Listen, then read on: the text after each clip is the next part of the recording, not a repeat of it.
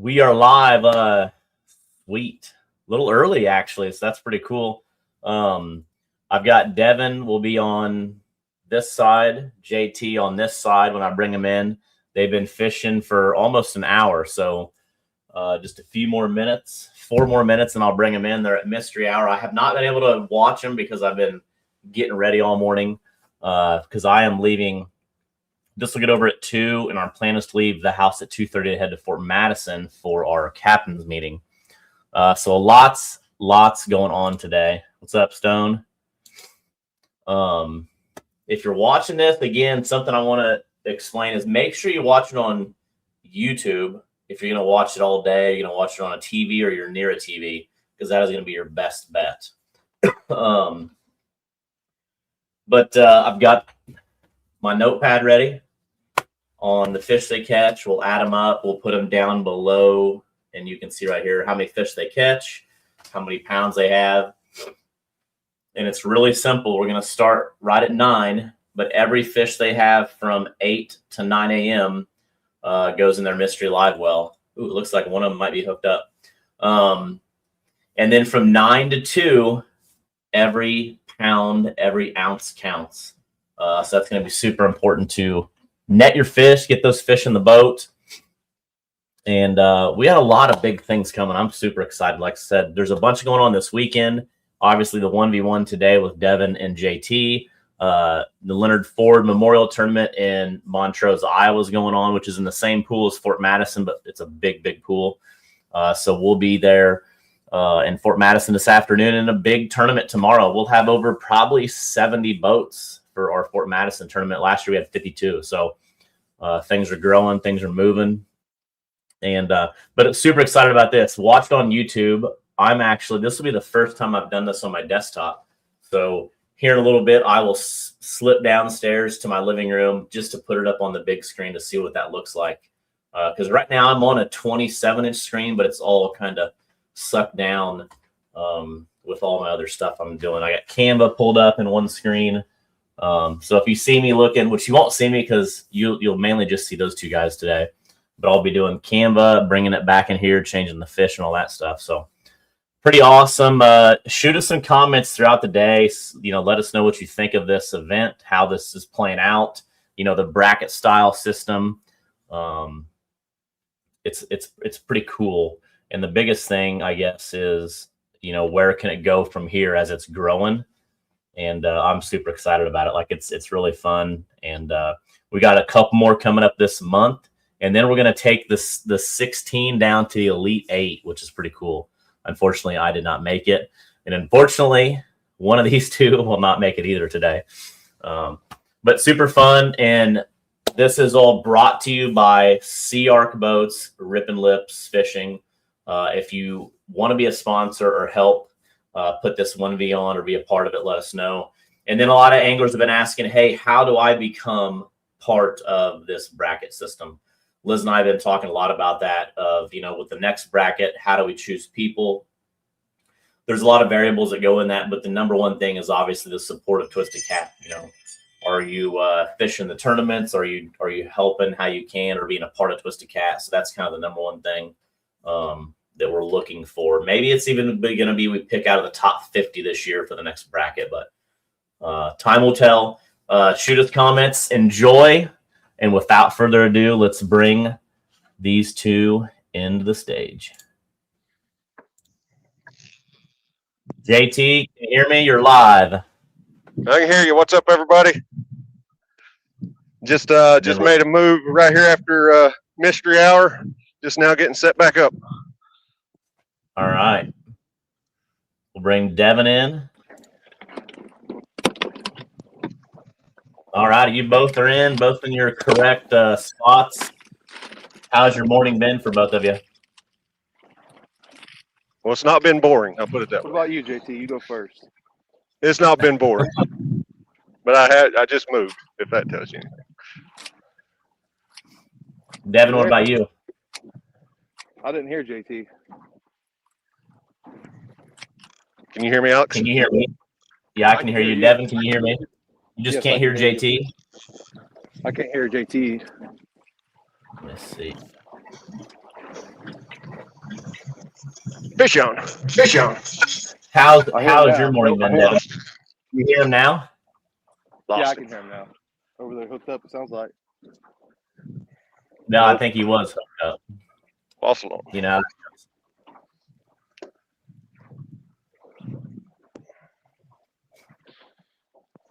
You asked JT how his morning went. You should have asked him how his week went. oh.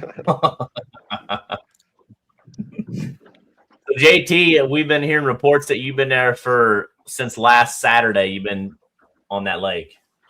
I got here yesterday. There's a tournament out here today, and they said he was camped out in the parking lot. I might have been camped out in the parking lot, but it was just since yesterday. Liz says that Devin doesn't have a jacket on. He might be hot because he's on him. JT still has a jacket on. I don't know Yeah, about Devin's all. in a t-shirt and shorts.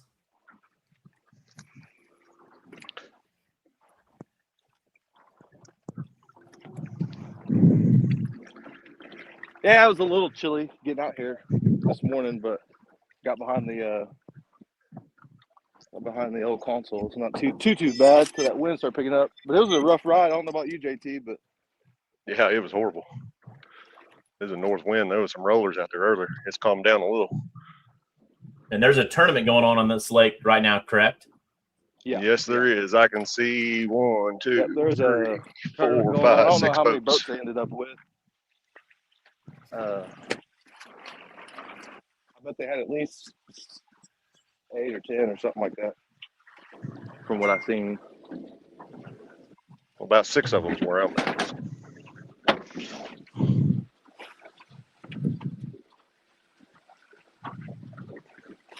I can't hear JT if he's saying anything. JT, say something. See if Devin can hear you. Okay. Hey, I can hear Devin just fine. I can hear Alex. I can hear Devin. Can you not hear JT? I'm not hearing anything from JT. I hear you pretty good. Do you have both AirPods in? Yeah, I got both of them. Could you hear JT at all a little bit ago? I heard him when he said fish on a minute ago, but that's the only thing I heard from him. Well, you can tell him it got off. He said it got off. It got off. Yeah, I will say they've been like that this morning. They know what he means. Chris Wallace said, "Good luck, fellas. I'm waiting on the winner." Oh, you already know who it is, man. Go ahead and start thinking about where you want to link up. You're in Bama. I'm in Northeast Oklahoma. So we got to find something in between somewhere. Ouch.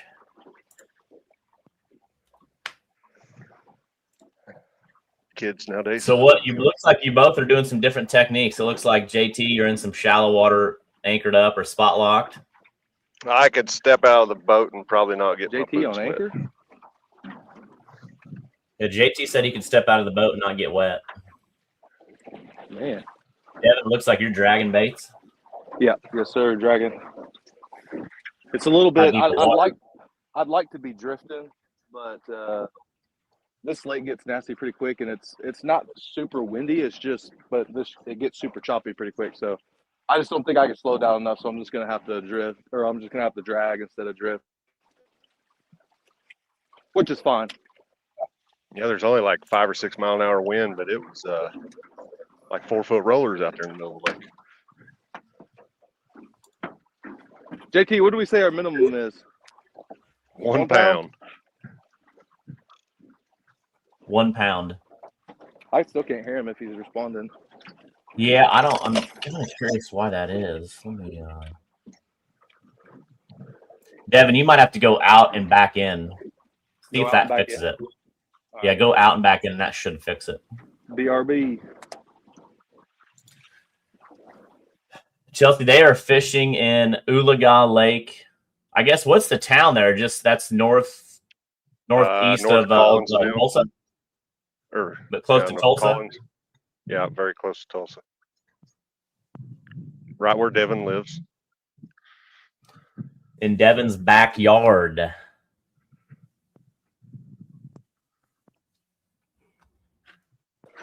It was about a 3 hour and 10-minute drive for me.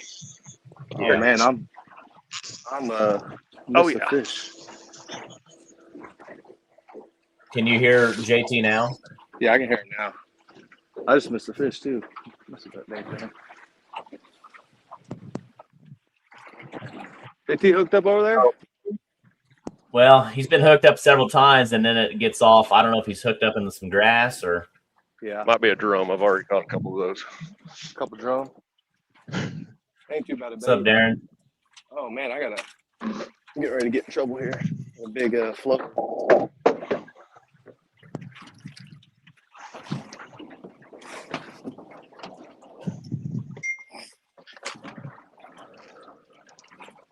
right.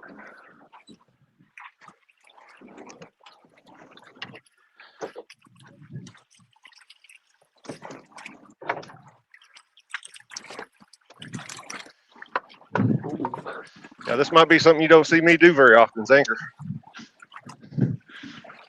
You ain't an anchor guy, huh? Not an anchor guy. I'm not either. It's fun.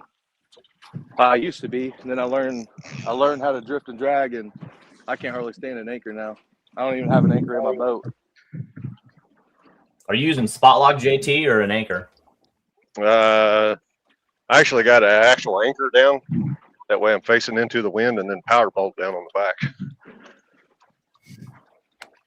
Caleb Shepard asked, "Is this Channel Cat Lake, or are there blues in there?"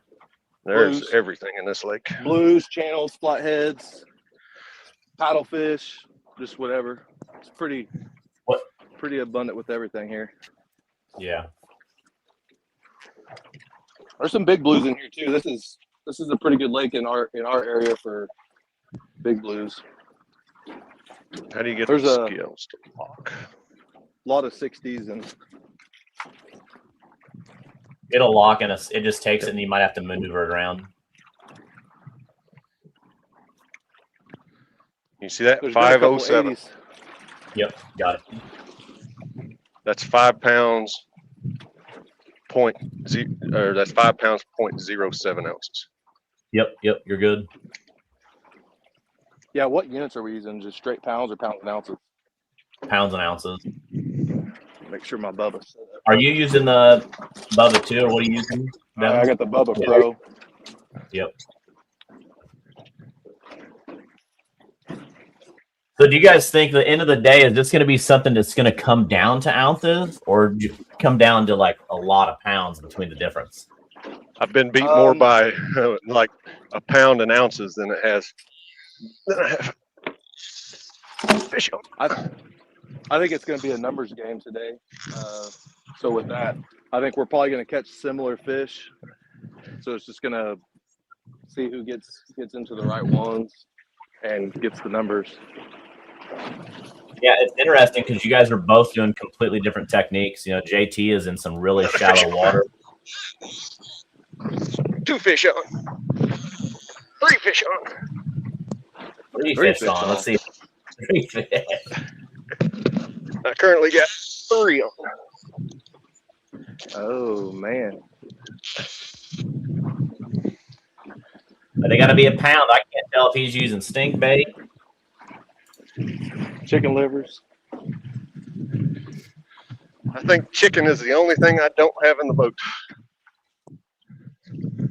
I've got I actually brought my anchor rods because I figured if drag and drifting don't work, that's my next plan. But I got faith in this dragon.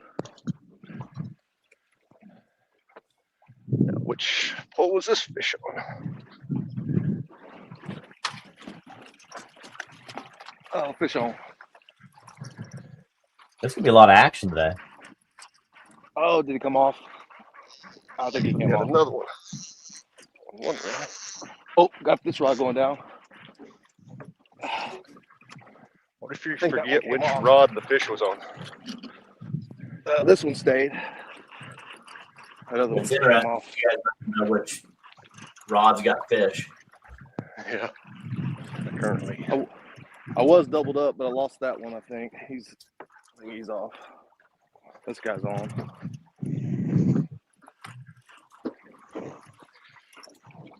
there's another rod.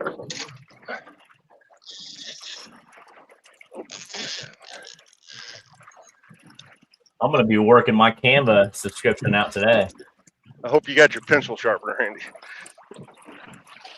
I got 3 notepads and 4 pens.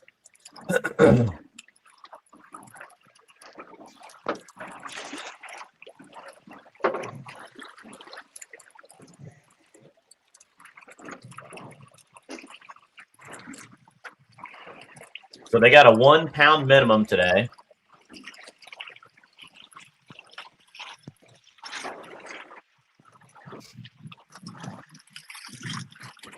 Do you got what's the water temp? Do you find out what the water temp was? 64 is what I'm reading right currently. Yeah, I've got 64.83 on my end. Okay. Do you think there's a chance of some flatheads? Yeah. If you're in the right spot. Yeah. There's definitely some log jams in this lake.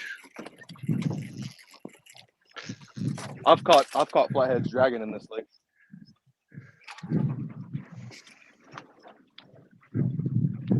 Let's see. Let's get on the board. Zeroed up. Yep. He'll go a pound, I'm sure. What do you guys think of those scales? I love them. Oh, it's for tournaments. It's the best scale for culling, especially when you're dealing with tournaments that's got unders and stuff. There's not really a better system, I don't think.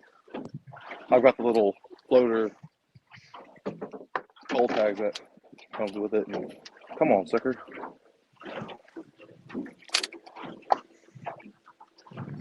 You don't want to.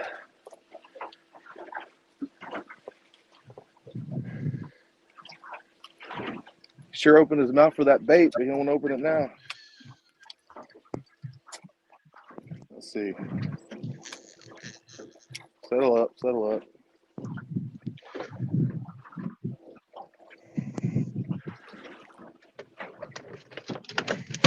So 435. Got it. Oh, that's in pounds. I need to change my units. So Joe Lucky said, JT, the boat flip can cost you, and I know from experience.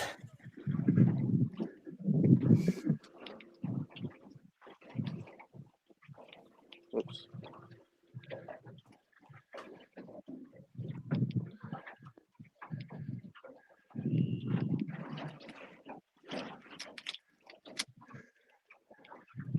$5.07, same as the last one.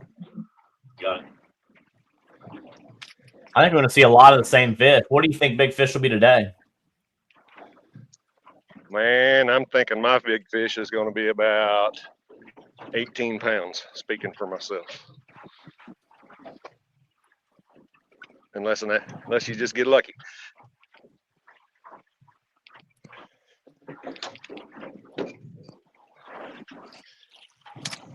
What's that, Bobcat Outdoors? All right, I'm in pounds and ounces now. Yep.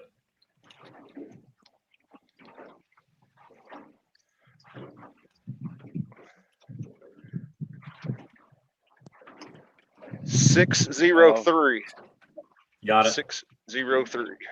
4 pounds, 9 ounce. Yep, got it. Or that said 4 pounds 9.0. Let me see that again. I just want to look at that. You said pounds and ounces, right? Yeah, it should go back to what it was on. Okay, I was on just pounds.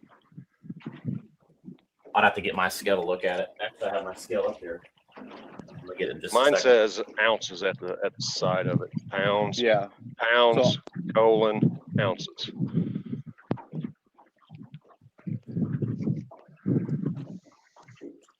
I would do total pounds, just change it to straight pounds if you're able to. Well, I'll write down the ounces, obviously. There's a couple different. I'm going to grab my scale real quick. Yeah, you can actually read it in a decimal. I don't know if these would be a decimal. That'll really throw you off.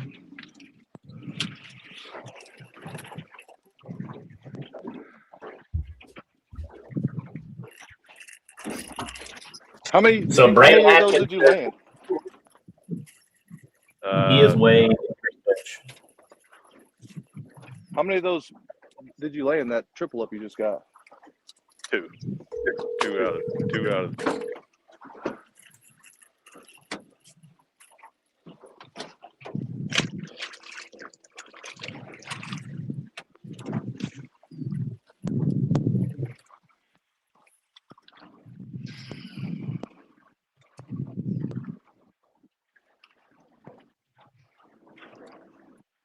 Got a boat right behind me. Well, they're a ways. I think they're taking a different line.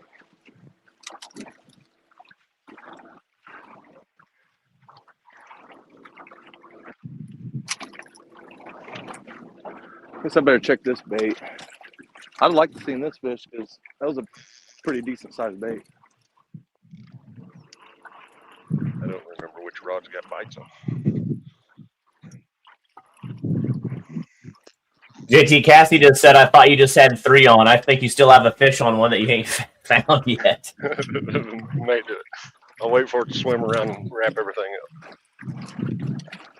Steven said big fish will be 27.6. Brandon said close to 30. I like that. I like that. As long as it's on this screen.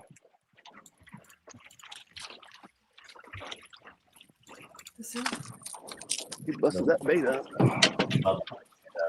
It's plastic, right? It's long, black and red. Sorry, it's.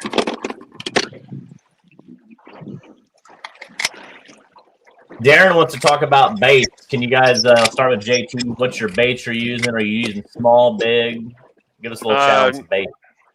Using mostly small bait. I have skipjack. I got shad.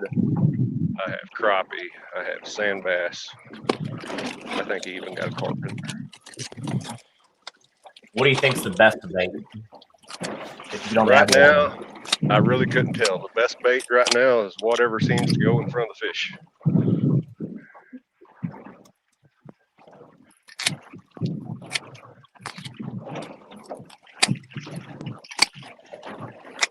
And this is Oklahoma, so as long as it's caught legal, you can use it for bait.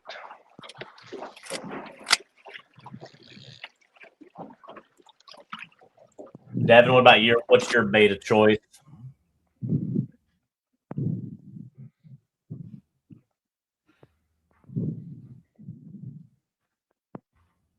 I don't know what just happened to Devin. He just went blank on us. I don't hear Devin either. I'm going to update the weights real quick.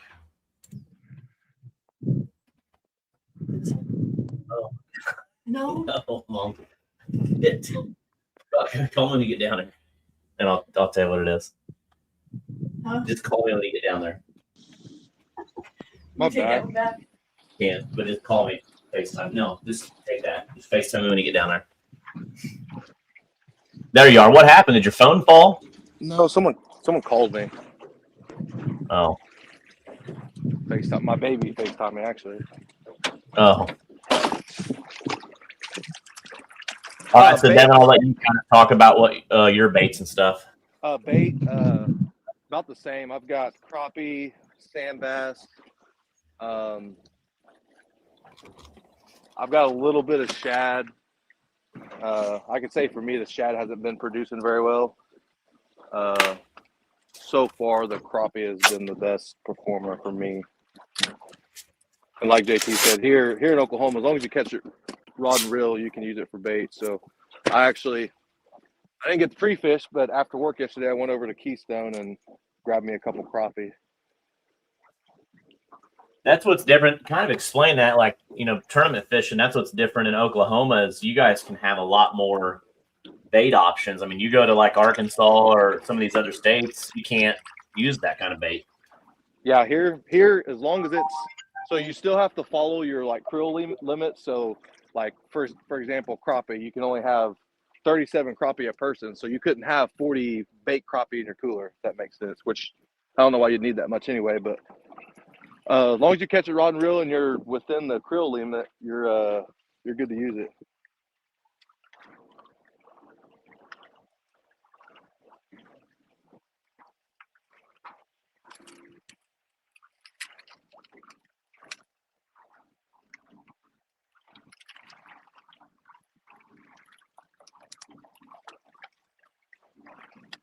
You there? Yep, I'm here. I'm just Oh, okay. right there. I'm having my mom bring a. You got okay. the. Yep, right there. One of those red boxes. You got This is quiet. Bubba on it. I can't see the screen, so like when I don't hear anything, I'm like, I don't know if we're still on or what. Thank you. Thanks. Yeah, I'm trying to get one of them Bubba scales up here so I can kind of just go over it with you. And I wanted to show kind of the people that are watching how cool those scales are. Man, I several guys just bought them for tomorrow's tournament. yeah, the Bubbas are hands down the best, and they're the most accurate. I have found that my Bubba puts me within. I mean, because you got to think every tournament scale is going to be different depending on where you're at. But I'm usually within like a pound and a half. Like it's usually very, very close. Of course, your fish lose weight. You know how that goes in tournaments, but it's usually pretty close.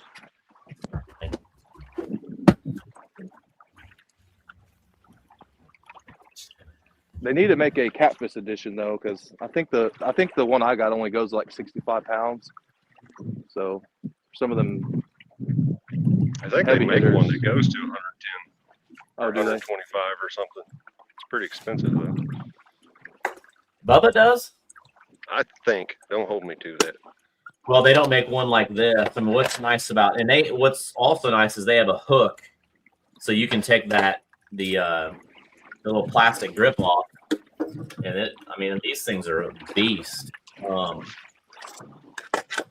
We just got 2 sets. I actually had a set, and then Twisted Cat got a set, and then also what's really cool is the culling clip. The matching culling clips are a game changer because when you weigh a fish, you can choose what color that fish goes into. You can put that color of culling clip on it. So I mean, it's fast, works really good.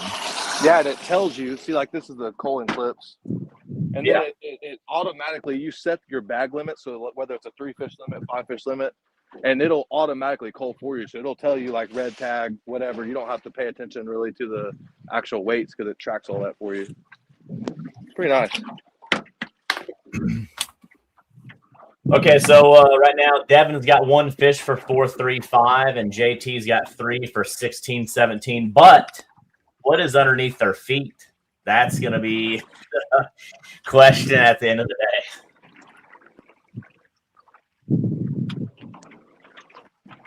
I don't plan on needing this under my feet. Look in his live well. He's got a Dynasty 2.0, which has got a 180-gallon live well. But I have seen Devin look a couple times. I've seen some stuff look like there's swimming around in there. Those are cold tags.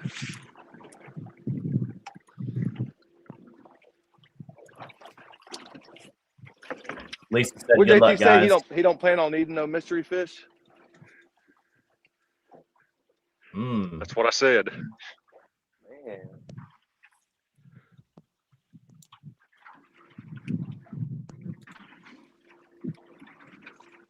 If I get desperate, I'll go sit on anchor too. I ain't that desperate yet though. Sean Long says, what's the rule on catching bait from one waterway and using them somewhere else? Maybe he's talking about Oklahoma. So let's say that if you're in Grand Lake of the Cherokees and you catch white bass by rod and reel, then you can take them to Oologah. You can't transport them live. Yeah. You just can't transport them live.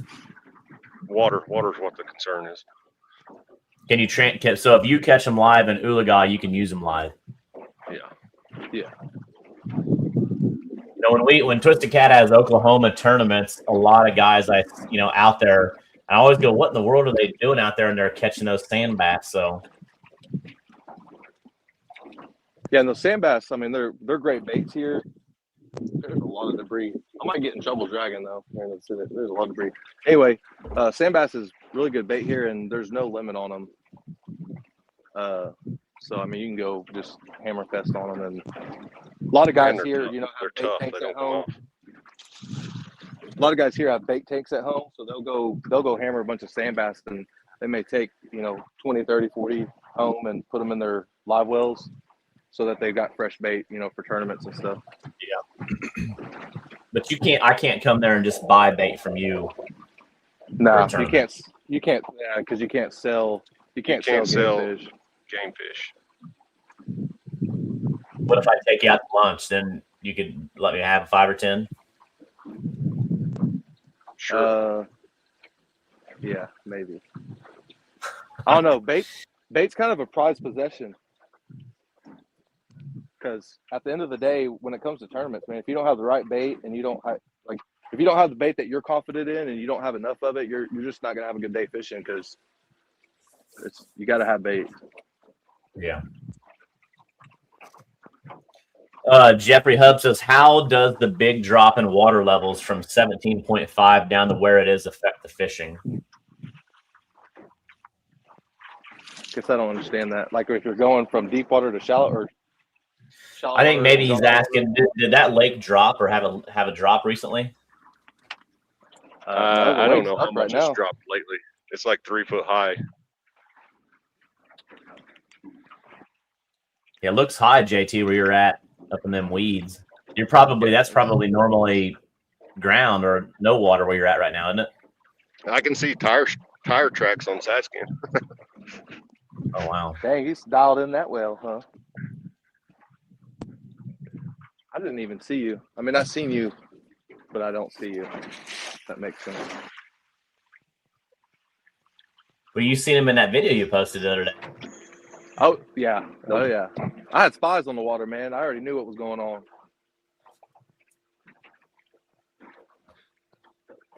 Wouldn't suspect Jeffrey any less said, from your home water. Guys. It's in my home water. It's not my home. Keystone, that's my home water. This is like an hour and some change for me.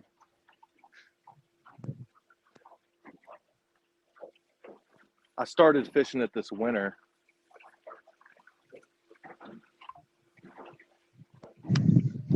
Let's talk about this. So, Devin, you're pretty new to the game for the most part.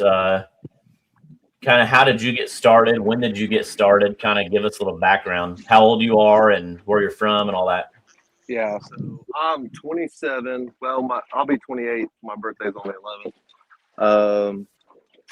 Yeah, I mean, I've been fishing my whole life, but I got into, I've always been fishing or whatever, but then I got into like I fished bass tournaments when I was in high school. At that time we didn't have high school fishing, and I graduated in 2016, but it wasn't as big as it is now. So anyway, I fished in a bass club, so I got my feet wet with tournaments there, but then I didn't do nothing for forever. And then I bought about 2 years ago, I bought my little G3, and that was my first boat. I had a kayak before that, and then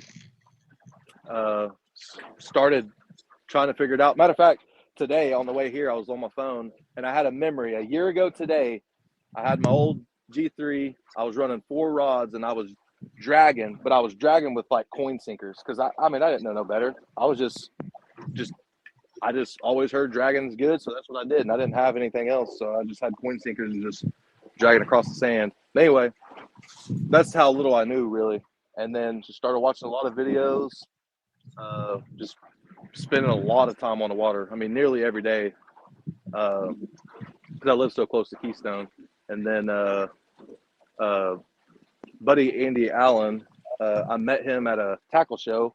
Anyway, he was already fishing tournaments, so we exchanged numbers, and he's like, well, his partner couldn't go to a tournament. It was like a Sooner night tournament or something.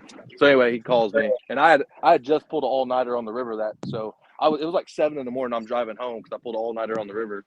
And anyway, he's like, hey, you want to fish a tournament tonight? Blah, blah, blah, blah. So that got my feet wet with tournaments. I ended up fishing with Andy last season, just with our local trail and stuff. And then, man, I just got ate up with it. I love it. I totaled my G3, went and bought my Sea Arc, and I've had this Sea Arc since last August. And it's been all gas since then. I mean, I try to hit every little tournament I can, all the invitational tournaments. I did the catfish. We placed top 10. We placed 8th last year at the catfish. This year we didn't place that great. Placed 11th at the crappie tournament last month. And yeah, just anything. Just love it. Love competing. It's just fun. Just fun to me. And I've met so many really great people with like this whole fishing stuff. Like that's more important to me than really learning the fish. I mean, the fishing's fun, but the camaraderie and just everyone that I've met and all the cool people. That's been the most satisfying part. Yeah, and for 27 years old, I mean, you have done very well. Like I said, you're fishing against a lot of anglers that have been doing this for a long time. They're very good, well-rounded, and it's pretty cool to see, you know, a kid your age that can come compete in catfishing and then go compete in crappie. So it's, you know, being well-rounded is a big part of, you know, being a good angler. I think my thing too, and I guess my suggestion, if there's anybody else that's like, you know, likes fishing, but they're like, man, I just don't know if I could compete. I learned so much faster because I just started competing. Like you're forced to adapt and forced to learn, and you know, then you're also around competitors, and you know, some of them don't talk at all, but some of them will try to help you out a little bit and at least, you know, question them. Well, why did you choose shallow? Why did, you know, stuff like that. And I learned a lot and progressed a lot faster, I think, from competing and just jumping in it. You'll never be ready. You're never just going to go out there and just start hammering and winning everything. You just got to start, and you'll learn it as you go. Yeah. No, like I said, it's awesome to see, you know, how fast you came into sport and going over to Keystone Lake and watching you guys, and now you're traveling across the country and you're getting good real fast. And then who you're fishing against today, JT Ray. I mean, he is man, he has been on it. He is 2024 JT out of Helena. You were the angler of the year. Yes, 2024 Angler of the Year. I've fished Twisted Cat. This will be the 4th year actually fishing Twisted Cat. Yeah. I mean, Devin, you're not fishing against a rookie by any means. No. But that, Go like ahead. I said, to get Just go good, ahead and you get my got fourth. Sorry. Yeah, Just I go like ahead it, and though. get my 4th sticker printed off.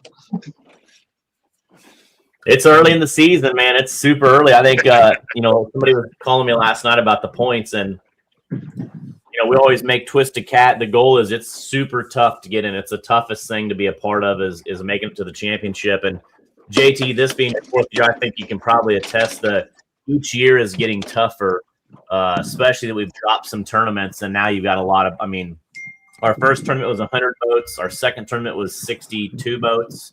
Our third tournament was 100 boats. This tournament's probably going to be close to 70 boats. And it's not like it's just I mean, everybody's good. Everybody's got a chance, but it's just, it'll be tough, I think, to get to see people get in the top 50 this year. Yeah, I thought last year was the toughest one yet. We'll see how this year goes. Last year, well, yeah, but you had a couple tough tournaments though too. Evan said, "Good luck, fellas." My first championship was Washita, Lake Washita. Look there, even wore the shirt, Lake Washita. You got to admit that's a cool lake. Like we didn't hit it good with the fishing, but that's a pretty sweet lake. I mean, the setup. Yeah. You didn't need live scope or anything. You could just look for the fish. It was so clear. Yeah, that was a clearest lake I've ever been on. Good luck from Nebraska. I really wasn't thinking much about the championship, but I looked at the points, which I know it's super early, but I'm like 19th or something. I'm like, man, if I could just have a couple more decent finishes, I could actually make the top 50 and make the championship, I think. Yeah, there's a couple guys actually. I got one buddy that's looking at buying a house in Morgan City. There's probably a good chance Liz and I will have something there probably when we retire, when we're 90. But I love Morgan City. That area, that Chaffalaya River is insane. We follow people that spend a lot of their time live on like house. I call them houseboats, but they're like houses that float. And they push their houses around, and they got alligators coming up to their dock, and it's just beautiful down there. And the fishing is just on another level. And these fish here have got 4 more minutes, so they better do something. 4 minutes. So what are you doing? You're anchored shallow, huh? Sure. Trust me, like I said, I'm not going to sit on anchor unless I have to. but I know where to go if I need to. Stephen Mullen just said, I thought I was watching American Idol on here. JT Ray looking like Luke Bryan on the boat.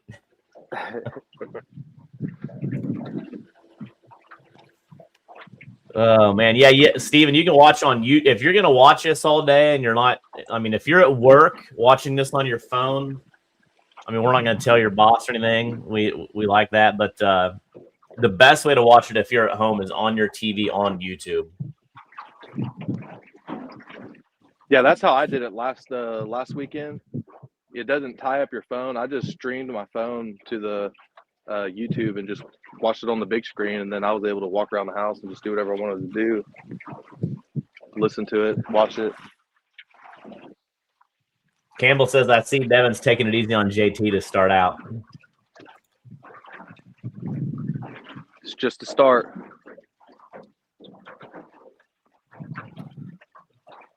It's just a start. I mean, I would have expected him to just go and start catching fish right off the bat. I mean, he pre-fished all week. I still got to find the fish. I haven't pre-fished, so. But once I find them, it's done. It's over with.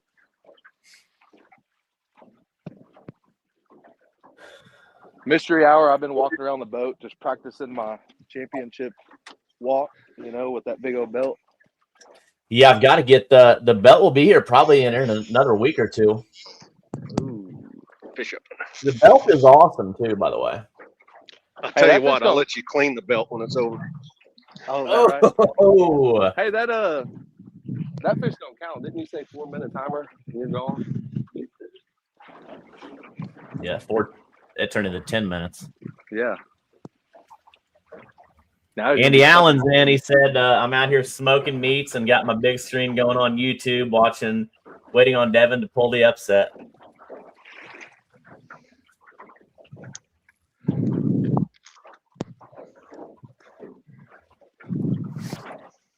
I'm good for it. What size hooks are you guys using?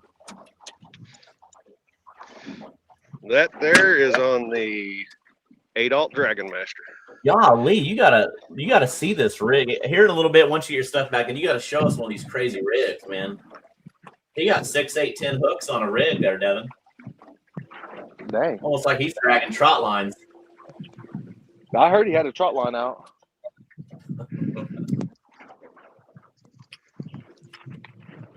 Kyle Watts said, loving the trash talk.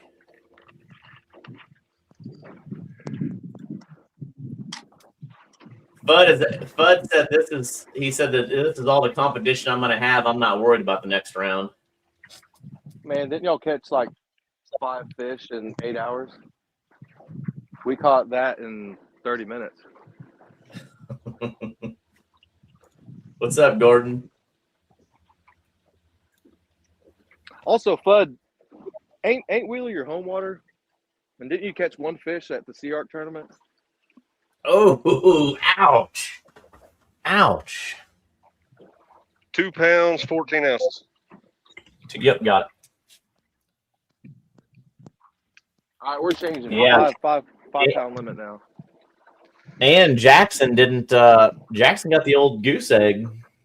That is now. Granted, we've not been doing a ton of 1v1s, but that is the first goose egg in the Twisted Cat 1v1. Ooh. And then Chris Wallace said, "That's not what I said." And yes, I agree. I changed what his comment was a little bit. I altered his comment. Sorry. Oh, sorry. I take it back, Chris. Take it back. We can't read. Sorry, Bud. We just have to. I can add commentator. a little bit. Fudd's not even in on this 1v1 and catching heat. He's out there pre-fishing in Fort Madison. He said he's on him in Fort Madison. Devin, you hooked up? Yeah.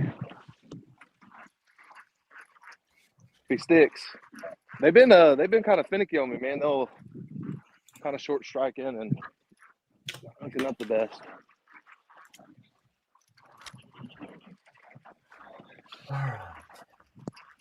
Which a lot of them are probably JT size fish, the ones he's been catching.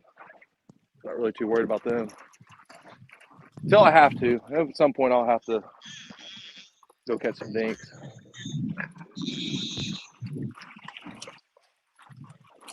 I think that sucker might have come off.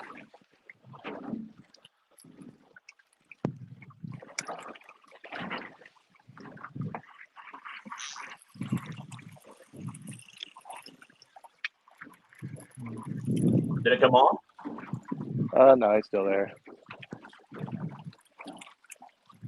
Ooh, I don't know. He may not even go the minimum. Wow, this is cool. We got Forrest on YouTube said, watching from British Columbia, such a different way to fish than us trolling for trout. Oh, wow. Forrest, we'll have to show you here some of the, we'll have Devin show you a rig here shortly of how we're dragging for some of these cats. Little guppy. Where's my Bubba?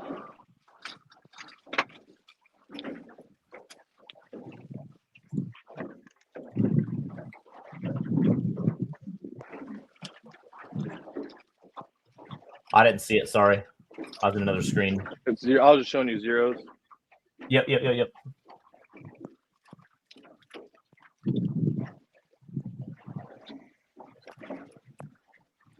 No, I've compared that scale to my, $2,500 scale, and it's incredible.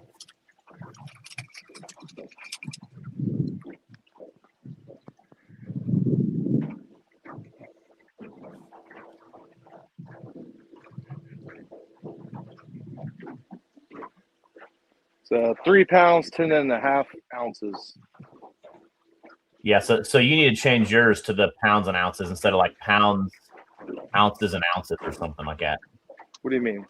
So before the first fish I had on just straight pounds, it was just like, it'll show you like 3 point whatever. This, but you said to put in pounds and ounces, right? Yeah, hold on just a second. I'm going to tell you what it is. Menu.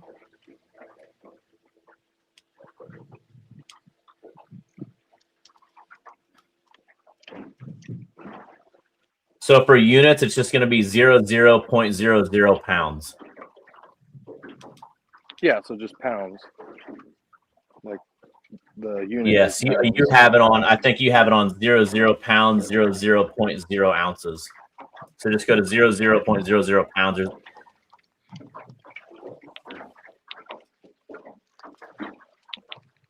Right. Okay, so 0.00 pounds, right? Yep. Yeah, that's what I was on earlier. Okay, cool.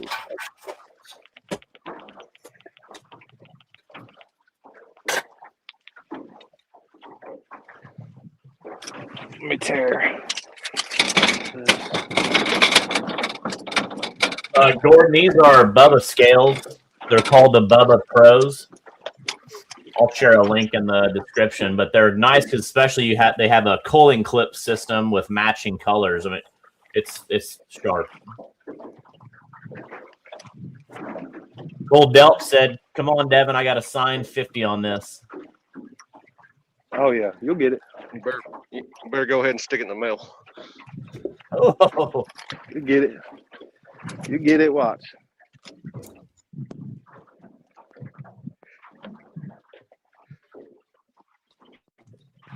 All right, it's 3.62. got it. All right, JT's finally making a move.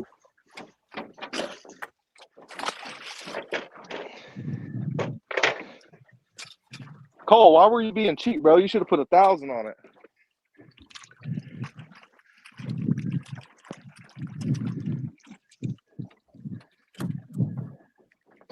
We're not making much of a move. We're just going to run the trolling motor. I'll say, because you know what? Everybody that's in the lead that makes a move in the morning, myself, Joe Ludke, well, I guess Jackson Mitchell was never in the lead, but I don't know. Just be careful making whoever makes the first move usually loses. So, well, my move is going to be with the trolling motor here. Yeah, all right. My move is with the trolling motor.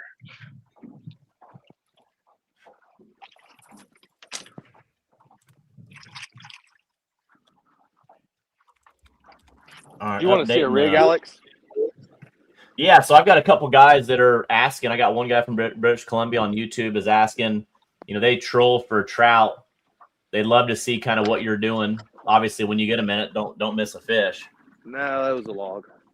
So I've got a couple different varieties of rigs. I'm not too keen or like picky on a certain deal. Just depends. But this right here is one of my rigs. It actually has caught several fish today. So this is a Dragon Master inline weight. I don't know what the red is. I don't know if it's a 2 ounce, maybe it's a 3 ounce. So it's an inline weight. So my main line goes to the inline weight. And then from that, I've got a leader. That's an 80-pound. That's their leader. Then I've got their Bite Me float. And I added another little rattle there. And then this is a Rippin' Lips 10-aught and a piece of crappie.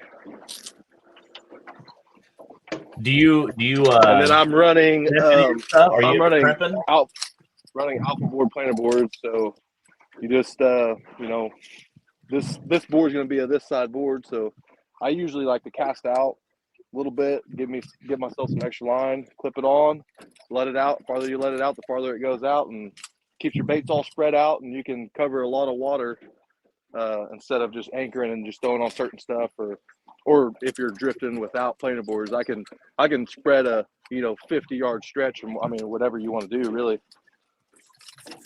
So a lot of questions I get is when you're dragging, how much line will you let out? Is it depending on the depth of the water? Will you let 50 foot of line out, 100 foot of line out before you put your planer board on?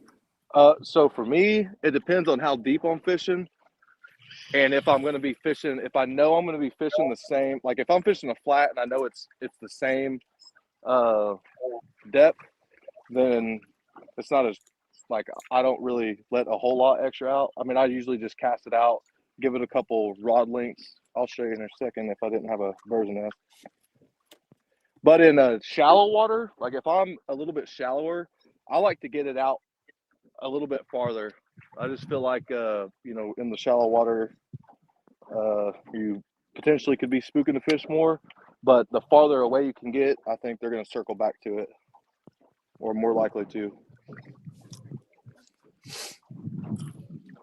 Deep water, I don't think it matters. JT, I've got somebody asking, do you have your sonar on pinging in the shallow water? Will that scare them? No, I only got maps on.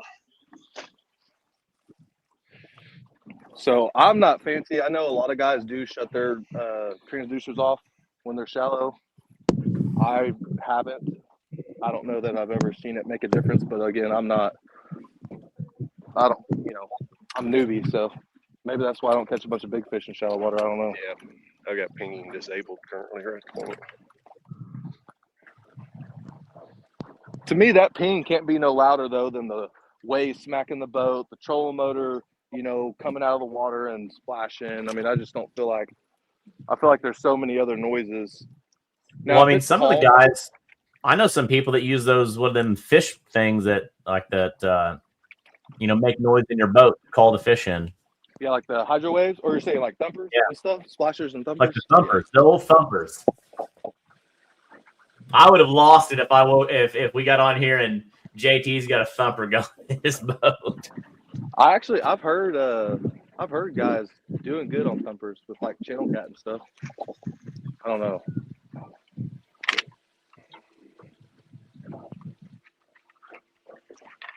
Uh-oh. Coy Sneed said JT will get it done and Cole will be asking me his address. He was scared to go any higher on the $50 bet. That's all right. That's all right.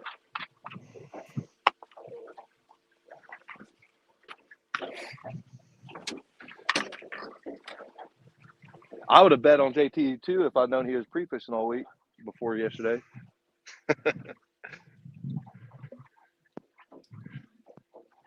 Corey probably sent him. Corey probably like, man, I ain't put money on you unless you go pre-fish. JT probably said, all right, man, I guess I'll go ahead on and go break the law. What's up, Tyler Barnes? William Curtis said, getting those flooded trees, JT. I am in the flooded trees. Forrest said, I can only have 2 rods out at a time in our boat when alone. Yeah, Oklahoma's got a lot of different rules too. Like you take Iowa, Illinois, Missouri, every state has different rod limit rules, which a lot of them are based off bank fishing. But we have a 7 rod limit in Oklahoma per person. Why it's 7 rods, I don't know. Why don't they just make it 6 or 8? But it's a 7 rod limit. But you can run 3,000 hooks on a trot line. Yeah, or if you got a commercial license like in Iowa, that it's 3 rods, but if you have a commercial license, you can sink your boat full of flatheads or channel cats. It's crazy. I don't know how they come up with the regs, but Joseph said it's called a clunkin' stick. I ain't seen anybody use one of those, but I'd like to start seeing somebody hitting the side of their boat with those like they do out in Europe. Chasing those wells. I mean, thumpers and stuff work great here in Oklahoma for like the hybrids and stuff, hybrids and stripers and stuff like that. They get curious, I guess, and then they think there's like a feeding frenzy, and they'll just you can watch them on live scope just swarm up to the boat.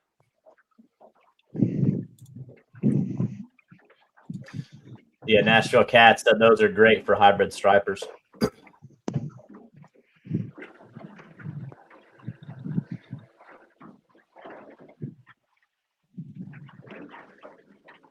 Josh Crosby said, hook them and reel them in big, Devin. That belt going to look nice on that shoulder. That's right. That's right.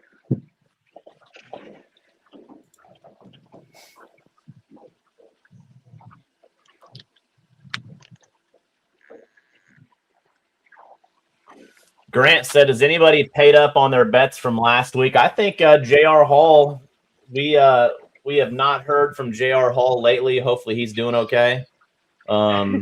We had somebody check in on him, and he was good. But I think he was paying up on his bets for sure.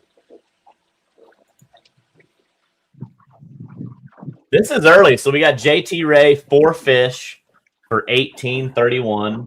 He's got a 507, 507, 603, and a 214. Devin's got a 435 and a 362 for 797. So this is super early. The way JT started off, I thought it was going to be ugly for a minute. But JT's kind of falling apart. I think he's still got a fish on somewhere, and he just hasn't found out which rod it's on. I'm going to change my speed. I'm marking. I got fish all over the screen. Sometimes they want it faster. Sometimes they want it slower. That's the inside joke. So, JT, you're using a little 3 Carolina rig in this shallow water, different leader lengths? I got a couple different rigs. So one's basically a sanding rig with a single hook. And that's the one I'm throwing in the bushes because I don't want to throw 2 hooks in the bushes. And are you doing floats on everything to kind of help get your bait up off the bottom, or? Yes. I don't run the lines real tight, so there's on my 2-hook rig that floats on the top. Devin Forrest asked how fast you were going or what's your goal speed. I try to go as fast as I can and still catch fish because you can cover more water. So I try to start at like 0.7, and if I'm getting bit at 0.7 and they're, I'm still getting bit, then I'll stick with that because I can cover more water. If they're biting it short or they're coming off, they're just not getting good hook sets, or I'm marking fish and just not hooking anything, I'll bump down to like 0.5, and sometimes I'll even bump if I see a good patch of fish, I'll bump down even to 0.3 just to see if it'll get them to bite. But sometimes just changing it can get them. Sometimes they like it fast, sometimes they want it slow. I could show you my side scan, but I don't know if it'll mess the camera up messing with it and stuff. Yeah, so that's another thing. I'm gonna actually probably try here shortly. I was talking to Brian.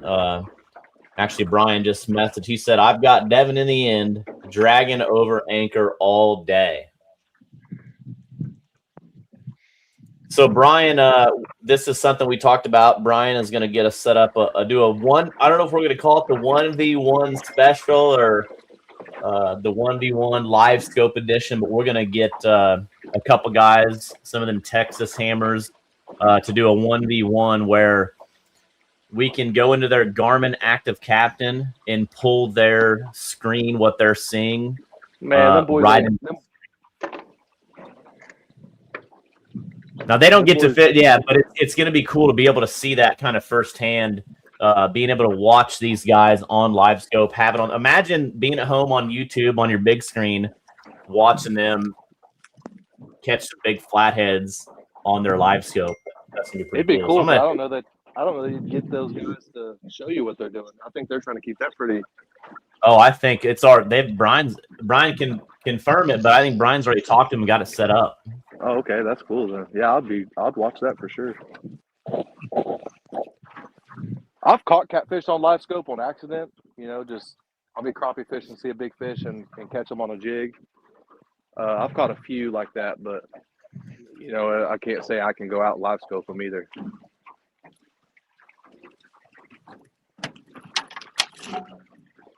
Oh, snag.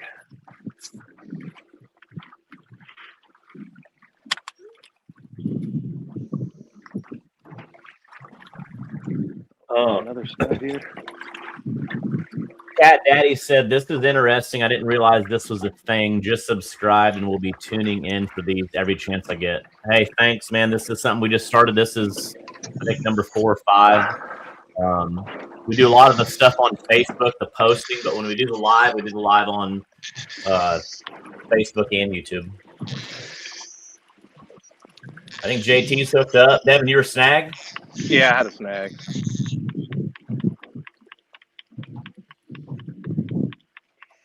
At least it wasn't a planer board. At least it was a down rod.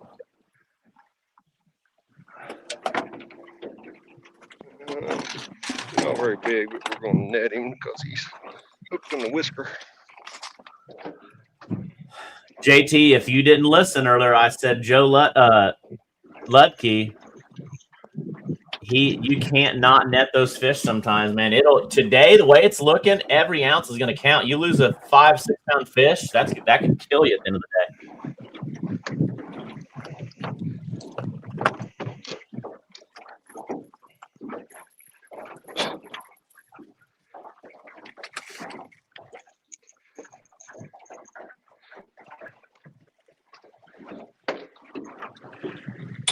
Got the snag there.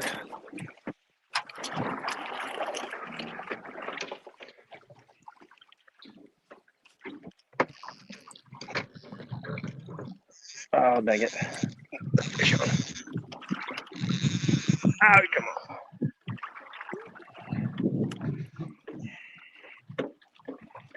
Yeah, Brian said, yes, they're working on dates. 1v1 scoping version is coming soon. So I'm pretty excited about that.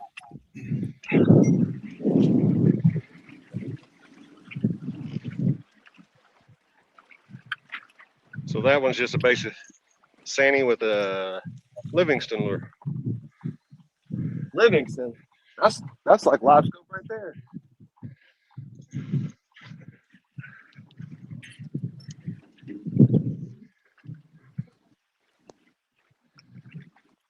Get that sucker to break.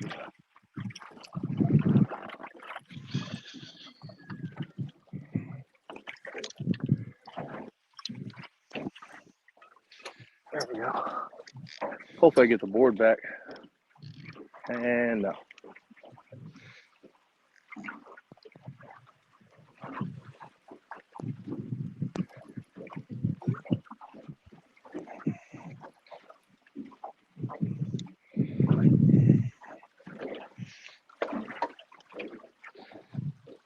So that's a bad thing. When you lose the board, sometimes you got to reel in and go back and catch that deal. Yeah, that is the definitely a downfall on Dragon because Chad Mayfield says, how many rods does JT use? And I think he's got 17 out right now.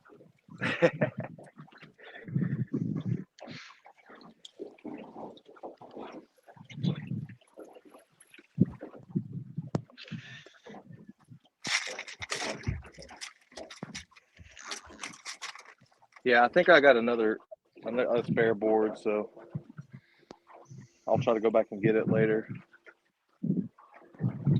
if I can find it. 9 times out of 10, you lose them.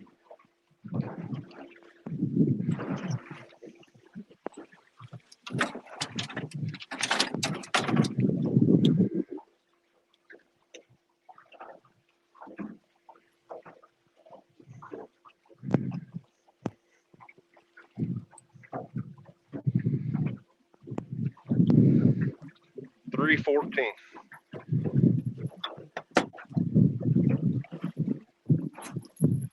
You got it, Alex? No, Alex. Can you hear me, Devin? Yes, sir. Yep, I'm here. Sorry. All right, 314. Yep, got it.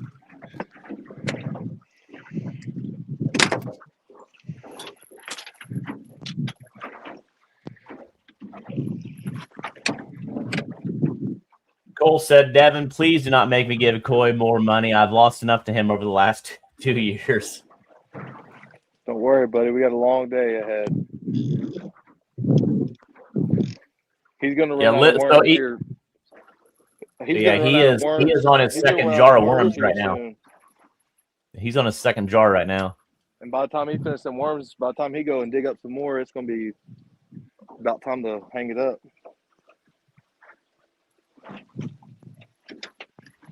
All right, so that's going to be 5 fish.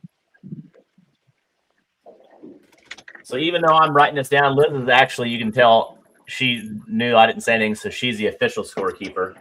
She's sitting in her car at Open Gym right now, waiting on Rhett. What's he got? 5 fish for what? 5 fish for 7.28. No, I'm just kidding. He's got 5 fish for 21.45. Not too bad.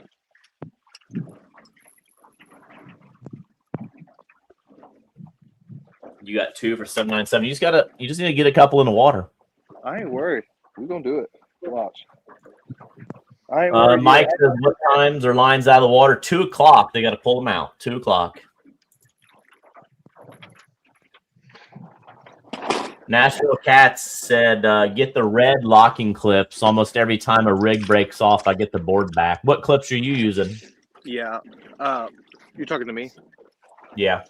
I've got they're like their heavy duty ones, and I can make them lock, but man, my issue with them is they still slip. So I need to get some of those locking ones. Actually, I think Monty uses a different brand planer board, and I really kind of actually like them. And he has some clips that I think he got from Parks from Kevin, and they're a lot bigger and bulkier, but the things, like, even if you break off, you pull the board in no matter what. Yes. So I think I'm gonna switch over to that. I like the quick disconnect when the water's calm, just because you can pop it and then just reel your fish in. You don't have to fight the planer board. And that's the only reason I don't like the locking, because one thing I've noticed, like, you get a fish on and that planer board wants to dive on you, and I just don't like having that between me and the fish. Just too much to happen. I think every scenario is different. That planer board's already 2 miles away. Let's win. You can pick it up at the dam when it's over. That's right.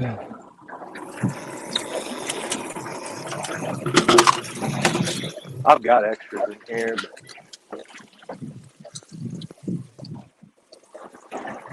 Jordan said he's in the hospital. He had a bad infection from a catfish that hit him. Never had that happen before. Who's that? Gordon Phillips. All right, good.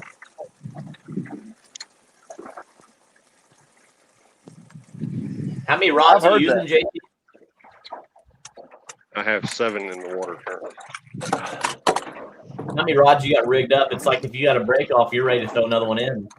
I think I got like 12 rigged up. We didn't put a rule on how many rods in the boat, but I think we counted this morning when JT did they do a camera run through the boat, and I counted 27. I even got rods sitting here with bait on them. That's wild. Now, Coy Sneed, if you're watching, he said that JT is probably one of the most clean kept boats on the tournament trail. Is that true? That's the only reason I take Coy fishing, so he can clean the boat. I seen a video the other day that they were in the middle of the Catfish Invitation, CR Catfish Invitational. He was scrubbing his deck. He had a scrub brush out. Dang. No wonder why he bet on him.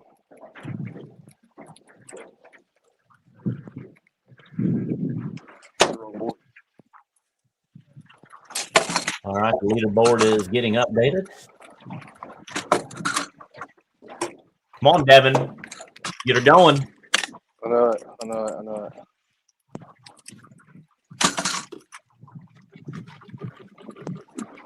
I don't have $1 million in rods just to have them all rigged up. Well, he's been there for 7 days straight, rigging them up. That's right. I heard he went on a guide too. I can't confirm that part, so I that's why I never brought it up in the video or nothing, because I can't confirm. Hearsay. Now the pictures, that ain't fake. Oh, there's one. There's one. Ooh. Oh! Oh, I missed them. Messing with that dang rod. So now I got 5 fish. JT with 21.45 and 2 fish. Devin with 7.97. Allegedly.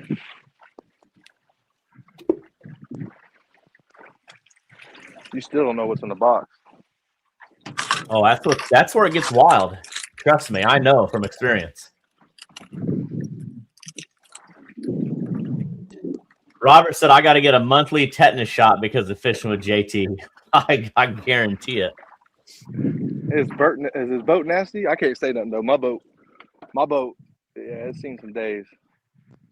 Need a good detail, man. Louisiana tore my boat up. Oh man, you start getting into them reds and stuff, and it's crazy. Yeah, I've got some rigs tied up. Here's another. I know I said I have like a variety of rigs, and somebody might laugh at this, but listen, it's simple, it works, it's cheap. Literally all it is. I got a ripple lip hook tied up, peg float with the stopper on it, and I put just one monkey ball on there. And very simple, makes a little bit of noise. It's super cheap, so if you hang it up, it doesn't matter. I mean, very simple rig, and there probably ain't but 3 cents in this thing. What do you think about line? Do you go different leader lengths? Like, will you have a really long one to see if those fish are higher up in the water column, or do you like to keep them short, or just do a variable? Or Stay on. That's a good that looks fish. like a good fish. That's a good fish.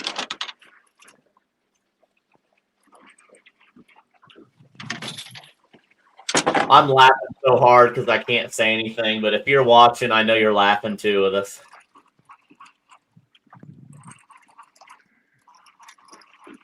I'll have to go back and read all the comments when this is over. It's not the comments, JT. Oh, did it come off? Was my tail end showing or what? Did it come off? Oh, no.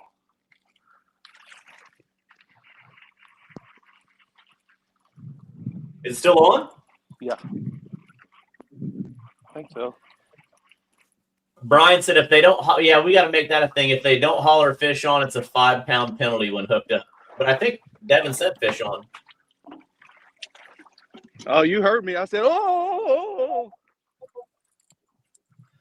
Listen, 5-10 minutes ago, is Cassie watching right now, JT? I don't know. I got my camera turned around where I can't see it. But I figure she is. Listen, if she's watching, hopefully you don't have a lot of money in your TV at home. Oh, yeah? So she was just throwing stuff at the TV, I promise. Oh, I got one slacked up. I don't know what's going on. He's got the net in. Can he get him? Devin, you're making me nervous. I know. I'm making myself nervous. So you said leader line, length. That's where this is a long line, and that's where that sucks because you can't hardly get it close enough to you.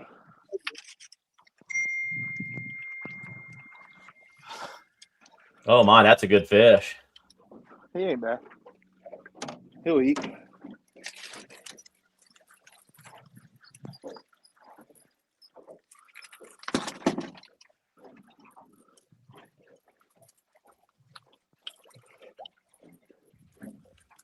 4 minutes. 4-minute move coming up. So JT, That that 30 rod that minutes you ago. JT, that rod you just reeled in and threw back out. Nice Yeah. fish. I'm gonna get close now. That rod was getting hammered. Oh yeah. That rod was getting I just- hammered right behind your head, and Cassie's probably throwing shoes and stuff at the TV. I got clickers ran on everything and never set the clicker off. I turned around and looked and it had Oh, like 20 foot of slack in it. Zeros. Yep, you're good.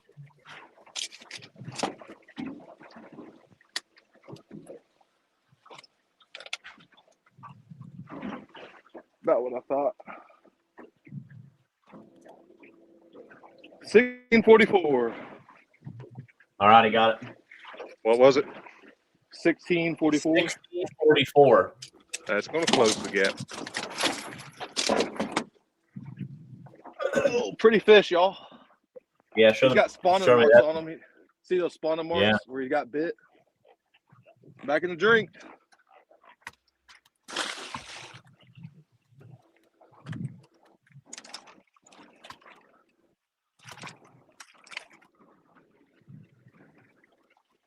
All right, maybe I can get all my stuff back out. Uh-oh. AirPods. Y'all still hear me? Yeah. Okay, one of them died. Let me grab this other set. That puts you in the lead.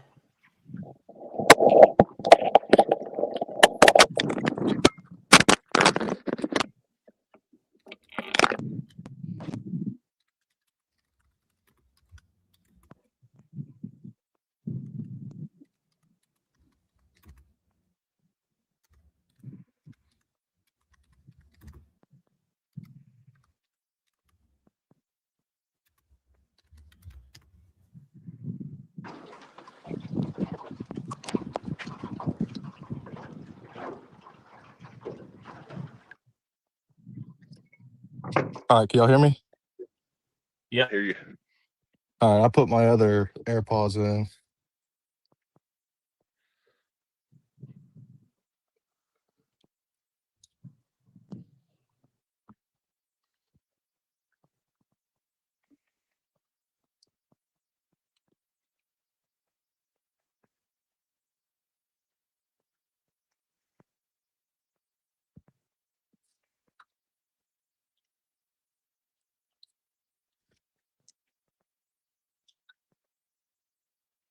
All right, we good? Yeah, JT, you hear us? Yeah, I hear you. Ooh, I don't like these. I'm gonna be like Bud and drop them in the water. I'll be Owen Monty. Speaking of Monty, man, appreciate Monty. Shout out to him. He hooked me up with some. He hooked me up with the Starlink for today and some portable charger. Basically, got me set up to do this because I didn't have any of this stuff sitting around. So appreciate Monty for getting that all hooked up.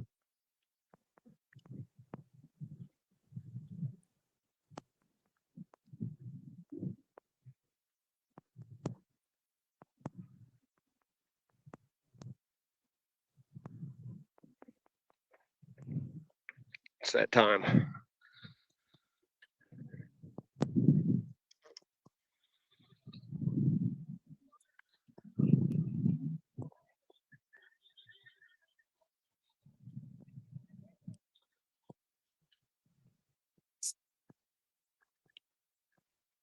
So I've been finding if it. Oh, hammer time. He Is that the folded same one. rod? No, I haven't even got that one back out yet.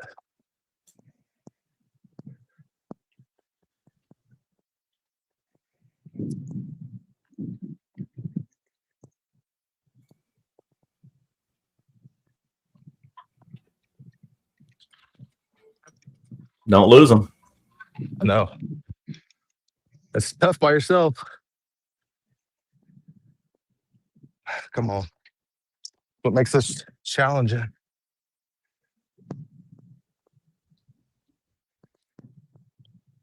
Boy, he hammered it like another decent fish. I better net him just in case. Couldn't see the hook.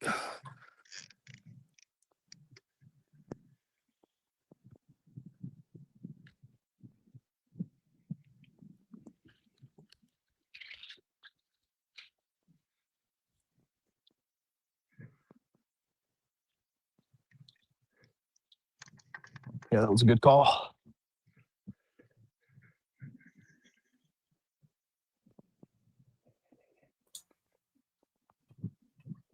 All right. This is JT's going to got be 20 rods, fishing with 20 rods, and I got 4 out. I got 3 out. yeah, he's got. I'm not sure how many he's got. He's got 27 rods ready in his boat, all with bait.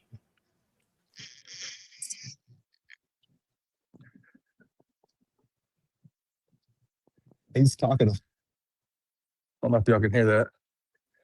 Yeah.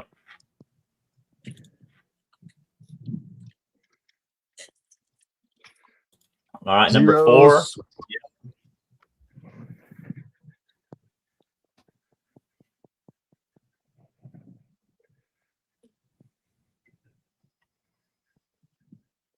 $7.12. Got it. Yep.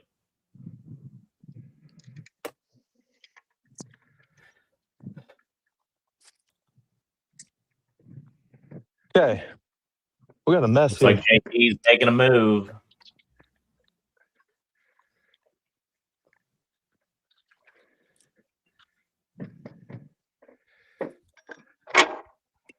We're not moving far. We're going to run the trolling motor.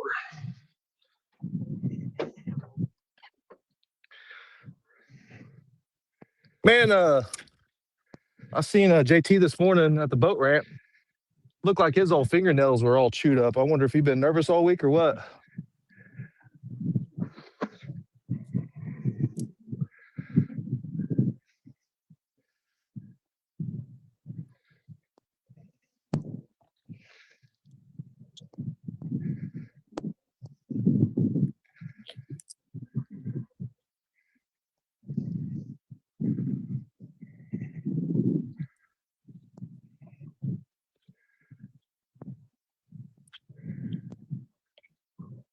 We're gonna see if somebody want to play with that decent little sand bass head, about a palm size.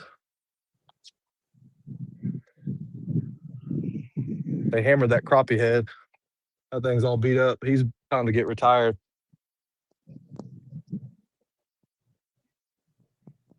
None of my stuff's working because I've got. All right, guys, I'm going to get everything updated now.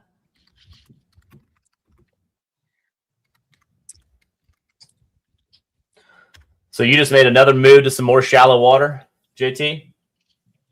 Yeah, I'm still in the same shallow water. I've never left the area. I've moved probably 300 yards from where I started first thing this morning.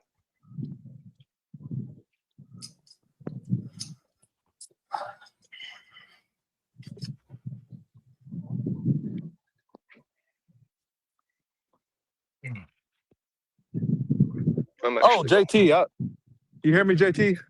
I hear you. So I do kind of have a little bit of a bone to pick with you. It's kind of funny, but so you know your video of me crying or whatever, blah blah Oh yeah. blah. So my mom's seen it, and my folks are older. They're in their upper 60s, and they're very old school. I mean, they barely got cell phone. And anyway, she's seen it, and she called me freaking out. Baby, you okay? Blah blah blah. Anyway, she seen it, made her cry because she's seen me crying and all that. Like, Mom, it's AI. What's that? I can't really explain to you what it is. It's just know it's fake. It's not real. So you made my mom cry. Hope that makes you feel Oh good. man. Oh man.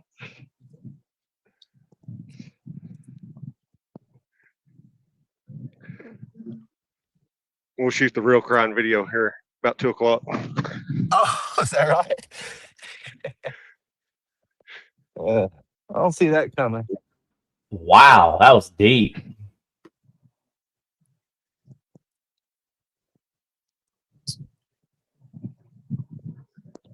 That planet board is long gone. I think JT's right. I think it's over the dam already. I don't even see it.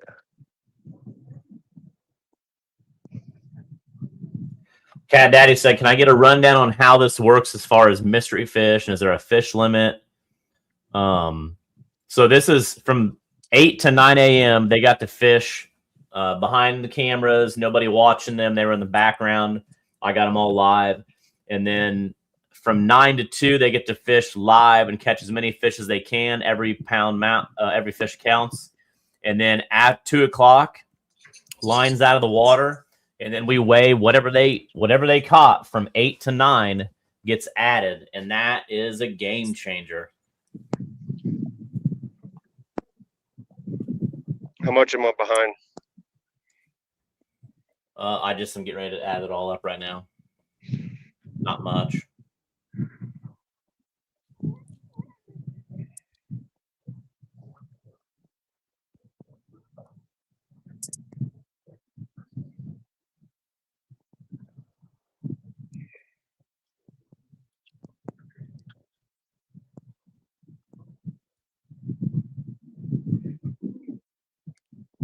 The heck?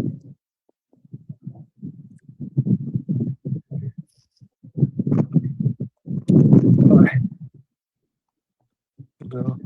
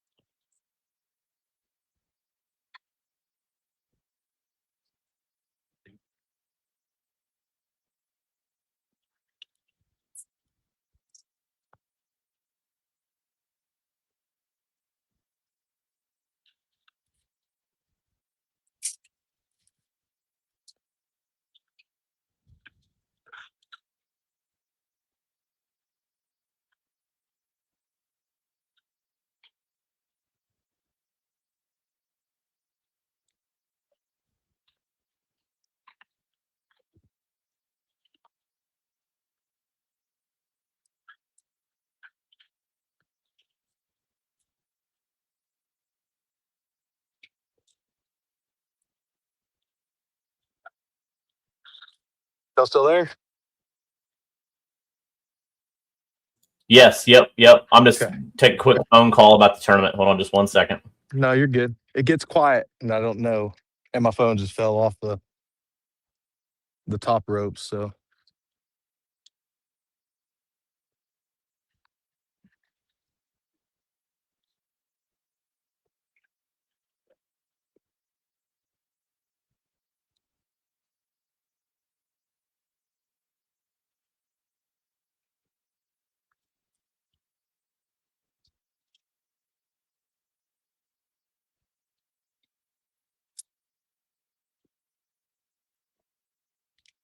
sorry, guy.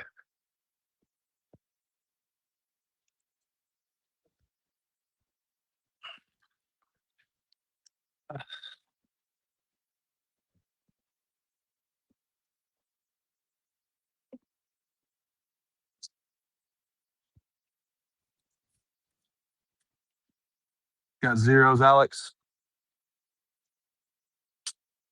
Yep.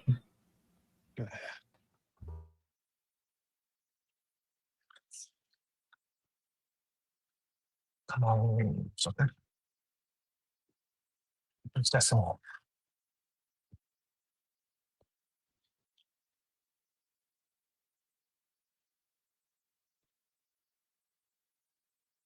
$568. 568, got it.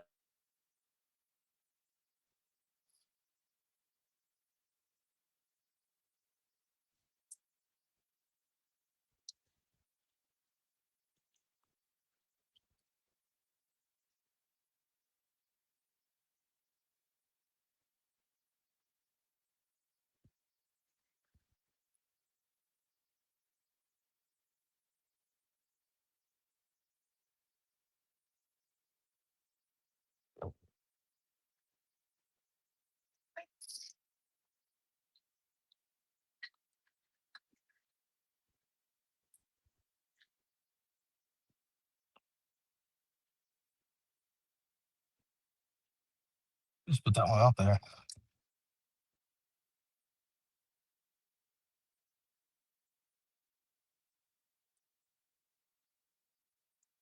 Where's everybody watching from? There any other like? Man, all over. We got people in British Columbia. We got people. I mean, it's wild. How many people we got watching?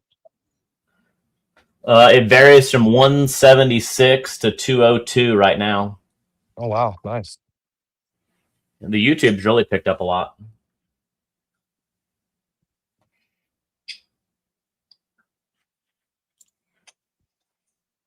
This Jeff's is from Arkansas, Johnny from Texas, Jeremy, Tennessee. Pete, they're fishing in Oologah Lake in Oklahoma. Oologah Lake, just northeast of Tulsa, Oklahoma. Indiana, Kansas, Alabama, Iowa, Central Missouri. What's up, Kevin? Missouri. The Sean Babbitt from the Ford plant in Kansas City. forward play. Ohio, Virginia, East Arkansas, Highway 61 head north from Tom Stoles in his Tesla. North Carolina, Kentucky, Nebraska, all over, man. This is pretty cool. Man, that's cool. Really cool. Hey, All right, I'm JT, gonna you get didn't these tell me weights. my knees was ashy this morning? What'd you say? I said, JT didn't tell me that my knees was ashy this morning when he see me. You're what? You didn't tell me that my knees were ashy. Oh yeah. Your knees are ashy. Yeah, my knees are ashy. What's that from? Been working all week. Oh, ouch. Been working this morning too. Kevin Keegan's headed down I-35. Jen's driving. Kevin. Kirk Lucky said from my Easy Cat and Pool 19. Yeah, Kirk's going to be going to a little one-on-one. That's going to be here, I think, a week or two. Him and Lunsford. I'm ready for Craig Norris and Parks too. That's going to be a good one, I think. Yeah. Where they Russ fishing DeVore at? said, good thing I'm doing mechanic work today. I'm installing a rear end and a recliner watching this. That's funny. That's an old pawpaw joke. Yeah. Heading to Fort Gibson, James Alexander in Oklahoma to go spoonbill fishing, watching live at the same time. Nice. I'm going to get these. I just got the phone. I'm going to get these weights updated, and then we'll keep.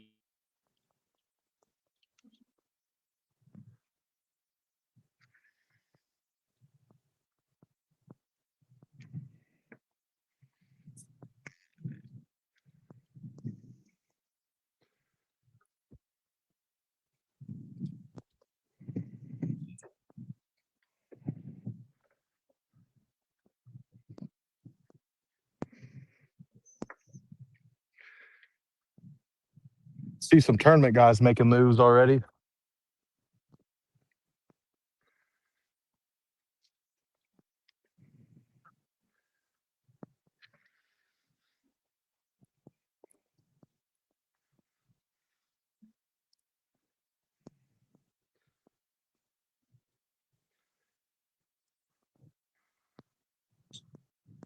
You there, JT? I'm here. Okay. I always hate when it gets quiet. You just don't know if you're I'm lost setting out connection or rods. something. Setting out rods. I ain't mad about this weather though, huh? I wish pretty good out here. a little of the wind would come back. It's kind of died off. Yeah, definitely slowed it up a little bit. I can agree with that.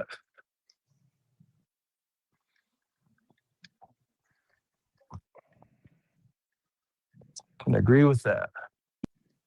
All right, I got Liz on here. Can you guys hear Liz talk? Here, say something. Hello. Yes. Yeah, I can hear.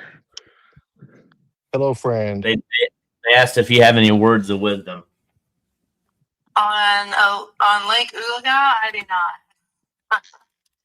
I'm no help. Okay, so I'm confirming the weights. Both of you are at 5 fish.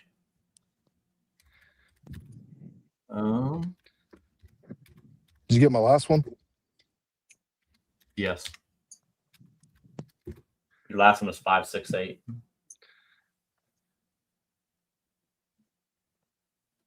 Yeah, you had 2 fish for a long time there, Devin. I know it. I told y'all, just wait. I'll run into them. Oh, I forgot to start. I'm going to start writing the times down. My bad. I'm going to get that better. Times? So when I write on my notepad, I write when, I got you, the fish 4:35 is your first fish. And I usually write the time. It's pretty interesting when you look at the times you guys catch fish. Like when they die down. Like when it dies down, what changes, the changes you made. Listen, I'm learning a lot from this 1v1. Like if you just really watch what people are doing, the moves they make. I mean, it's pretty, you can learn a lot. Oh yeah. I don't know if you learn a whole lot from me, but it's still they're fun to watch. Just at the end of the day, they're just fun.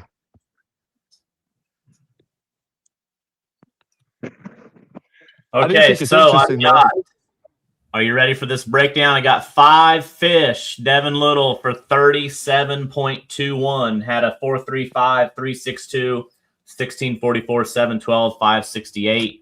JT's got 5 fish for 21.45, 5.07, 5.07, 6.03, 2.14, 3.14. JT should have probably 32 pounds if I had to guess, but I think he was not looking 2 feet behind his head a little bit ago. Cassie was throwing stuff. Let me get her comment back up there. She was throwing stuff at the TV. Is that what you guys? I was like, I can't say anything. I'm doing the best I can to not yell. She said, "Yes, I am." Laugh out loud. Get it together, JT. Is that his wife? I guess. Tell her she could have came, cameraman. That's the hardest thing is Liz not to yell at me. Hey, you got a rod going down. If we could have had seconds on the boat, we could have fished the tournament.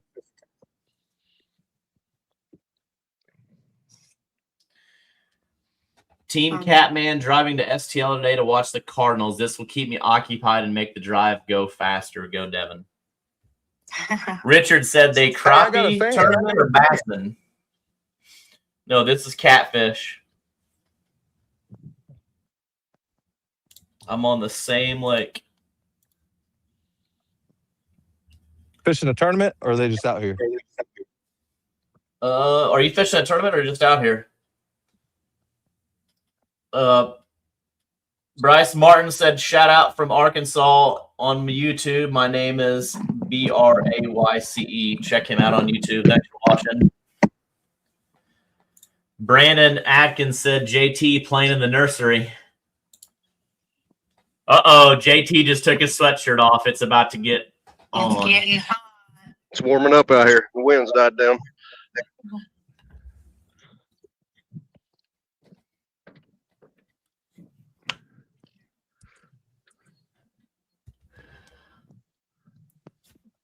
Yeah, I wish that wind would kind of pick back up. That's kind of the wind's died down.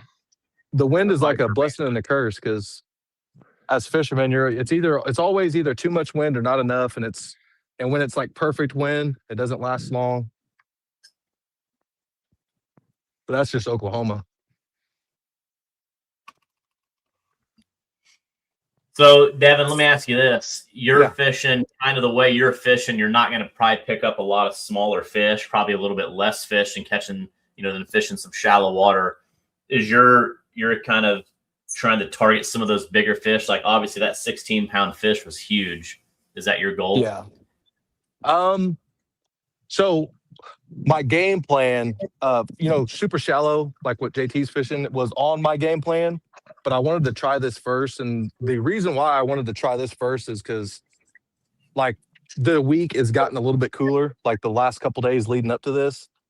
And I just felt like, with it cooling off a little bit, that the fish would kind of push back a little bit. That's just kind of so I'm in about 10 foot of water. I started at about 12. And to me, that's a good between whether I fish 20 foot of water or I go to 5 and less. So I'm like, let's start in the center and start in this, mid-range. If we're popping fish, cool. If we need to go deeper, we'll go deeper. If we need to go shallow, we'll go shallow. And that's just kind of how I planned my game plan, and this just kind of worked. So Nice. My game plan was to go for numbers. Right at the moment, it's not working out. Yeah, both of you got 5 fish. It's just that 16-pound fish was a huge. That's the reason that he's up.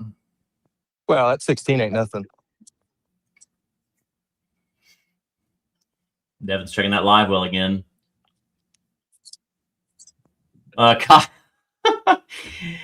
Watts said, I forgot about these. Kyle Watts said, how many U-daddies did they wager? What is a U-daddy? JT, you know what a U-daddy is, right?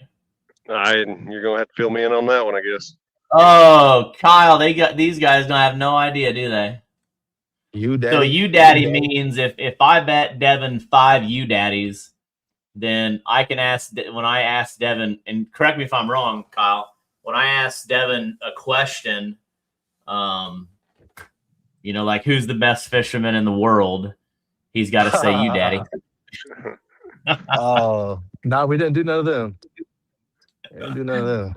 The old U-daddies, I got to start betting them again.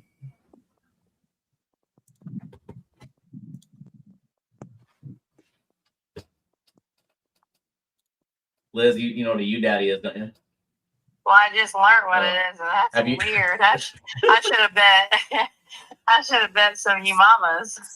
She said your mamas.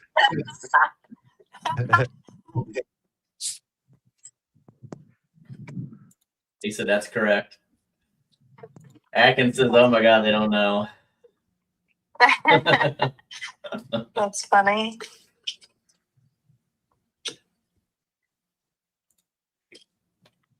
I like Ray this Smart concept too. said, I feel let's like go JT. My dad knows him. My dad works with JT. You know who that is, JT? Who was it? Martin. Yeah.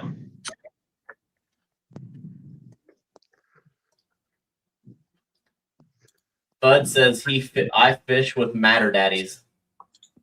Fish on? He didn't hook. I didn't cartwheel fast enough, I guess.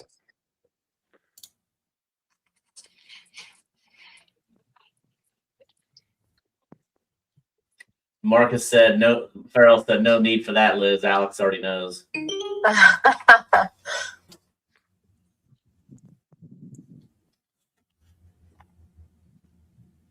Cat Daddy That's great. on YouTube said, notice that sweatshirt comes off as soon as the leaderboard officially changes. And then in all caps, the heat is on. It feels good over here where I'm at. He needs a little head start.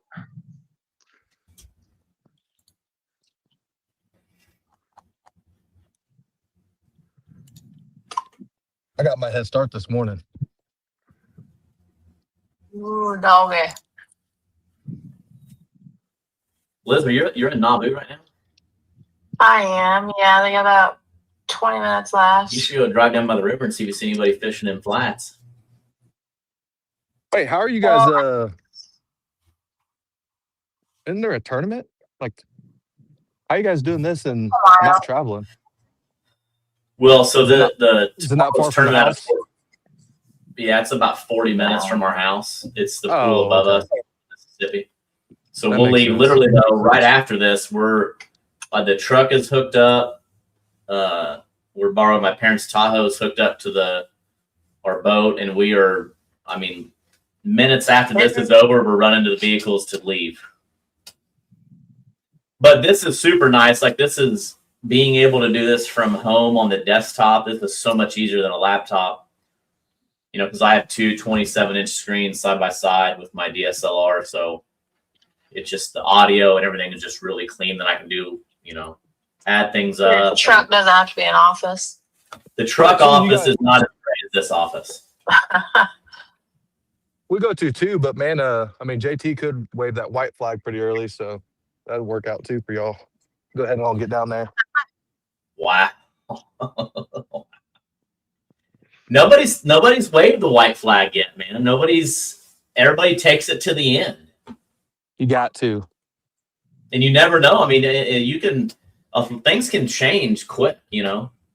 Oh yeah. yeah. I mean, he could move, and he could be, he could have every rod go down like earlier, and it could be good fish. It's anybody game until the fat lady sang. Yeah, and I mean, right now, JT, what's crazy is, and I don't know that you consider this chumming, but he's got so many rods out, he couldn't fall out of the boat right now because the rod would catch him. Yeah, I've seen some of them chum bags in the back of his pickup at the ramp. But I guess that's not against. There's no official rules for this. I think I moved to a secret spot.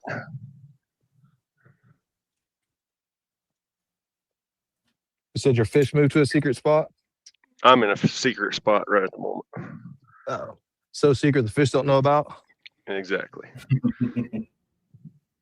Eric said, what's big fish so far? Big fish is 16.44. Mike says, if you throw a white flag, are you really a catfisherman? I mean, Jackson Mitchell should have probably almost thrown it last weekend. I mean, I don't know that he maybe got 2 or 3 bites, but he didn't throw it. He took it to the end. He even got out of his boat just to show us how shallow he was fishing. Zachary said, man, but I can say over. I can say though, I've seen I mean, of course guys can be just fibbing just to fib, but I've been at several tournaments where guys were like their biggest fish came in that like last 10 minutes, like, or they're reeling up to like head into weigh in and catch their big fish. I mean, that's just happening anytime.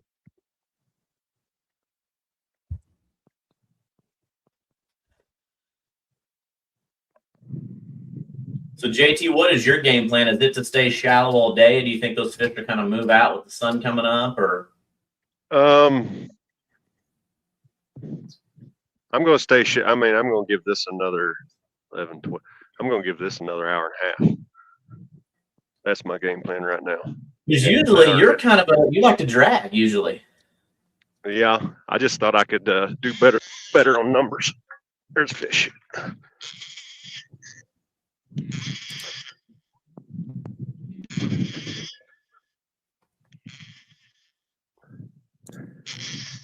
If I was if it was not a total weight, I would never considered anchoring. But here I am. He's gonna boat flip it. Little guy scared me.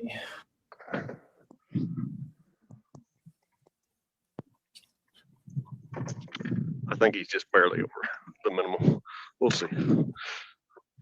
Ooh, that fish gonna count.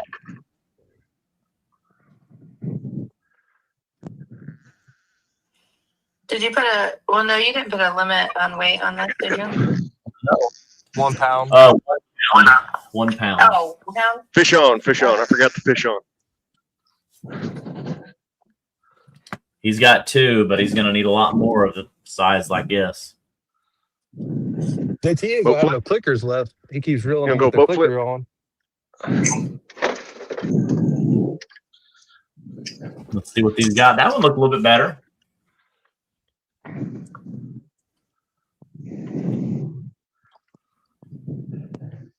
little different rig. I see that.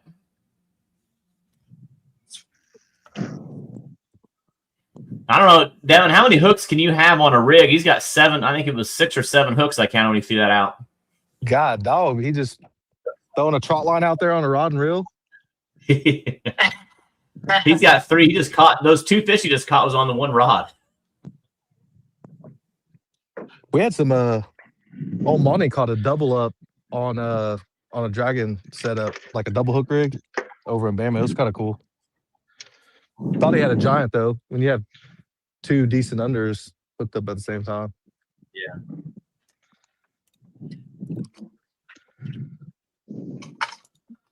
Mike said baits in the water at all times. Like it, JT. JT catches a fish, boat flips it the fish hadn't even had a chance to sit on the ground yet, and JT's already casted his rod out. He's got 9 on lock ready to throw out, baited and everything.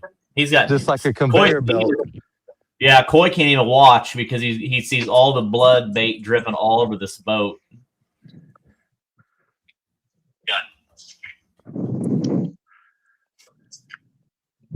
What are you getting into there, Devin? Some combos, man. Some pepperoni combos. Oh. Combos. Is that your go-to boat snack? Nah, I switch it up. I was dieting for a long time, so forever I just ate like pork rinds and jerky. I can't afford all that though right now. Just got back from Bama. Gotta get some money back up. But I reckon everybody that won money on me today will break me off, you know, a little, put like 5 on 10 for me or something. Yeah. 5 on pump 10. Diesel $5 a gallon, man, this morning, man.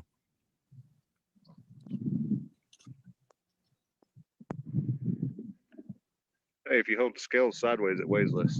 Hey, don't hold your scales sideways. 212. It'll lock 212. You're gonna need a lot of those 212s, JT. A lot of those 212s.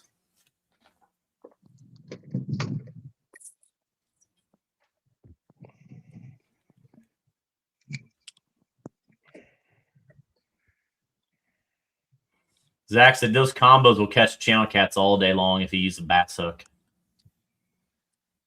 A bass? Oh, that makes sense. Put it up on the worm hook. Yeah.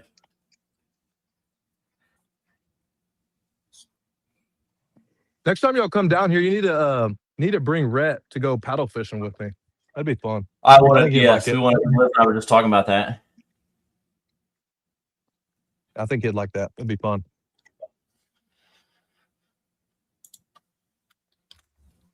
$309. Got it.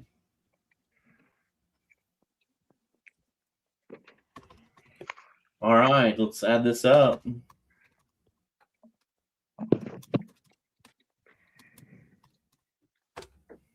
Let me get you 26.66. 7 fish. 7 fish or 26.66. Get the times. Oh yeah. Time 10:49.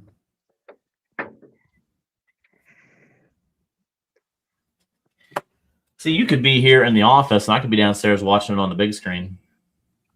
But instead, I'm watching it in a middle school parking lot in my car with my phone propped up on the steering wheel and cleaning my sunglasses. When you get home, are you going to come up here? Yeah, I'll come up there. I'm bringing 3 boys back to town, though, so it's it.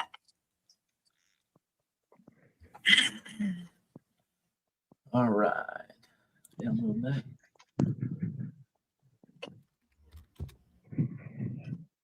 I like this wind to pick back up. Pretty chill on the wind. No, just the bite slowed up when the wind slowed up. So are you going to stay dragging all day for right now? Is your plan? Yeah. I don't see. I mean, I'm catching fish doing this. I don't see a reason to change. I mean, unless JT gets a big lead on me with a bunch of unders, but I think I'm gonna just stick to my guns, man. I think that's always. I think kind of like you said, people making moves. I think if you a lot of times if you switch up your game plan, it can really hurt you versus just sticking to what you're doing. Yeah, you must have been watching every one of them, man. If you've been watching, like that killed me in the first one. It just. I stuck to my game plan. Yeah, Liz stuck to her game plan, and yeah, I think that's always best. I mean, I'm definitely gonna reset my drift probably before too long, just to back to some water that I had a little bit more action on, and I might try to see if I can get my planer board, but I doubt it. I think that thing's already in Texas. Greg Holtgrave just said, "What's for lunch?" There's 4 of us on the boat. We're gonna lock through. Are you gonna lock down to pool 20? They can go to the brewery for lunch, couldn't they? Yeah. Shoot, I'll meet them there. No, you're not meeting them at the brewery for lunch. You're coming here. Yes, hungry. You can have one of them tenderloins at the Eagles tonight for food, but we didn't got time for lunch today. Well, I'll eat there too. You said y'all going to play bingo tonight? Yeah. Listen, these people, the Eagles, love us when we come there. Which we've been doing Calcutta's. The Calcutta's gone really good there, but they have them giant, some paperwork. yeah, them giant Iowa tenderloins. They're like the size of both of your hands sprawled out. Like,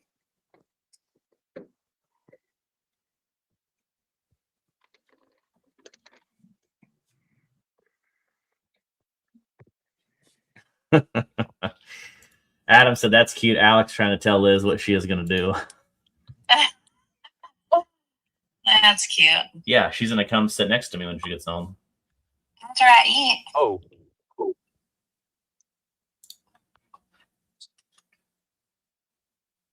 Uh-oh, someone's yelling, get him. That's Ram Reyes. So is he telling, did someone have a fish on or something? I wasn't watching close. Yeah,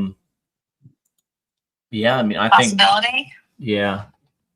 JT has got his eye on one of these rods. I don't know if they're getting a little bit or 7 minutes. Says 7-minute timer. No fish in 7 minutes. I'm moving. you notice how JT is setting a lot of timers. He scares me. He's got a bait board and a knife on right behind his shoes. Like that's an accident waiting to happen, but he just don't care. Coy is just shaking his head right now. I can see Coy right now. He's like, I can't even get this boat clean now. He's just throwing bait on the ground. Brian said, ask Devin about Alabama bingo. Alabama bingo. That was actually pretty cool. They have in Alabama, I don't know what the name of it is, but if you guys are ever down there fishing Wheeler, there is a Mexican Chinese restaurant or Vietnamese restaurant. Something like that. Something like that. Anyway, very different to have the mix of the two, but it was actually decent food. Anyway, we went in to eat. I think it was Tuesday night, our first night there, and then we walked in and it was their bingo night, and they're all hyped up. They're like, "Oh, you guys need to get a card. And we're like, whatever. Well, the table behind us, I guess the kid went and sat in the car or whatever. He was fed up, and the lady gave Coy her card, and Coy, they had a jackpot, and then that was their last round. It was a blackout round, and that was a little nibble there. It was a blackout round, and I went and got the rest of us cards, and Coy went and put like $20 donated to the pot for the whole table, for our whole table. Anyway, long story short, Coy won it. It was like, I don't remember exactly, but it was quite a bit of change. Not quite a bit. I mean, it was a few $100, a couple $100, something like that. So it paid for our dinner off bingo. And of course the table, I think they were kind of like reaching for like, oh, you should maybe give us some, like we gave that card to you. Oh, it was my son's card. And oh. And it was funny though. We got free dinner though. Yeah, you can't beat that. Yeah. So if you're ever in Wheeler, every Tuesday, go to the Mexican Japanese restaurant and play bingo. The Mexican Japanese restaurant. That's interesting sounding. That is interesting. I know. You're probably excited about that. Yeah, I'm hungry. It actually wasn't bad. We actually went there twice. I had the hibachi the first night, and then the second night I got some Mexican food.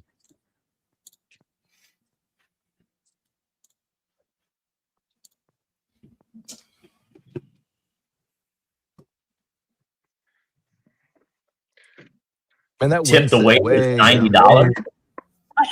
What's that? Oh yeah, he did. Because I guess I didn't say that part. So the winnings out of the jackpot, it went on a gift card, so you didn't get the cash. So we had like a whatever it was, like a $200 gift card to that restaurant. And Coy's like, we're not going to come back here, which we did that next day. But anyway, he's like, we're not going to come back here. I'm not going to keep this. There ain't no point. Whoa! I have seen a lot of people jump to a rod. Liz, I know you didn't see that, but that might be the fastest I've ever seen. I mean, it. He didn't yell fish on. Fish on. But then I thought I mean, he he was almost fish got off. the rod and ripped it out of the fish's mouth. It was so fast. I don't play, man. I don't play. Hey, that's my pre-fishing, man. I go to the front of the boat and sit down and get on my phone, and I just run back and forth, back and forth, back and forth. And as Brian I run, I said do 5 this. pound penalty, but he did say fish on.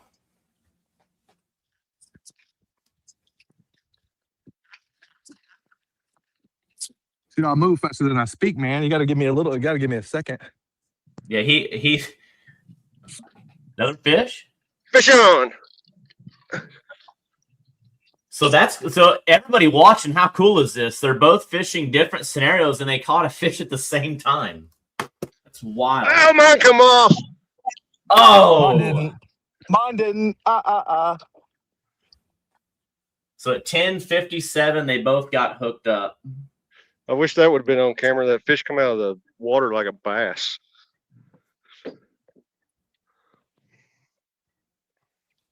Squeaker. Oh man. Tim. Zeros. I think that so we might from here on out we're gonna make that a hard rule that you got to yell fish on, and then Brian, if Brian doesn't hear it, and Brian, I don't know that Brian's got great hearing. I think he's pretty good hearing. He'll throw a 5 pound penalty flag at home or wherever he's at. It's to wake everybody We'll up ship on the you a bunch cast. of flags, Brian. He's a 438. All right. Wakes everybody else on the JT, couch. you needed that. You needed that fish. Somebody's probably doing laundry right now, and then they hear fish on, so they just drop their clothes and run to the TV. The biggest ones get away. That's the biggest one all day. It came out of the water too. Mine didn't.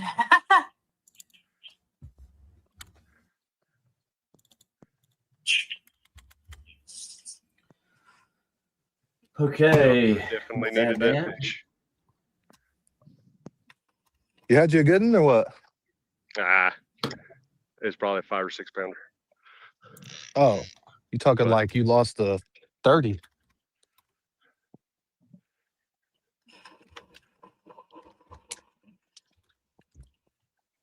So anyway, yeah, back to the story. Coy was like, man, we're not gonna come back. So he's like, can I just tip you off the gift card? So she went and asked her boss, and yeah, so she got like a $90-something tip. That's awesome.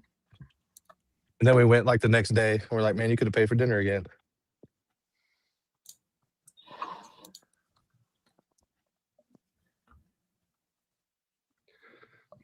I'm making dragon weights, so that's the only way I know when they're hooked up. So you guys got to make sure you yell fish on so Brian can stop making a weight for a second.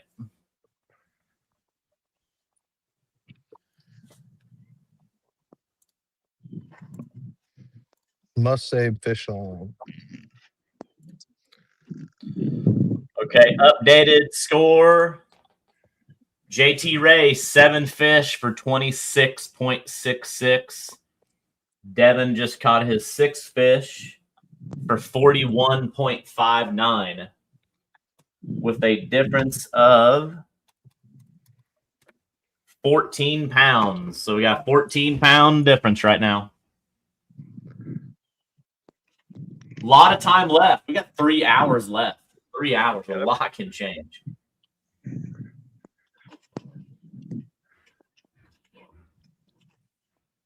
Are you here, Liz? Yeah. I'm getting asked to go to lunch. Yeah, sorry about that. Baloney. Oh, you're not here. That's my mom coming upstairs. I thought you meant I'm on the phone. Yeah, I'm on the phone, but Oh, yeah, there's a bunch of toilet paper right here. Oh. I've got all my rods on one side of the boat now. I don't know. Do you have the plastic holders? Plastic holders? Actually, there's one there between the 2 chairs. Oh, okay. Yeah, I'll look for some more. You tell everybody hi? Hello. Other way. hello. How you doing? Let's see. Devin's up right I'm doing now. all right. Whooping on JT. How are you, JT? I'm doing great. Good. Uh-huh. Hey, Liz. Hey.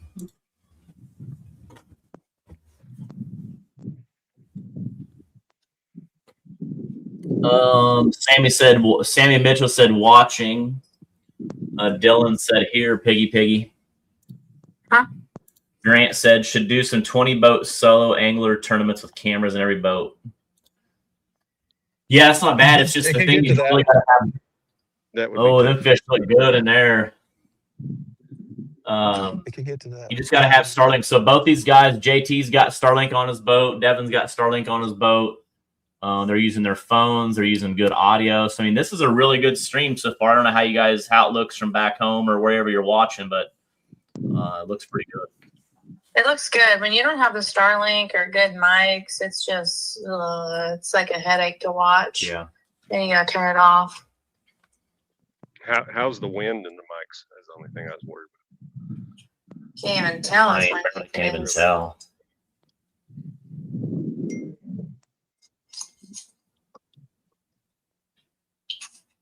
It's on. Dijon. What's your depth right now, Devin? That you're I fishing? can't tell you.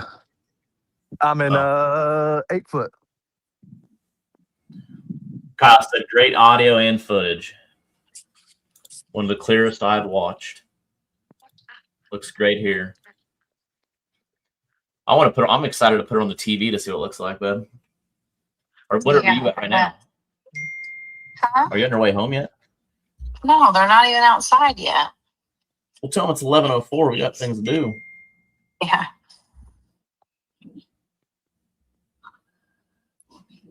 So what is Greg and them? Are they locking down the 20?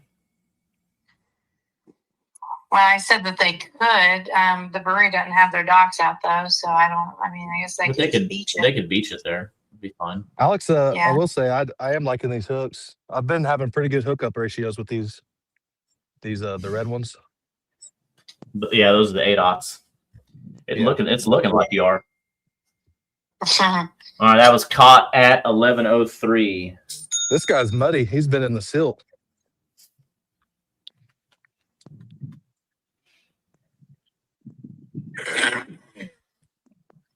Zeros.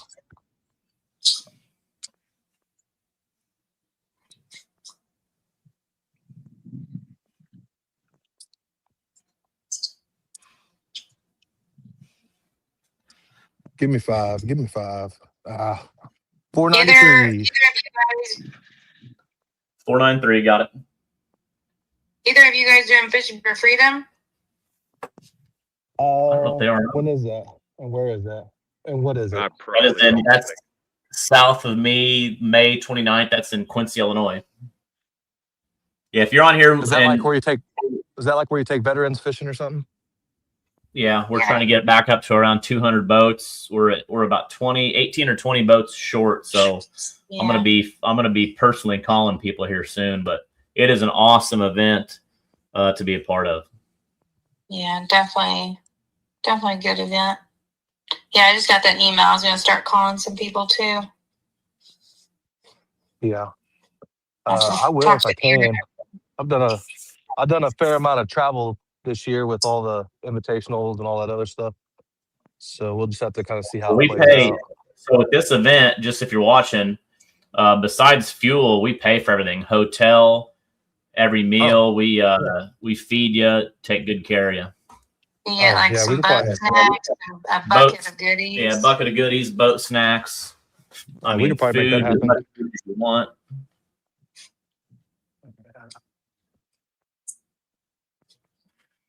Adam said, do it. It's the best event of the year. I can promise you that. Yeah, if you haven't watched the hype video, it's well worth it too. I'll have to run it by my 4-month-old and see what she thinks. But it should be good for that. Let me update. Devin's now at 7 fish. Kind of smoked that rod, didn't he? I don't know if how good can you guys on the camera see the like rods and stuff, like when they get bit and stuff? Do you see them, or they're kind of far? I can't wait to see what it looks like on the big screen. I was curious. I Okay. didn't know if it's like the rods are far back and you can't see it, or if you can. No, I can. No, I that's mean, good. there's been a couple bites that you've had that I can't say anything. It's tough because I want to yell fish, fish, fish. Mm. All right, so you have 41.59. We're gonna add to that. One boy just came out, so maybe I might get to leave here soon. 41.59 plus 1.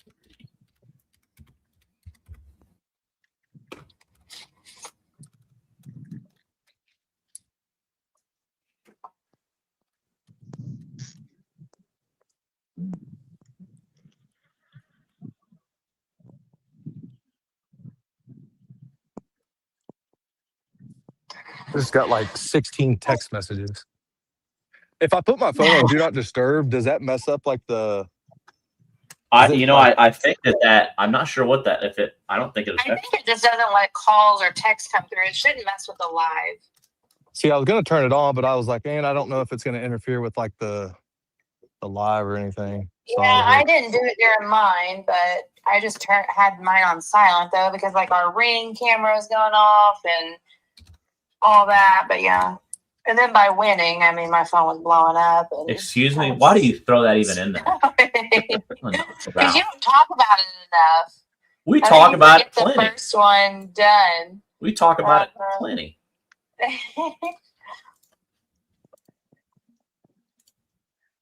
So the one thing that I do struggle with, I like refreshing bait every so often, especially if you have plenty of bait. But the thing I struggle with, I'm not very good multitasker, kind of too ADD for that.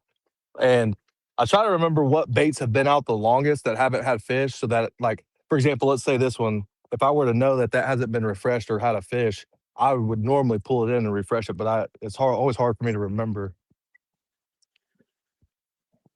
especially at this point. We're several hours in. It'd be nice to make sure that I have bait or didn't get robbed. Some of these little dinkers Yeah. could have robbed you, and then you're just fishing on credit, which is working out right now. But Robert, so what kind of reels are you using, brand and model? me, Yeah. I've got Rippin' Lips rods, all Rippin' Lips, even these orange ones. These are medium heavies. I've got some mediums, and I haven't got to try them out yet. But these are medium heavy Rippin' Lips Legacies, and then the reels. These reels are Pin Squall 2s, 20s, and then Sorry, I on got these, boys and I'm gonna head home. Okay. See you in a minute. Love you. Bye. and then on my orange rods, I've got the PC Fun Alley Rose 400s with the line counter. So I like using the line counters if I'm suspending, casting. Like if I do anchor, if I mark a piece of structure that's X amount of feet from the boat, I can use the line counter to see how close I am to that target. Stuff like that. That's what I'm using. So what about your line? Do you keep your line whether you're fishing for smaller fish, big fish? Do you like mono, braid? I can't stand braid, man. I tried braid. I tried it for a little bit, but I couldn't get a hang of it. So I'm a mono guy. I used to run 30-pound with 80-pound leaders, and I switched to 40-pound with 80-pound leaders. And I mean, I love the 40-pound test, but it just takes up so much reel space. But with these Pin Squalls, I've got plenty of real estate to like fit all that and still be able to run long boards and stuff like that. So that's why these reels work great for what I do. And I like Andy Monster is what I use. Love it. Love Andy as far as line of choice. I haven't just tried. I got a bunch of Andy braid that I've been trying, but it's hard to get away from that. My Power Pro, but Andy's got some good braid too. I tried braid. The only thing I can do braid with is like walking baits and stuff like that. Like when you're in current. Other than that, I can't. If you have one little booger or screw up, it's just so much more of a mess. And I like with this 40-pound mono, I like the abrasion resistance. You can catch a lot of fish on it without it fraying it up too bad to where it's going to break, and like it can handle wrapping around rock and stuff like this. Is just my theory. This is how I think about it. But I feel like braid, you know, it doesn't take very much. It's real strong, but it doesn't take very much for something to breathe on it just right, and it's going to break. Yeah.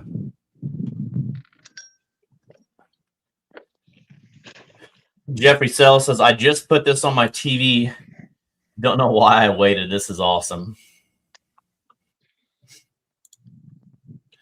Larry Gross said, what's the dates on the Fishing for Freedom event? The dates are, so Friday, May 29th, that evening is got like a meet and greet with your angler if you can make it, kind of registration. We have a dinner. Saturday, there's a bunch of things, but you can take your veteran out, your warrior out, you know, do some pre-fishing. And then Saturday night, we have a really big sit-down dinner, really fun, do a bunch of prizes. And then Sunday from like 6 to 11, 6 to noon, depending on where you fish, is the tournament.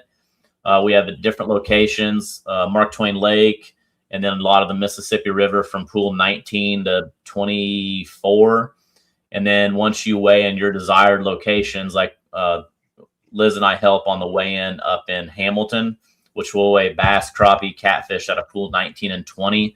And then we'll parade from Hamilton about 40 minutes south to Quincy, and it is awesome. So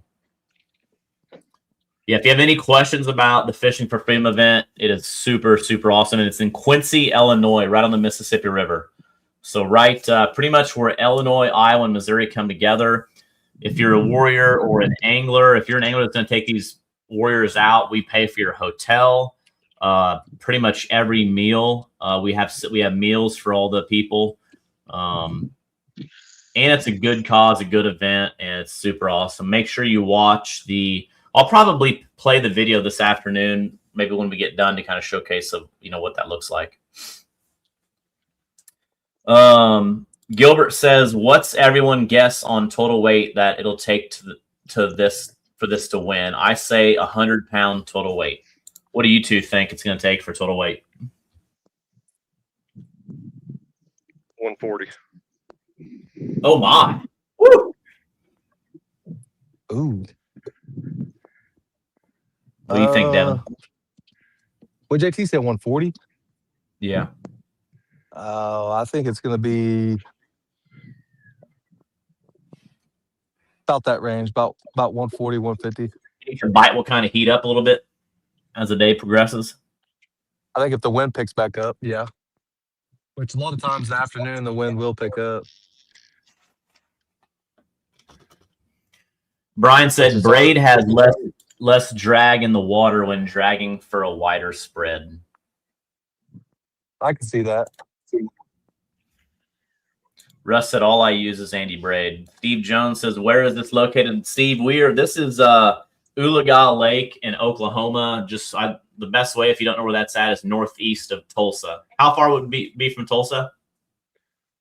It's probably like probably 30 minutes from Tulsa. Okay. 30 minutes from Tulsa, 15 minutes from his house, whichever. Ouch. Oh, shoot, I live on the lake. I just walked out this morning, just came off the dock and got in the boat. You know, I haven't Phil been said, here since. the guy that pre-fished less winning. What did he say? How's the guy that pre-fished less winning? He said JT's been out here for 10 days straight. I know that's right. All right, hold on. I just got somebody's calling about the tournament. Give me just 1 second.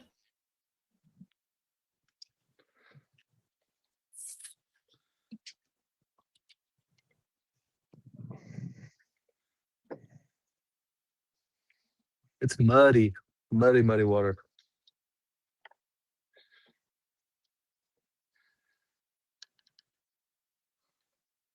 You doing, JT? You made a move or what? Yeah, I just made a move, setting rods back out. Did you bring your bait dropping drone? You can just run your baits out and drop them? Yep. There's some old boys that fish the dam. They fish well. They RC fish a boats. lot of the dams. Do what? Yeah, they got. Is it Well, they're RC not boats? RC boats. they built these homemade. It's like I guess like a piece of styrofoam, and they just built like this homemade boat, and it's got a trolling motor on it, and then it's got some type of lever deal. And when they yank, they use a surf rod and they send it out, and they somehow steer it with this surf rod.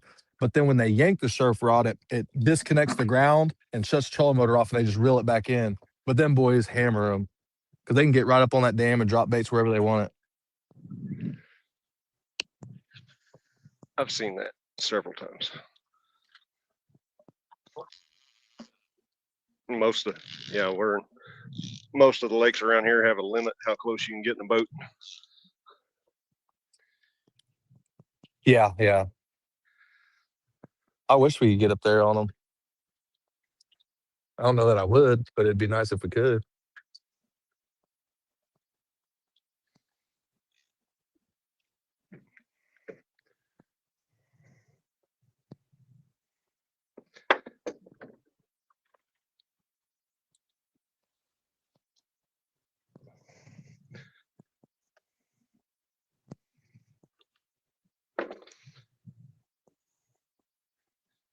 Okay, I'm back. What I miss?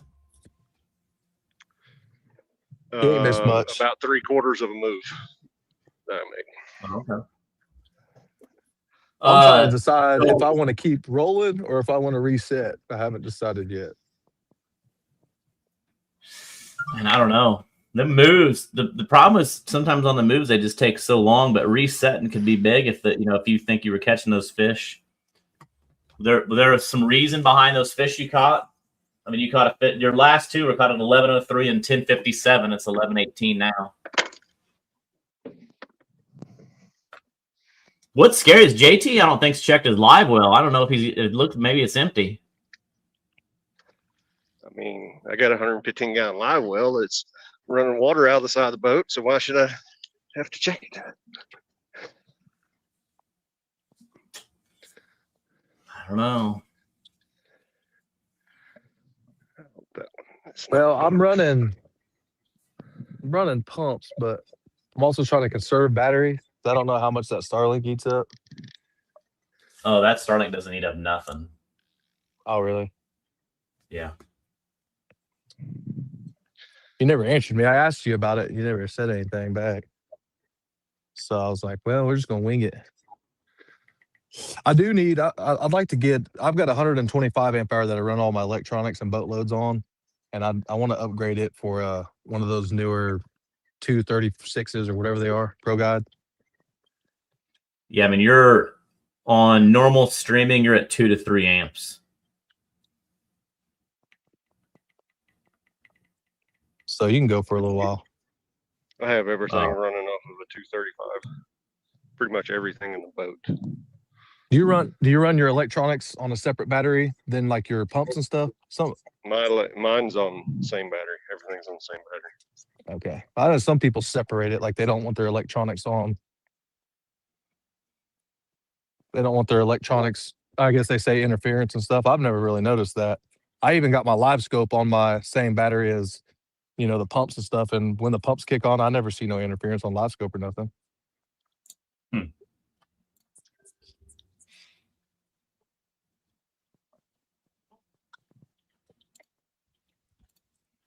I have dedicated wiring to it, but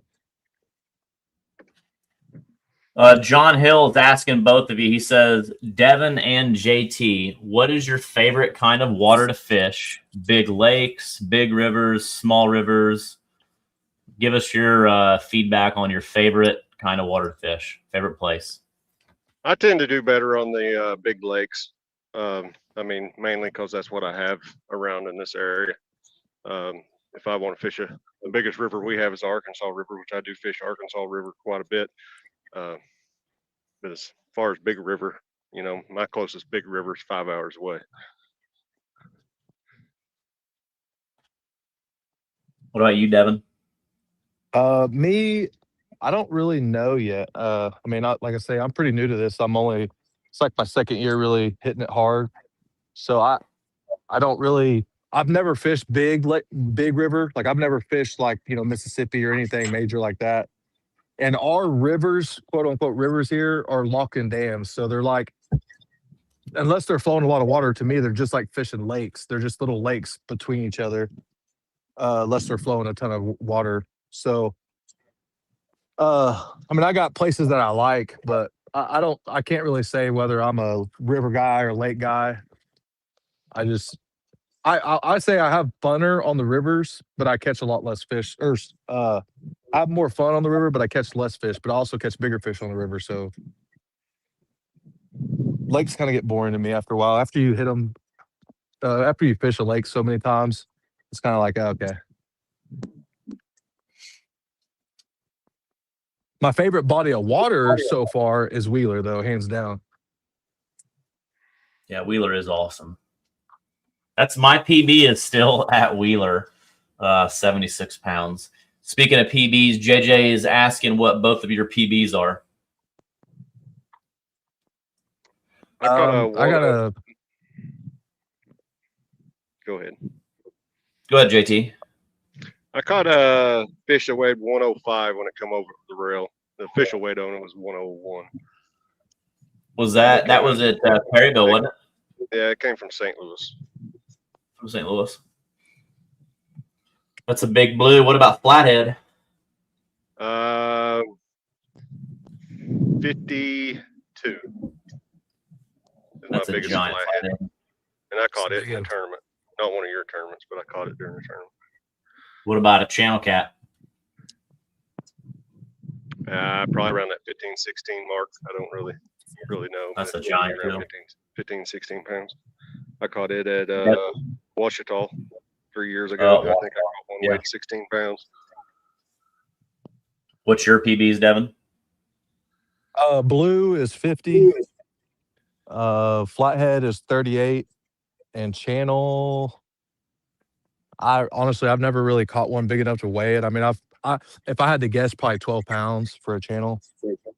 Which is a really good channel. So I've been following the California guys. There's a California trail, and I know that is extremely far, but I am so ate up. Like I am, if I don't get out there this year, I will be out there in 27. And there's probably a good chance that Twisted Cat will be in California. I know you guys are shaking your head, but my plan is Twisted Cat goes out for at least one event in 2028. But they're catching. They just had a tournament. Let me pull it up. Actually, it is insane.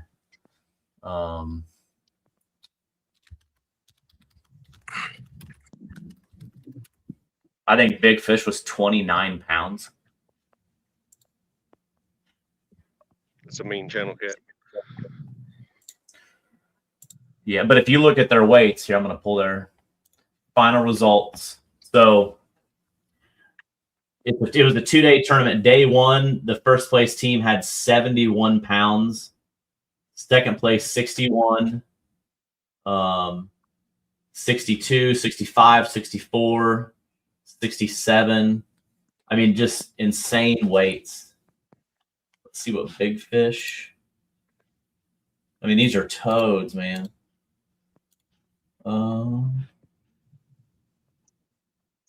Oh, that's cool. The Channel Cat Classic. They just shared this 1v1 on their Facebook page. Let's see. Overall, Big Fish. Not for water. That's a JT, long you need ways. water? I'm good. Do I see you? No. So to give you an idea, to get in 10th place, you had to have 118 in 2 days in How 5 many Channel fish? Cats. 2 days. 118. That's wild. They had a 36 boat tournament in California. People don't even know that there are catfish anglers in California, and they're having 36 boat tournaments. First place paid out $8,000. So I don't know if you're watching Channel Cat Classic, you guys let us know. But we, Liz and I are coming to California to do some fishing. I wonder if we could fly out there and rent a boat. Yeah. They got some cool That'd be- trophies.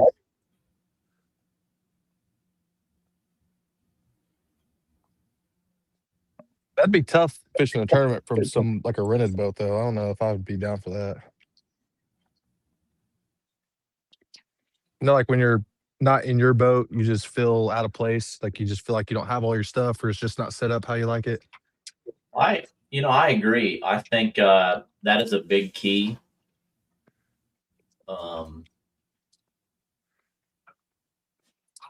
Even like your I think it's a big key too, seeing how Liz beat you in a borrowed boat. Oh,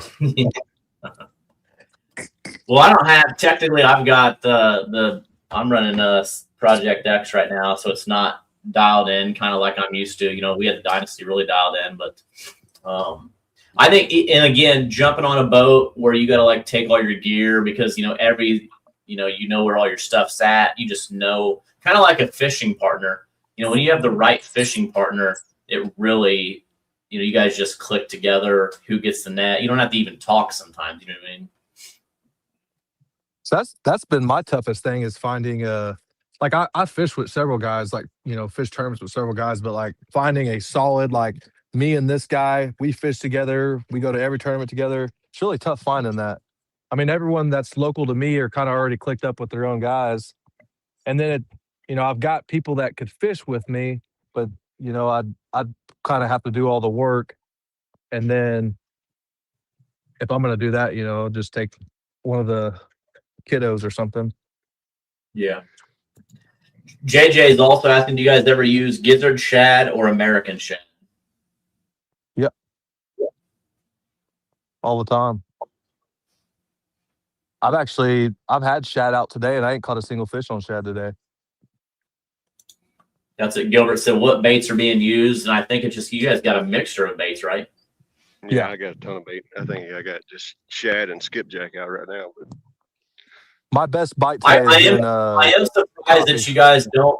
I know this sounds crazy, but like, why you don't maybe have chicken? I mean, chicken, especially if it's a numbers game, like, you don't think chicken could help you catch a few more fish? Chicken ain't allowed on the boat. Oh, okay. All right. I think JT's the same way. I think if they'd eat a piece of chicken, they'd eat a piece of skipjack. But is it frozen skipjack though? I hadn't seen a chicken swim by yet. Is it frozen skipjack? No, it's caught Wednesday. I was gonna say I never have done good with skipjack. No, it was caught Thursday. On the lakes. It was caught Thursday. Now I have taken frozen skipjack and gone to the river and done really well, but I've never done good on the lake with skipjack. Yeah, this skipjack was caught on Thursday, and it's been in an ice chest that ain't been open, covered in ice. Okay. Where are you catching skipjack at? I mean, what I've seen, you can catch a fish on a skipjack in any body of water. Oh. I guess, that kind of goes to like confidence though. Like if you don't feel confident in a bait or even a rig or whatever, you're just not going to fish well with it. Like I would have never took skipjack out here and been like, oh, that's what I'm going to use for bait all day today. Cause I don't have the faith in it. Same for drum. Like I don't care for drum. Never have. I've seen fish caught on it, but if that's all I had for bait that day, I wouldn't be a happy camper. I would just have to wing it. I wouldn't feel prime. Why? You mean you don't know where to catch skipjack around here? No, I've never caught a skipjack out here. I'll tell you, these skipjack came within an hour and a half from here. I'll put it that way. Heard where to get them, but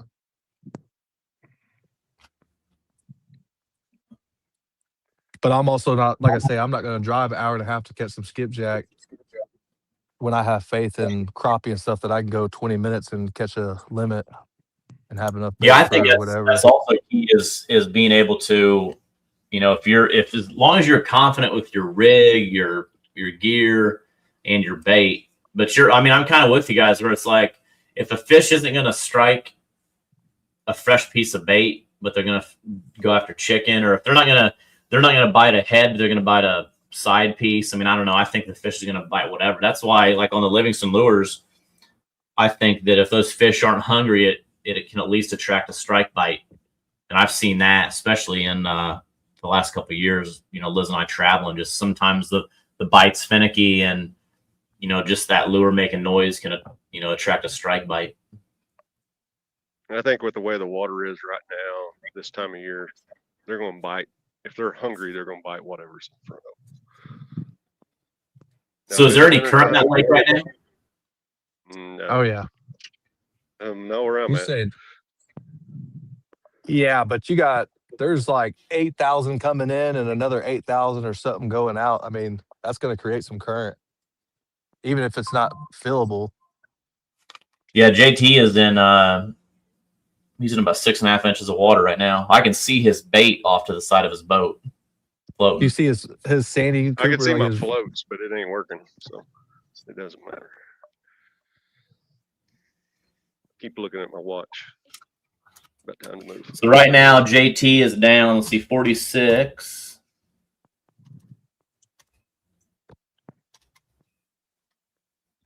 fish on. I was just gonna say I seen that in the corner of my eye. I'm watching it. Like, is he gonna get it? Is he gonna get it? 19.86, just under 20 pounds. Go ahead and add another 5 to that, probably. If I get him in, I don't know.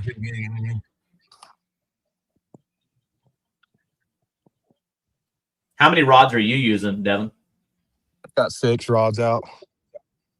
I've got And 2 planer boards. So I've got 4 planer boards, 2 planer boards on each side, and 2 down rods. Most of my fish have been on outside boards, and I've caught a couple on down rods, if I can remember right.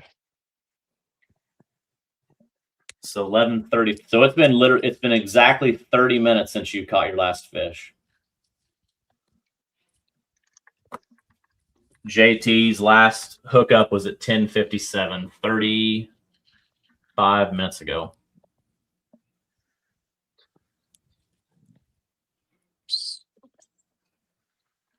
See, and that's why I don't like anchor. But like, even if you're in a stretch of no fish, 30 minutes, you done made it a little ways to run into some.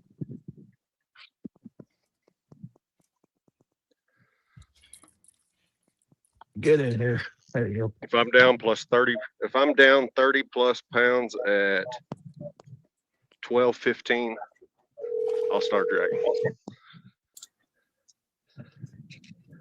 You'd be cutting it close there, JT. You got dragon rods with you, or are you gonna just switch your rigs? All I gotta do is just unsnap my rigs and snap another one on. So you use like those quick snaps?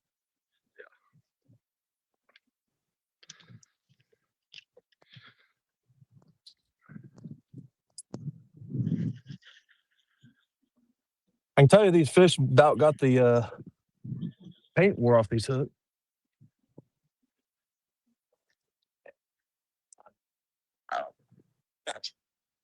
All right, so Devin has got another fish. That fish caught at 11:33. We got a special caller calling in. John Ed Rose, Sea Org Marketing Director, is on. Zeros. Can you guys hear John Ed? Heck of a day, y'all. I can hear him. I can hear him. Nice. Devin putting in some weight. Nice. JT, you doing good too. 7-7. That fish, JT, or Nah, moving. Had to get it over top of a log. So 673. got it? So you, Y'all got some beautiful weather. yeah, it looks pretty nice there. What's the weather down in Arkansas? It's about 65. Yeah, it's really nice. It's still pretty cold. It was really cold yesterday here in Illinois. Yeah, great up there. No doubt. So 46.52 plus 673.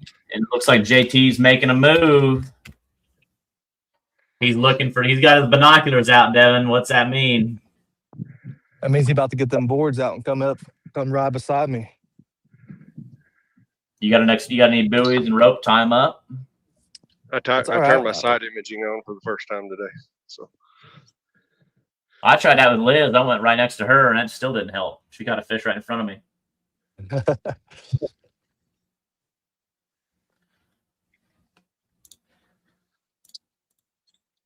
All right, so 50, 53.25.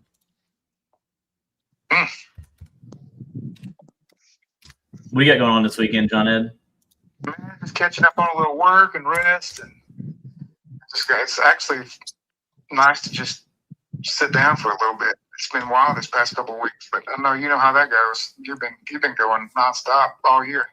Yeah, I know. We just talked last night about the poker run is literally like just it's not even that far away. It's what? Let's see. Oh my goodness! It's 5-6 weeks away is the Sierra poker run, which is probably I say that about all the events. I think it's one of my favorite because it's just go hang out, relax, play some pickleball, find out really who is good at pickleball. I feel like I'm pretty good at pickleball. Not as good as you, but I'm pretty good. Yeah, you're good. You're good for sure. We need to get some tournaments going. And I think how many spots do you know we have left? Oh goodness, I need to look. I'm going to look right now. Let's see.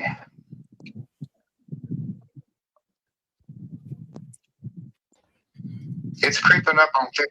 I know that.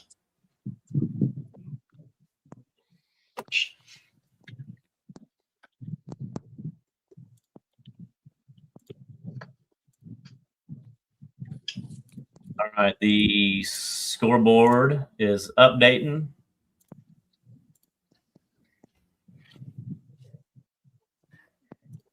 We got Devin Little at 8 fish with 53.25. JT Ray 7 fish at 26.66. JT's last bite fish that he had just missed was at 10:57. Devin caught a fish at 10:57, 11:03, and 11:33. So, JT caught 2 fish at 10:49. how much am I down by?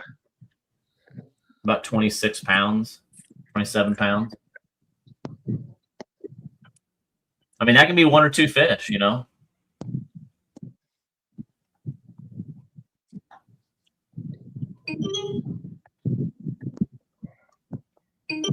You're just making a move with the trolling motor? Yeah.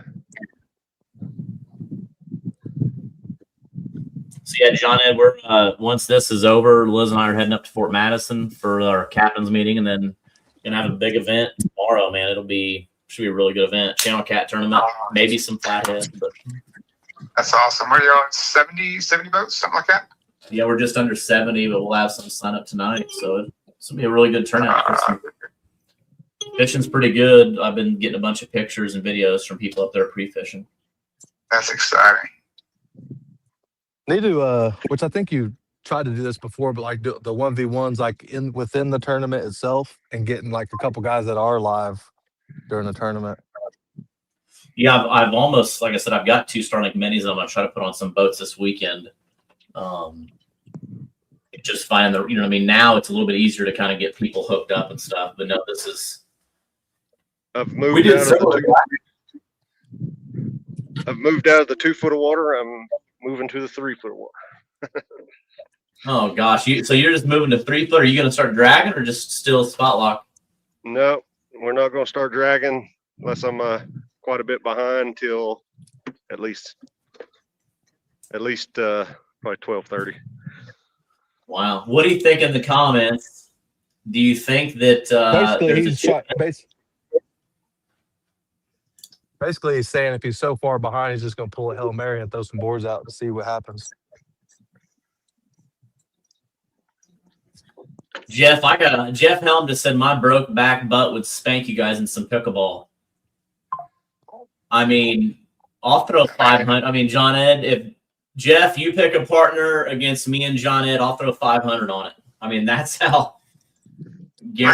That's a guarantee whipping. We'll probably can we give him a couple points or something to start too? Who was this that was talking like that? Jeff Helm. I'm looking for him. Yeah, We- Jeff, man. once We're we get gonna done, put somebody on that. Jeff just won the CR the boat from last weekend. I think Jeff? he's still kind of on a high. You know, he had a good luck. He won a boat, but just because you won That's that pro cat doesn't mean you can beat me and John Ed in pickleball. I guarantee you that. Jeff, you get the partner of your choice, and me and Alex will go up. I'll put 250 on it and be 500. $500 pickleball Thursday night before the poker run. Get whatever partner you want. $500. Let me know if you're in. There's some pretty big bets on this 1v1 today. That's what's I'm nervous about. I think we need a 1v1 this pickleball match. Oh, live? Yes. That'd be wild. Charles Tony. As lucky as Jeff is, my money is on him. You want to bet against it? I'll do another 500 on you, Charles. Well, let's get a pot, baby. Let's get the pot rolling now. Some pickleball. Charles, let me know if you're in. If you got 500 on Jeff over me and John Ed. This kind of sucks. I have a boat that he made a move and he anchored right on my line. Can you run into him? I mean, my outside. It's not JT, is it? Hey, is it JT? Yeah, that's gonna be my strategy about 1:30. Is it a JT's got the Dynasty with the blue Raptors on the back? Yeah. Yeah. Yamaha motor. I mean, you already know you took pictures of me all day yesterday. Hey, I didn't. My spies did. Andrew Henson said pulling boards could be a game changer if the wind picks up. I've been pulling boards all day, but the wind died and the bite died. Jeff's still talking. He said, "Who's rolling with me to spank these guys?" So Jeff, you got that 500 on it? Charles, you get that 500?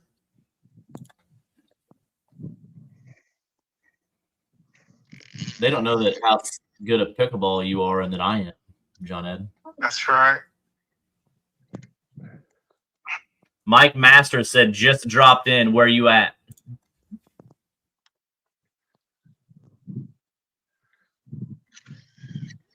We're at Ulaga. Look at Devin's got the binoculars on, checking where JT's at now. I think that is JT, actually. I think I do see him. See if you can run one of his. You know what you should do is run at a far outside line and try to tangle a bunch of his up. But the problem is he's got 17 other rigs ready to roll. Like they're already baited. So if you drive past me, you're going to be on dry land. It ain't getting skinny on the graph yet. But I think it's getting close to, what time is it? It is 11:45, and right now I just can't believe that me and John Ed got $1,000 riding on a pickleball tournament now. What you got for snacks, Devin? I need a snack. What do you got? I got some pizza combos. Roger drove over here. JT finished his snacks up on Tuesday. And I went to town last night and stocked back up.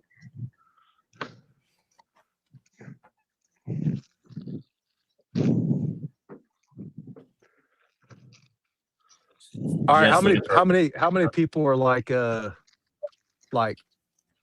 bait hand freaked out about bait hands? Like when you eat snacks on the boat, are you putting like gloves on, or what are you doing, or do you just call it good with a little water rinse? That's a good bait. Or JT just got a little PB&J out. Oh, I ain't got nothing that fancy. I know some guys that are super serious. They are so serious about how they prepare and do their bait that one guy, like when they in the morning, if they go get fuel or anything, one guy does all of that. The other guy doesn't touch nothing. He only does bait. Like if he does any fuel, he's not allowed to touch the bait or any of that, hook the bait or nothing.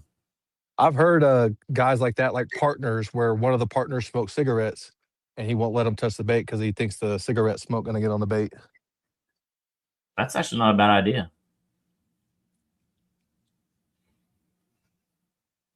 Hey, Fudd. Uh-oh. He didn't take John it. Ed, Fudd. Chris Wallace goes, dude, Jeff, you don't want none of that John Ed for real. Stop. Man, I got two bad news. I'm 45 years old, man. Yeah, don't say that. We're just going to roll with it, okay? Don't say nothing, Fudd. Oh, I gotta figure out what I'm gonna do about this boat. I'm gonna have to turn or something. I don't know. Charles, you're backing the wrong horse in that race. Listen, takedown. Like I said, I've been watching you play pool. I got an 8-foot pool table in my dining room that is really a table, and I would never play you in pool. That's pretty good. Well, I got the Monty Bond's got the old snake fingers that he taught me, but his pool game is insane. Like he wins like big tournaments. Crazy. Who? That's Takedown rod holders. Austin. Oh, he's good at pool. Oh, he not good. He's incredible at pool. I thought I was good at pool until I played someone that was good at pool. Yeah, I thought I was good at pool too until I played a few people, and then I just used my pool table for a table. Put crap on. So William Powers said, I think JT might be in trouble today. A lot of time left, though. I mean, anything can happen.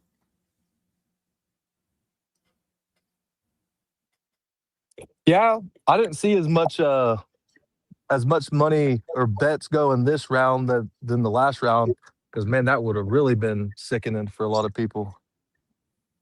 A lot of money going out. I think that's For what the happened last underdog. year. Yeah, last round, a lot of people were talking, and I think all I think they those learned their people, lesson. they learned a lesson, man.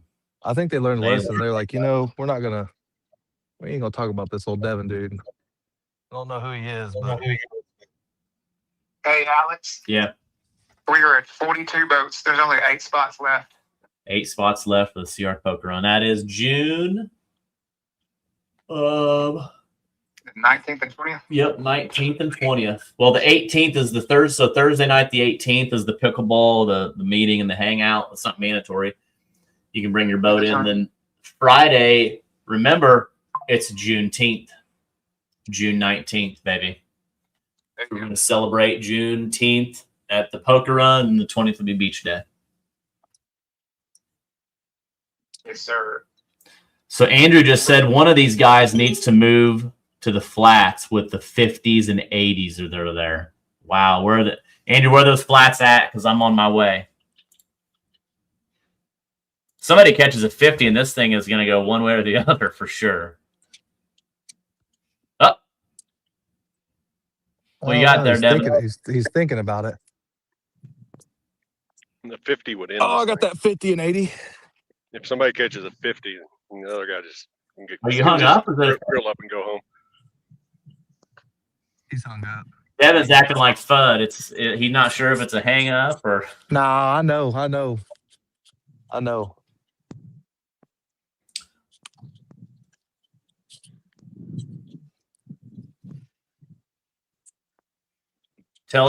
Chris Taylor said, tell JT the fish have been on the shad instead of skips for some reason right now. I got both on. Most of my rods have got 2 hooks on them, so there's one of each on there. Yeah, Taylor, he's got 37 hooks out right now. I haven't caught a single fish on shad today, so I don't know. I do like that gray on blue. That's sharp. On JT's boat. Yeah. That's it. There goes another. My other boat's out here somewhere too. I seen it. The last sea arc I had. Is it in that tournament? Yeah. Mike Mitchell said there goes another.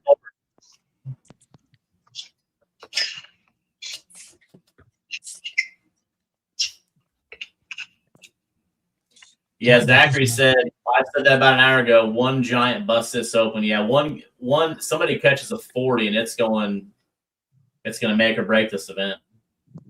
Somebody catches a 40 and they might as well load up.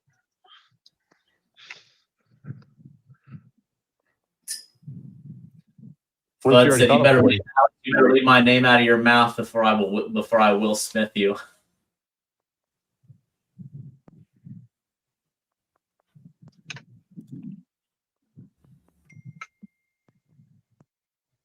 John, and it's fun because they'll be like not paying attention.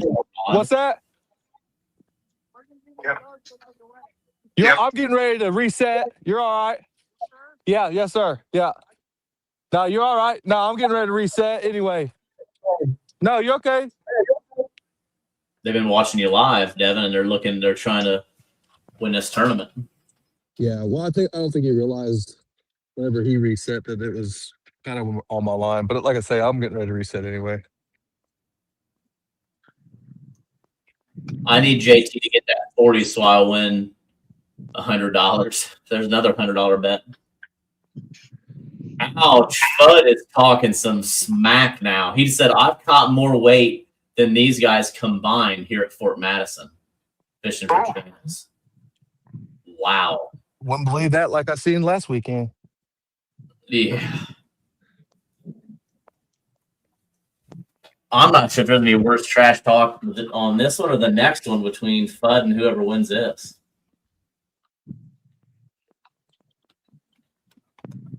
We got about 200 people watching right now, John Ed.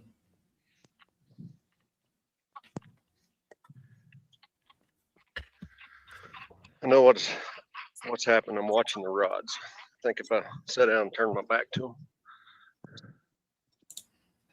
Jeff said, I got my partner game on. I got my partner game on Alex and John, $1,000 bet. Correct? Yes.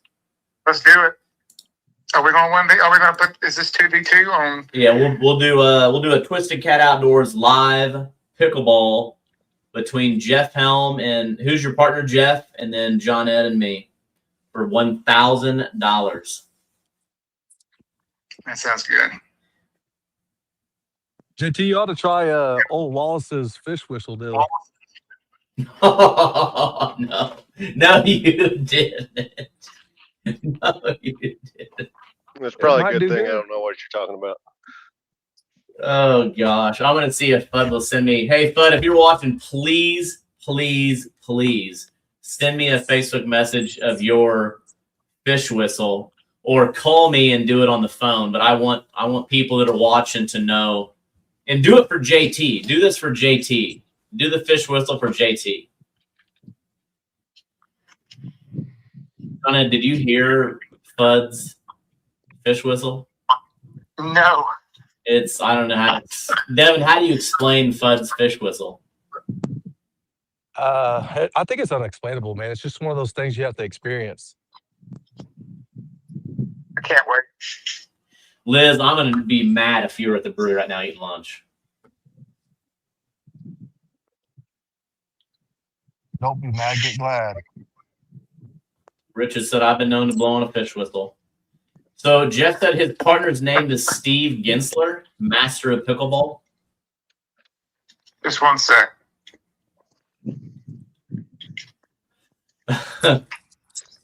Russ DeVore said, I'm not quite over the last time I heard it. Steve Ginsburg. I don't know who is that. Yeah, I'm asking if that was what his name was. He spelled it Gensler, master of pickleball. Liz, are you really at brewery? Uh-oh, Devin. JT's going through his dragon rigs. I thought it was a lunch.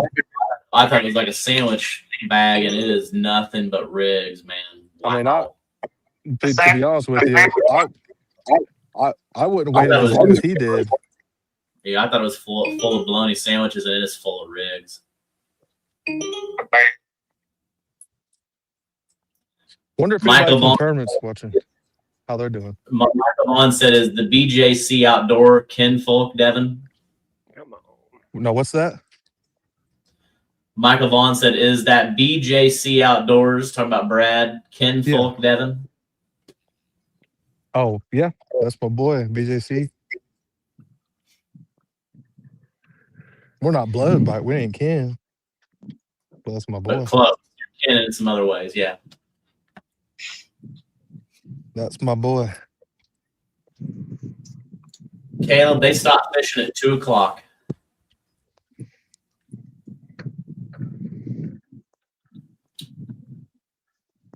Guess I'll go back to where the overs are.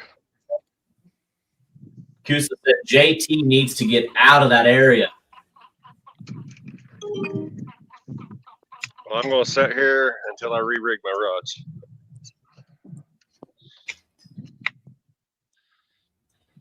But what if you put a 30, 40 in the boat right now? I mean, what happens then if you put a 30 in? Do you still stick to your game or do you still roll out? If I put a Roll 30 out. in the boat, I'm probably not going nowhere.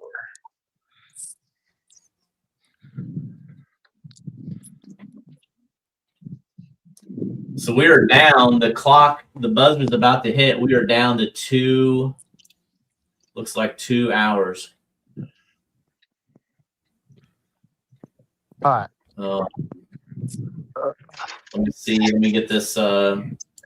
I'm learning the sounds, but I think here's the sound for the 2 hour sound is here. Let's see.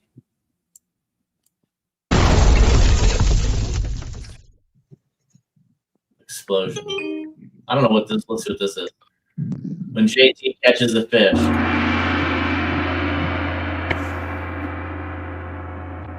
I'm having good stuff with this. You need to change the time up sound to like that. Womp, womp, womp. As it gets closer to 2 o'clock, here's JT. Sorry, y'all. Looking at me that close. Here comes the move. You going to where JT's at? Yeah, I see him. Hell, the wind came down enough I could probably just drift back, honestly. Get back to where I think their fish are and just drift. I don't know, though. That's always a tough part, though. Do you switch? Because I'll catch a fish dragging.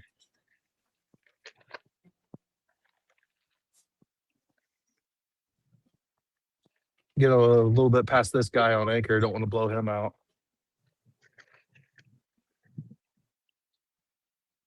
Did you get all your boards picked back up? No, that thing is probably in East Texas by now. I'll have to figure that out. Probably once we do the final. Are we gonna meet up for the final, or are we just gonna do it on the boat? It's Like, are we gonna whatever. go back You to can the do it. ramp? Oh, you guys can do it right there. Okay.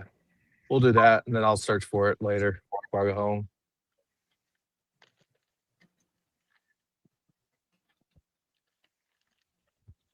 Andrew said someone needs to head to the mouth of Talala Creek and pull boards. I don't even know where that's at. I don't even know that's that either. Dougie Doug says, "I see you, Devin."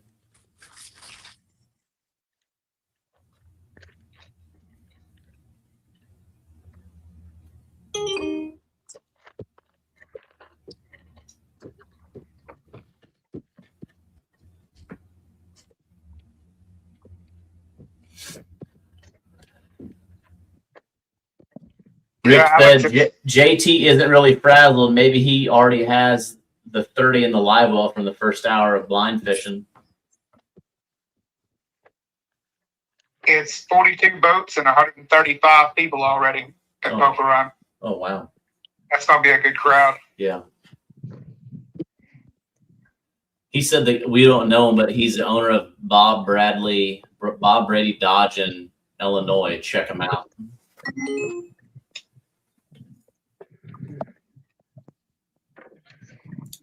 Hey, Devin. Devin, can you hear us?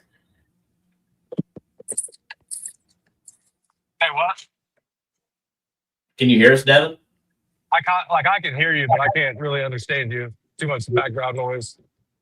Okay, well, Brian had a question. I'll wait till you get stopped. Yeah, let me get parked here in a second, and then I'll.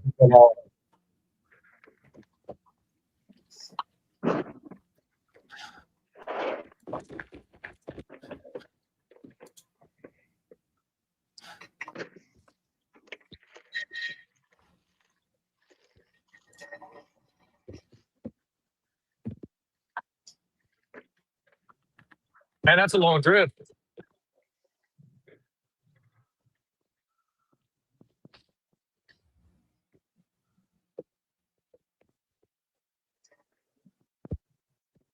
The long drift for sure.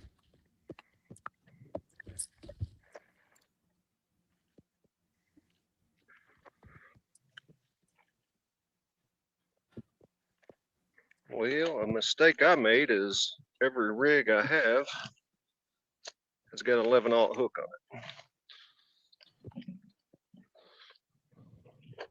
All right, what were you saying, Alex? Brian says, ask Devin how long it takes to do that hair before work every day. Let me see. About as long as rolling out of the bed. Do a little bit of this. You're good. Boat ride a day, it's ready to go. That's it. Boat hair, don't care.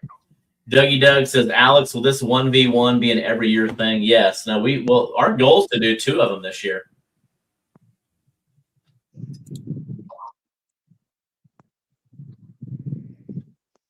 JT not showing any urgency. Maybe he does have a good weight in the live well, re-rigging at the rate of a sloth.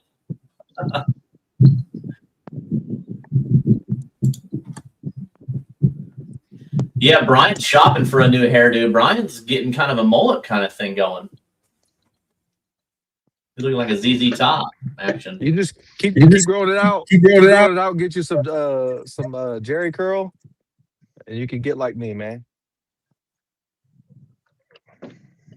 Yeah, so Devin, JT hasn't. We're not sure what he's doing. He's just eating PB&Js and he's changing rigs and. He quit without quitting, I guess. I don't know.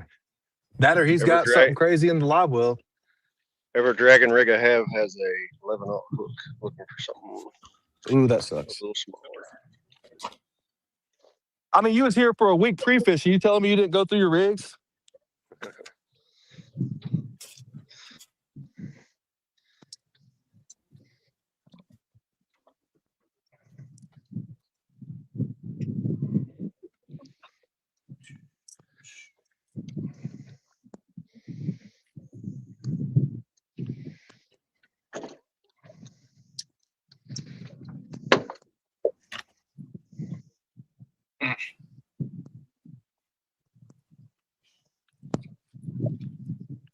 Get off his back mullet is excellent.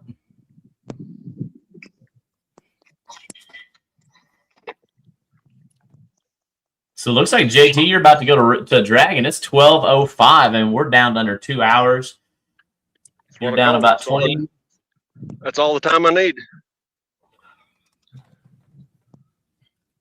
Somebody send them some waypoints. Oh my gosh! I hadn't had a bite in 45 minutes. This one. Yeah, your last bite was at 10:57.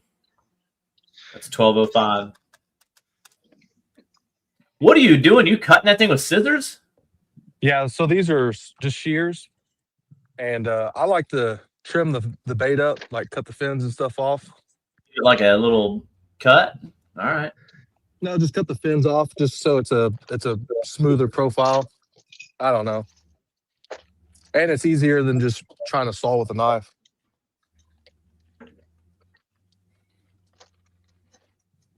Anybody else use shears or stick with a knife? What weight's the yellow, JT? That's a 4. It's a 4. I don't necessarily want to use a 4 here, but if I put a rod straight out the back, a 4 will be fine.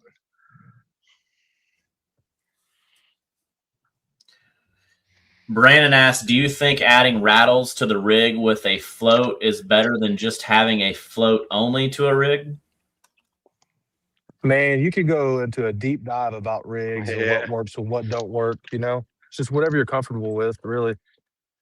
How are Me. you going to prove it works is the question. But everything I have has a rattle on of some sort, I think as long as you're confident, you know what I mean? whether it be just the little peg floats or peg rattles or whatever.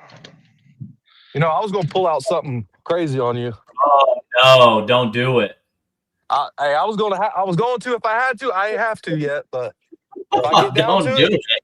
John Ed, you don't believe what he just pulled out and showed us. Are you watching? What? Yeah, Did you see that? I did. Was that? That's the what old was that? chunky rig. JT, don't let him get that chunky rig out. Don't let him. I'd hate to do it to you. That's that secret weapon. That's that special secret weapon, man. When it's time to put them on, We might have to shut the live down to get the chunky rig on. I know Brian's got he got a closet full down at home. Little Dragon Master inline weight to the chunky rig and calls that dangerous. Brian says that's dangerous. You got some eel in there? You got any eel? You got any eel in there too? I can't tell you about that either. Oh, that's that secret sauce. Secret sauce. Yeah, I gotta get me some chunky rigs, man. Oh, there went my bait. Oh, it got stuck in Your the bait pod. back? So I Devin's got my not bait. been fishing for about 15 minutes. He's been not fishing. JT, I don't know what's going on here. He's still rigging. 15 minutes. Ain't been no 15 minutes. If JT's got to keep rigging all these rods, he's going to be here for another 45 minutes. I'm gonna rig enough to start.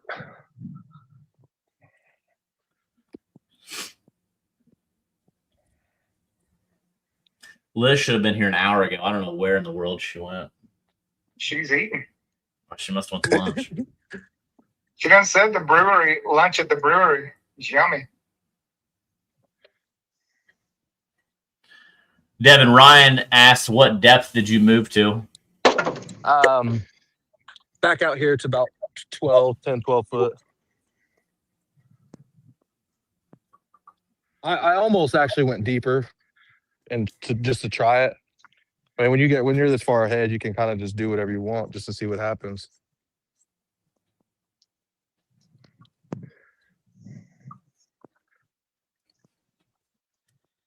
But I'll stick to my guns. JT still in that shallow water. Gotta retie that. Yeah, I'm setting in 3 foot, but you can see how it's done the last hour or so.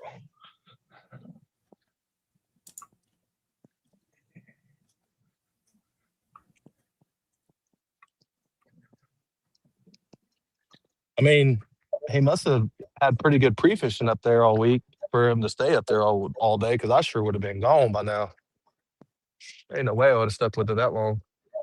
Just giving you a head start. That's right. I appreciate it. You're going to need it.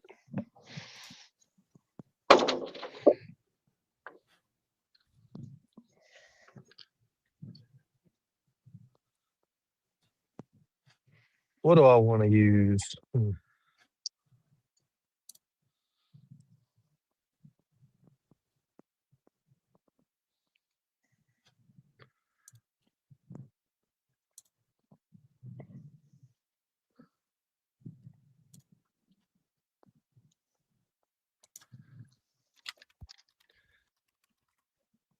Man, this makes me want to get out and go crappie fishing.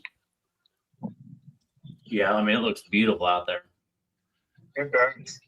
I at least have a window in my office to look outside.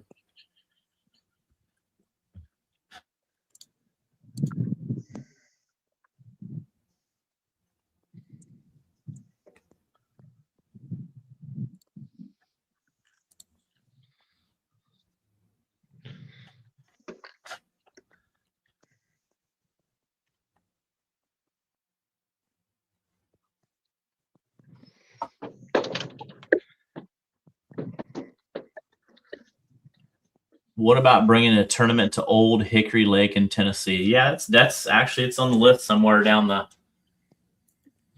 We got kind of like a to-do list that's continues to get longer and longer.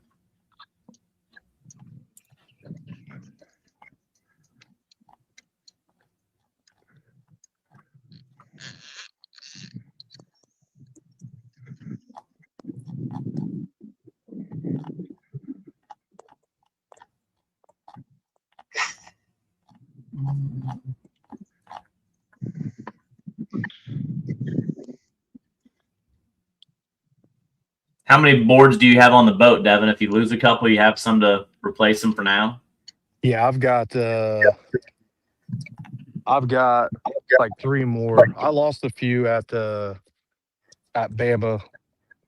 at this last tournament, but I still got. I think I've got 3 up there. If I lose another one, I may have to swap sides or whatever, but it should be all right. Then order some new ones. I'm about due for some new ones anyway.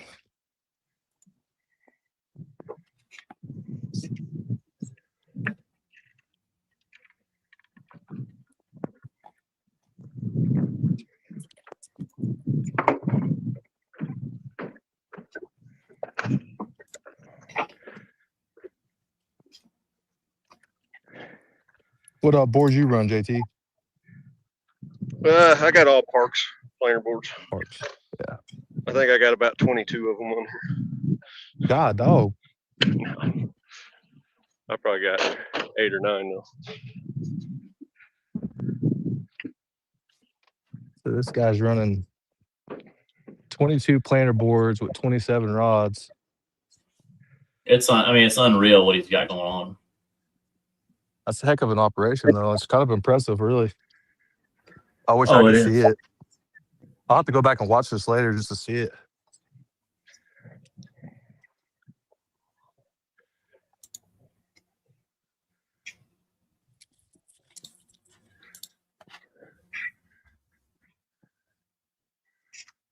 All right. I see 1, 2, 3, 4 boat, 5 boats.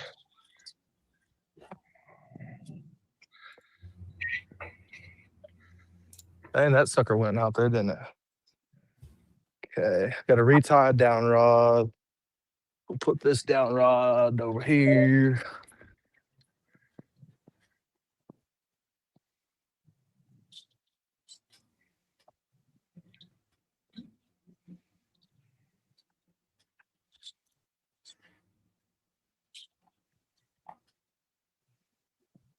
We'll go for a quick intermission.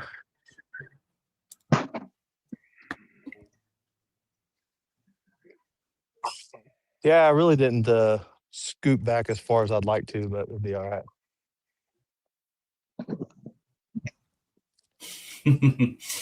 Hey, Devin, Monty says, who's the nappy-headed kid beating JT? Ask about him. Ask about him. Andrew Henson said, JT, up there in the mouth of the river, if there was a lot of water coming, that would be a fast action fishing. Hey, Andrew, you're supposed to be my boy, man. You're sitting here trying to give the competitor tips. Hey. That ain't right, Andrew. I'm not far from the mouth of the river.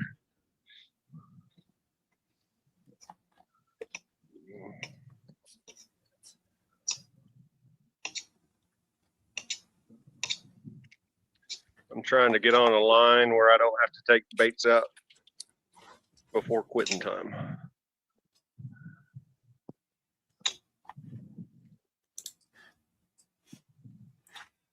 KDK Fishing said, I was actually supposed to leave at noon to go fishing this evening, but I pushed it till 2. That's awesome. He's excited watching you guys.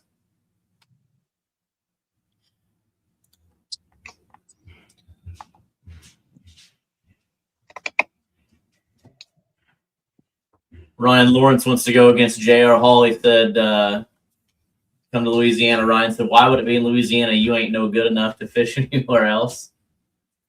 J.R. said, why not Louisiana?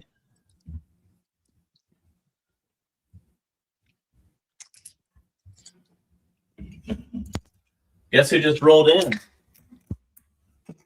With a full tummy. Did you really stop at the brewery?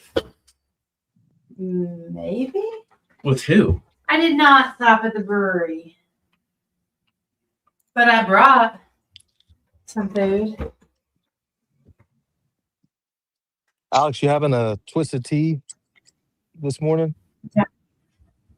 Or what? Not a No. twisted tea. Yeah. What are they called?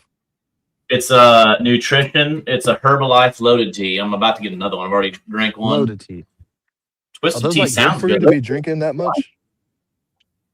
I mean, I'm still kicking. Yeah, they're good for you. They're better than all the other crap I drink. Yeah, probably. Soda and Alrighty, stuff like that. Pepper.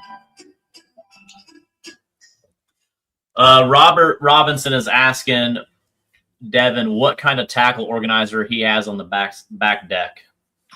This is a Milwaukee pack out. Just a Milwaukee pack out, and I just got all my hooks and terminal tackle in there. Yes, I'd love to that's have. all I use now. I'd love to have a better tackle storage system set up on the boat. I think I'm gonna have Gary Seal with Fat Cat Live Well build me like a enclosure deal to go somewhere. The biggest thing to me on the boat, which I know it doesn't look like it because I've got crap everywhere, but the biggest thing for me is space. That's kind of why I went with one of the main reasons I went with the Protege over a ProCat is because I like having without those lockers. Is you just get so much more space, so it's just a lot more comfortable to me. So I love if I it. can get, I got a bunch of Milwaukee. what's that? I don't know how many stumps are in this 4 foot of water, but here we go. Oh no. Is he gonna be all right there? This is scary. I don't even see where. Oh, is he planing out over there? Yeah. I don't know. Honestly, I don't ever fish that far up there, like never. So I don't know. I've always been told though, this lake you got to be real careful up here. We're gonna find out real Stumps quick, and I stuff. guess.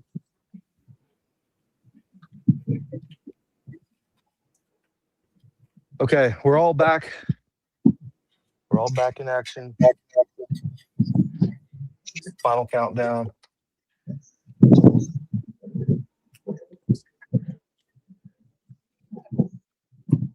My down rod get snagged already? You're kidding me. Just put that out there. Did you just make this? Liz just made like a little parfait. I did. John Ed, you still there?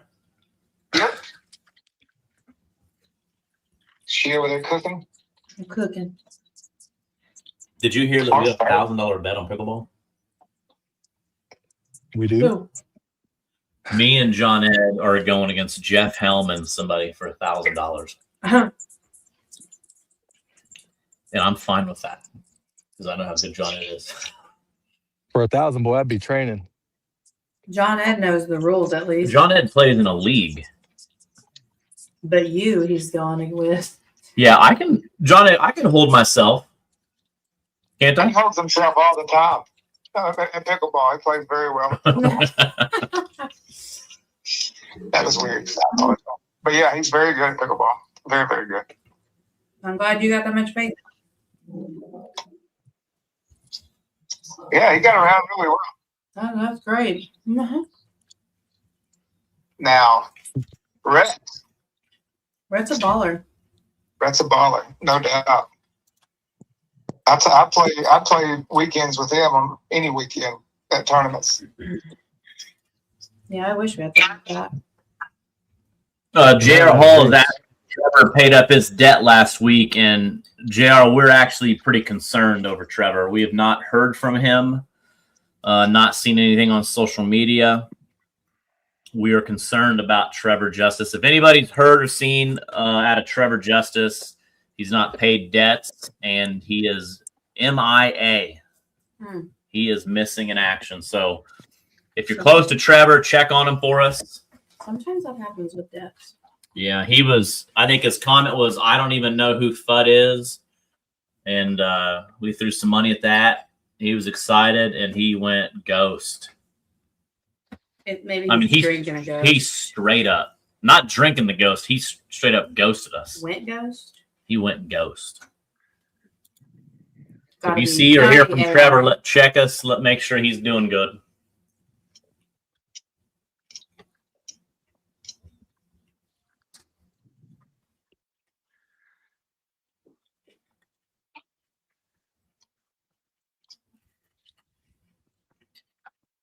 All right, JT, let's get some fish.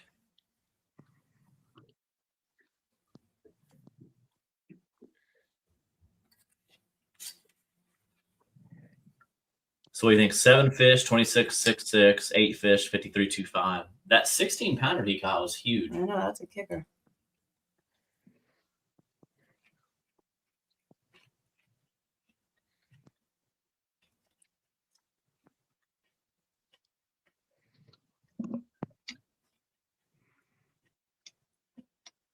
Light looks good.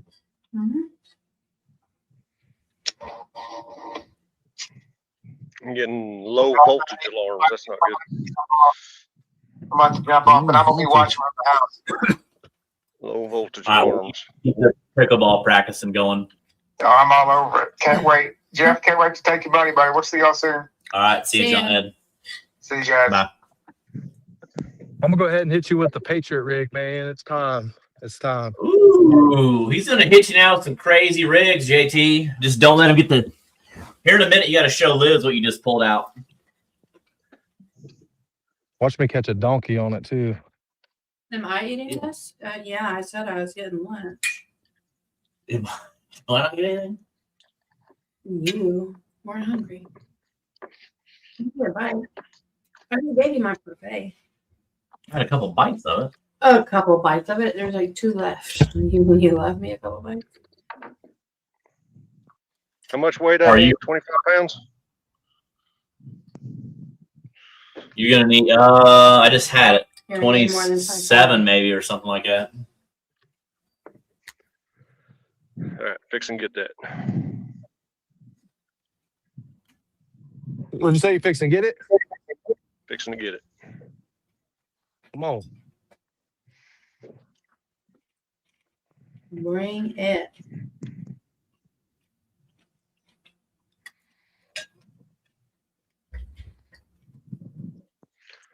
Hey, last time I checked, though, somebody, I think Okoye said that he had JT for 75 pounds on me. Ooh.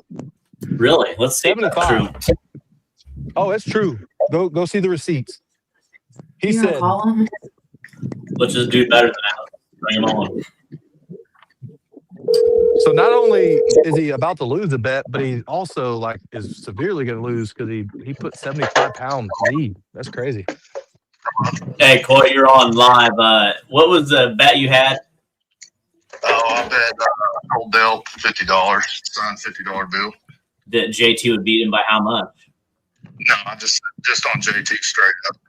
What do you think? There's still a chance? I don't know. I've been watching it, but I'm walking to the furniture store right now trying to find chance some bedroom furniture because we got he graduates college the 17th, and Hey, can this be like phone a friend? Ask him what I need to do. Yeah, JT needs some advice. You got any advice for him? man, I don't. Catch him JT too. was so confident. I was like, man, I know JT's a good fisherman, and JT's also the luckiest fisherman that I've ever fished with. I mean, JT can usually just throw his bait down there and catch a 105 pounder. No. How does he take care of his boat? Is it cleanliness of it? Does he keep it clean? So I fished Alton with him in WSD, and that was the cleanest his boat's ever been. So I would think by the time the next tournament, Perryville, you're probably going to have to wear a whole gas mask to be close to the boat because he won't clean it again until next year. You scared to wash the luck off of it or what? Yeah, I paid somebody to clean it right before Alton. Right now, Devin's got 8 fish for 53.25, and JT's got 7 fish for 26.66. Well, I knew Devin was going to be tough because he's good at dragging, and I was watching all morning, and I just made a friendly bet with Cole, but I think whoever moves on, it's going to be a handful for them against Fudd, regardless of who moves on, because Fudd proved itself last weekend. Yeah. Fudd's already laughing. He's like, these two can't even get 100 pounds. What do you say? It's not apples to apples. Yeah. It's just not. 5 bots on Wheeler are completely different than 5 bots on Uligal. So it's not apples to apples. I mean, whoever moves on, it's going to be fun to watch because, if they picnic for water between here and Alabama, there's no telling it's going to be anybody's game. Yeah, no, Fudd rolled in for Fort Madison pre-fishing. He's already had his sleeves cut off, so he's walking around with no sleeves. Oh, like a little Benny Rooster just poked out. Yeah, chest poked. Wow. It's even hard to. I mean, it's wild. Well, he better soak it all in while he can, because whoever he fishes out of these two guys is going to be a handful. Yeah, but he does have that fish call, and I don't know if that is something that really works or if it's a joke. Man, I thought it was a joke, but he did it 2 different times and caught fish in Alabama. Yeah, I'm trying to get him to do it for JT, but yeah, it's something like something. Yeah. I know me and Brian were coming back from Sea Arc last weekend, and we watched the whole entire live, and I was so entertained the whole time. Fudd was just a trip, man. Yeah, he's about to fall in, doesn't know if he has a fish on. He was truly just having a good time. And the fact that he bought a diving board for a cutting board. Yeah, I don't even think the tuna boats have cutting boards that big. No. Yeah. All right. Well, hey, thanks for jumping on.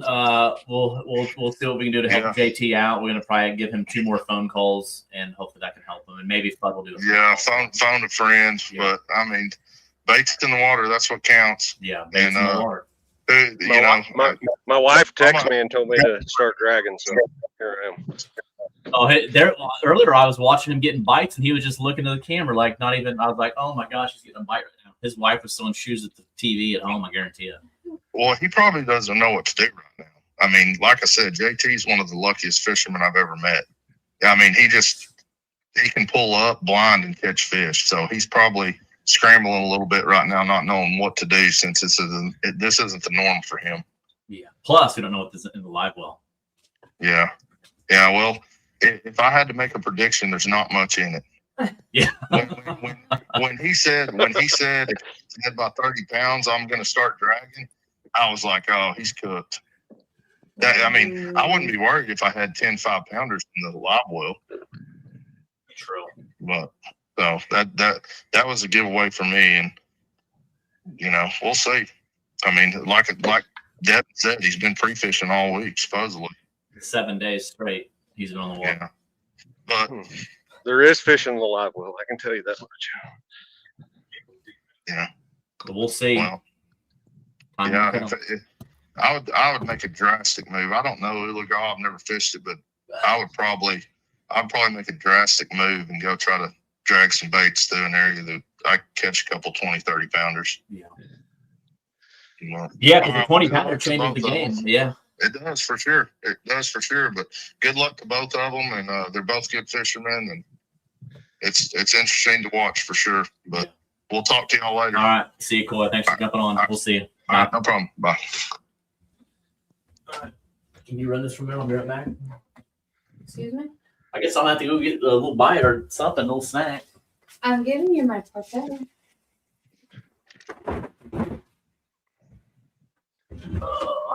I'll just clean it. Did you have a bite, Devin? Yeah, I had a good little hit on a down rod. All right, Lid's going to take the captain's chair for a minute. All right. Uh-oh. Need a change of something other. Boy. Liz, you better not give JT no luck now. We'll see. All right. I'm in. Liz, let him smell your breath and say it's like, ew.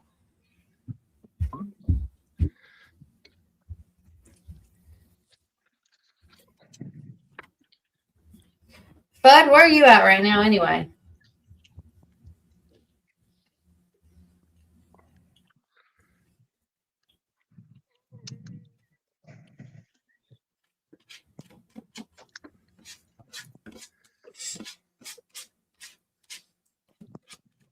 So what tournament do you guys have coming up that you're fishing?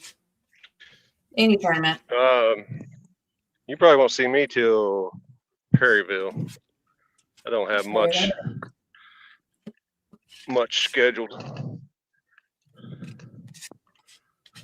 I don't really know. I mean, the Sea Arc Invitational was like my last big trip that I thought it was, but Yeah. I don't know. Like I was saying earlier, with I think I'm like 19th in top 50 for the championship. So I'm like, part of me wants to try to make a couple more tournaments just to see if I can make it.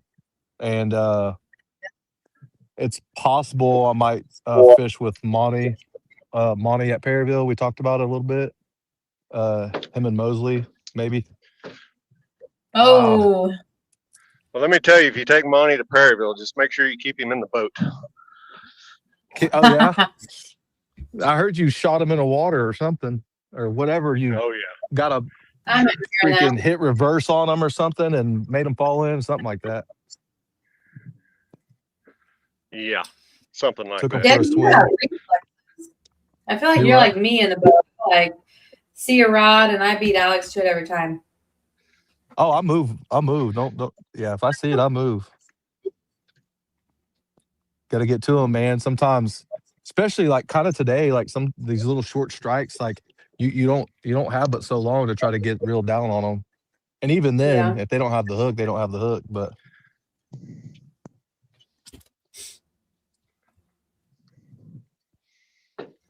I'm also moving too fast. I forgot to slow down. Oh yeah, that's a big deal.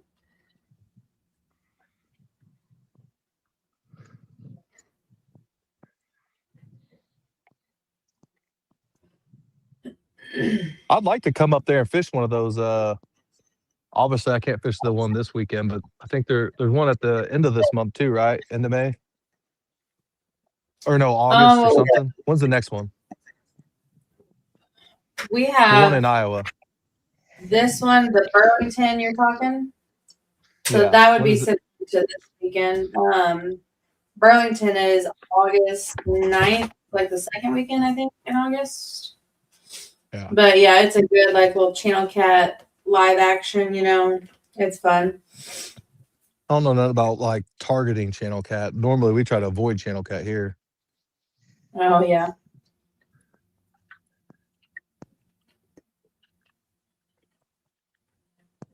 It'd be fun to go to though. Just It's definitely catch a couple fun. more. See if we can't make it to the trip. That'd be fun. We went down to Morgan City before the Crappie Invitational, and that was a blast. Had a lot of fun down there. So Oh it'd my be cool to gosh. go back and fish the championship. Yeah.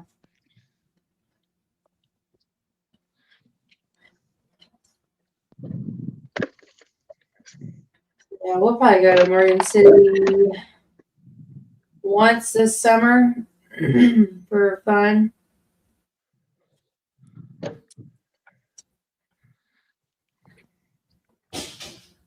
Yeah, you guys go down there quite a bit though, huh? Yeah, I think this would be the fourth year that we go down there. They're just pecking at it.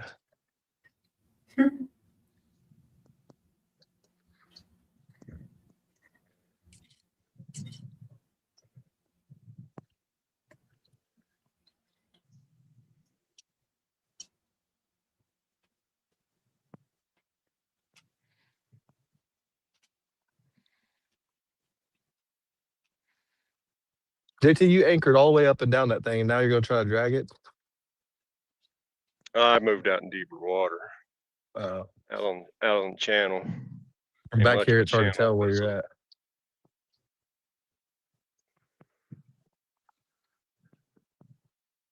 See that? Look at that hit and hit. I don't know if y'all can see that, but see it? Little sucker. Yeah, it's a little peck going.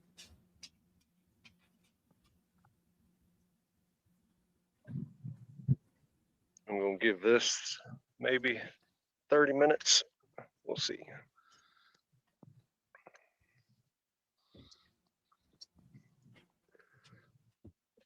I'm gonna drag across I don't know. I this think channel. See if they bite across this channel. If they don't bite across this channel, we're gonna have to punt. I really don't think I didn't set back up as far back as I'd like. So I think probably the last hour I'll reset one more time and get one more spot. So you guys have probably talked about this, but I've been on and off with since basketball this morning. But what are y'all using for bait? I've got crappie and white bass, sand bass, and a little bit of shad, but I ain't done good on shad. I got crappie, sand bass, skipjack, and shad, and perch. Even got perch or two.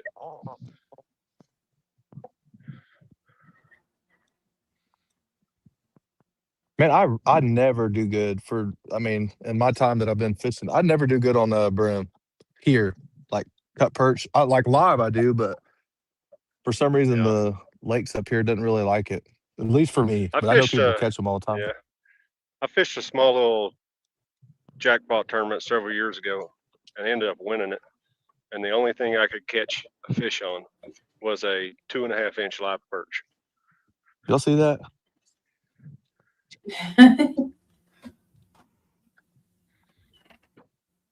I ain't even gonna jump over at it unless that rod goes down. Like that. Oh, like that. See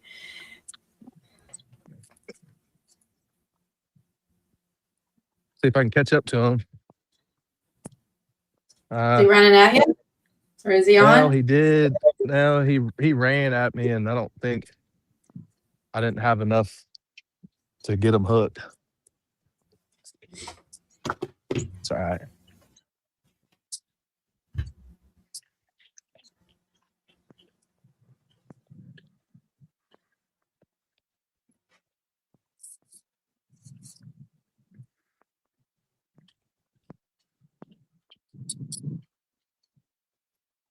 So JT, did you switch to dragon now? No, I switched to dragon. I didn't think I had quit catching the small fish, and I was at the point where I need a 15-pounder or 20-pounder. What's the lead? 20 something.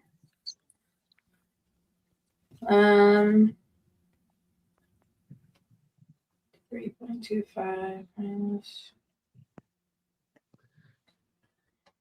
You need over a 26.59, JT. Catch a 27-pounder.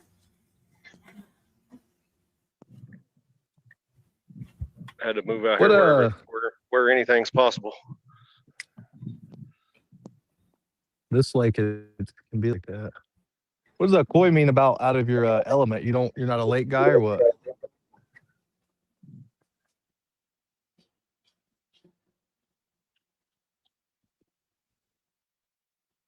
You talking to JT? Yeah. Koi said something about like JT was a little bit out of his element, and he was just kind of.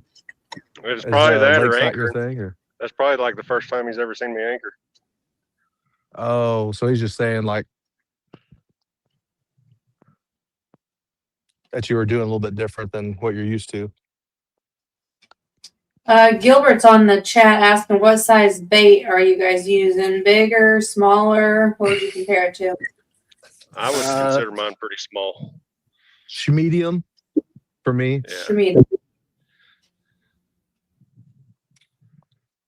I have ran a couple. I lost a fish earlier on a big crappie head, but I also caught some on some butterfly, full small butterfly crappie this morning.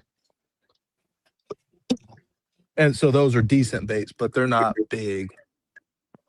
Big baits, small baits, that's all relative, because what might be a big bait to me might not be for somebody else.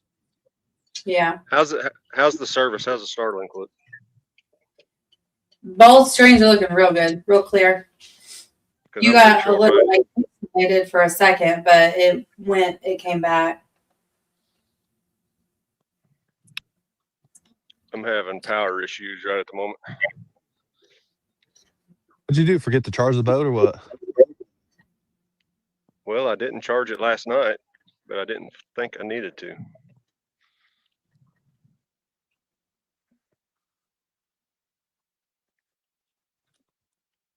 I'm kind of surprised if you burnt up that much battery, that big O 230 something.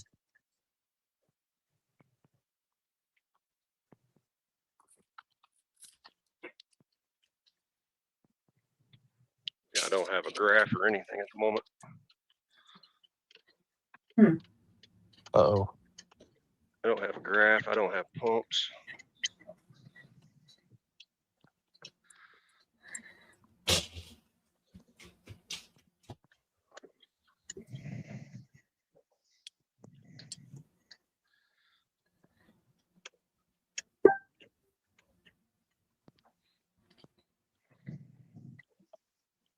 Still have engine battery.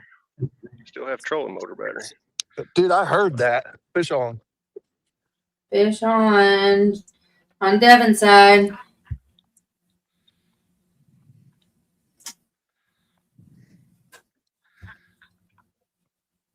Fish on at 12:43. Will it make it to the boat?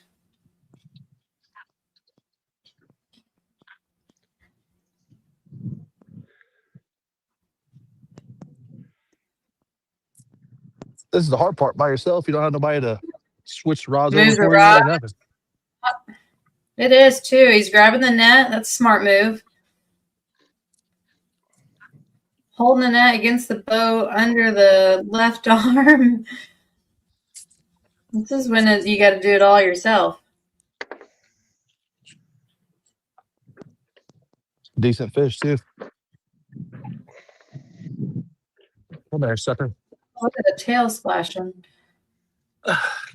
It's netted. I'll take that. I'll take that.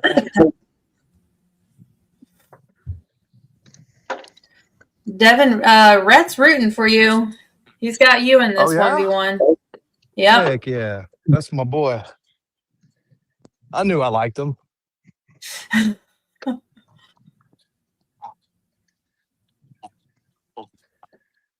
He's talking. Oh, can y'all hear that? Yeah. Yeah.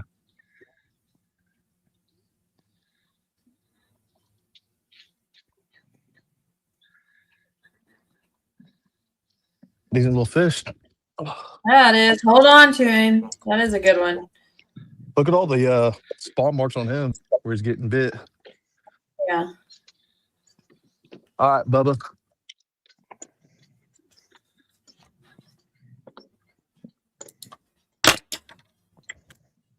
Yeah. Did have zeros. Hold on. At zeros.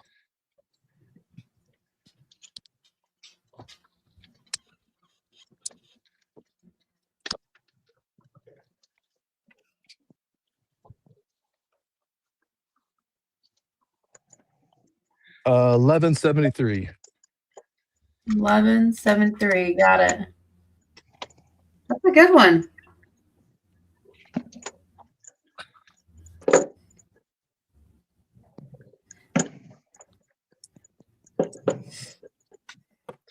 We'll let Alex update that when he gets up here.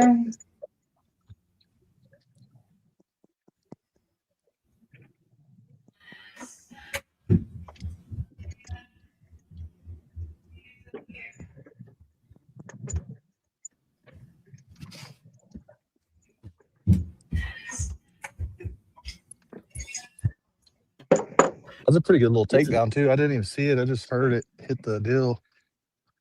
Yeah. Update Hopefully that the. looked cool on the viewers' end. It looks good. You're almost too quick. We can't see the takedown. Yeah. That's right.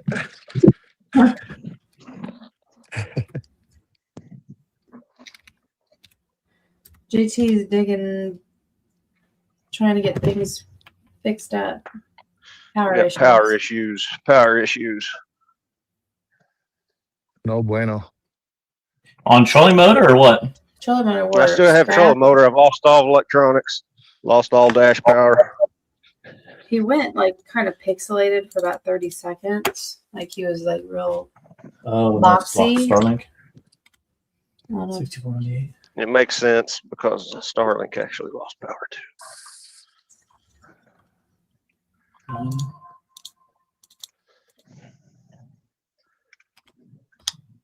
You got a voltmeter on your boat? Check your battery voltage. Oh yeah, I got voltmeter. I got probably everything I need. It's just a matter of Everything's on that 2.5 battery. what's that? Everything's on that one battery. Everything's on the 235. Yep. He's got more. Add file. This one. I've almost got everything swapped.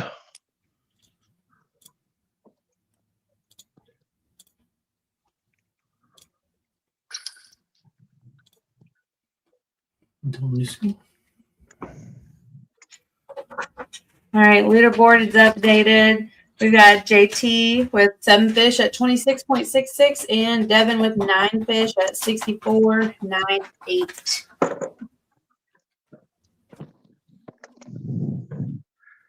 And we are down to 72 minutes. 72 How many? minutes. 72 minutes.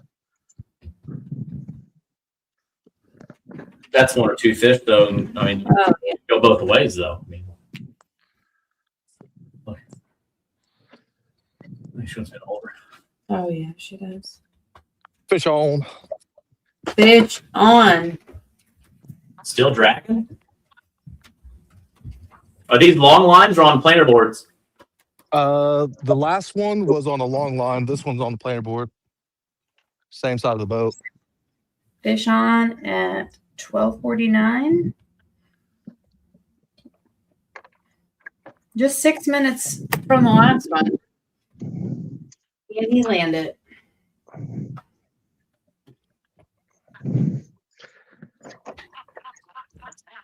Oh no. Oh yeah, he's there. Oh, scared me.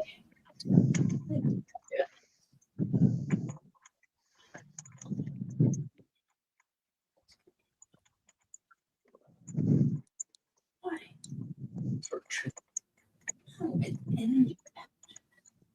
You know, energy. Energy. You don't have no energy. Come here. Fish just landed. Oh. Doesn't he use I want that? I want my diet Well, Coke. Yeah, I'd throw the fish over if he spilled over the Diet Coke. Okay. All right. Got zeros. Yep. Zeros.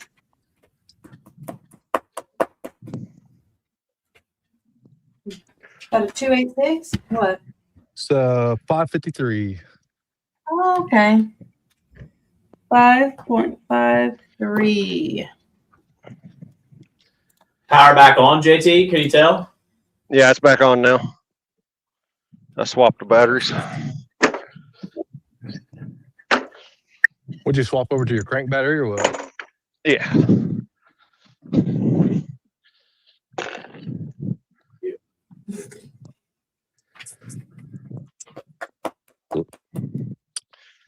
Yeah. How's the connection look? Still got Looks good. Yeah, it I don't looks know good if on it- this end. If it automatically connects back. it might. I'd have to look at it. Oh yeah, I guess you'll be able to see the Starlink or the internet icon.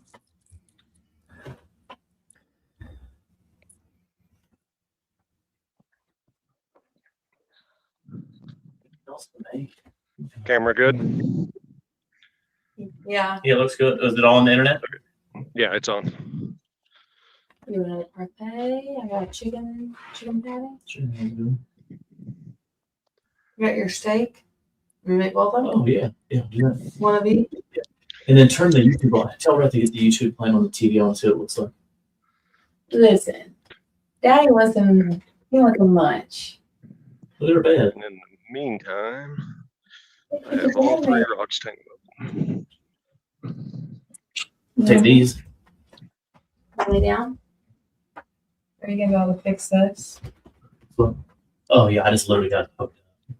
Did Brandon see it? Did he say anything? Not yet. I did it right when I first started.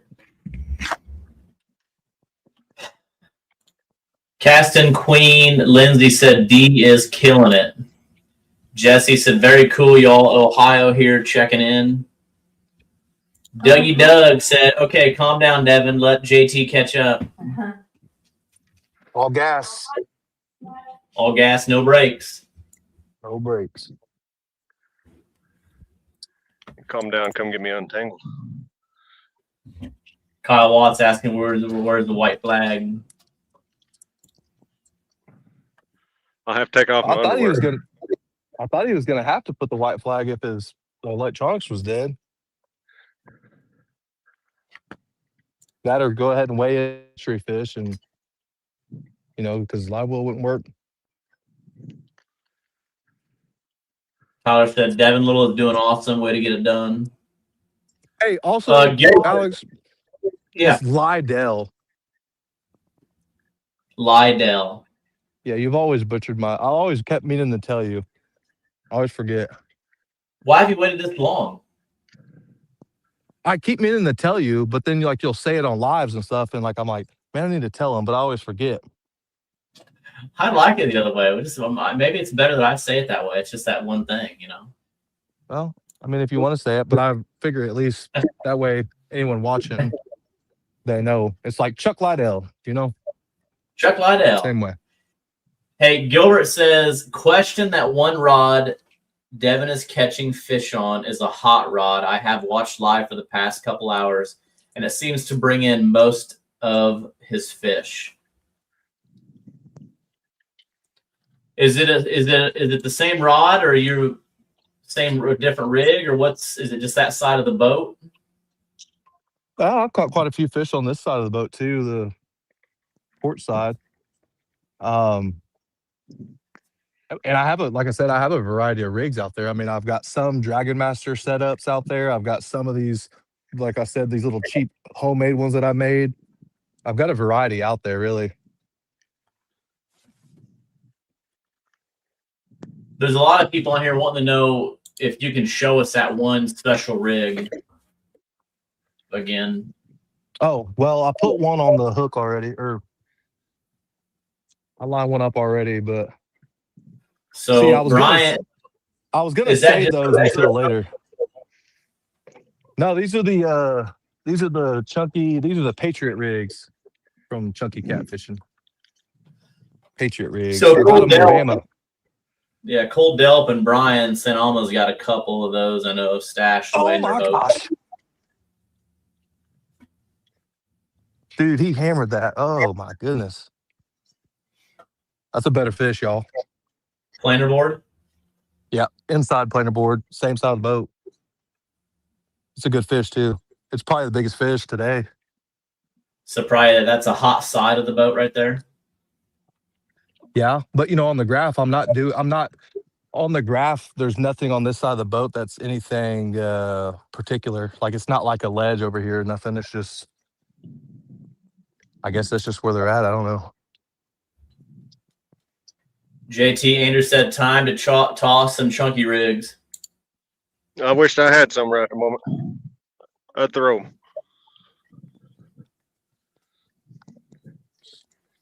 Don't catch me lying. This, how sometimes fish, man, they'll grow on you, then they'll shrink on you, and then you get them to the boat, and that's really the only time you ever know. I've done good with guessing.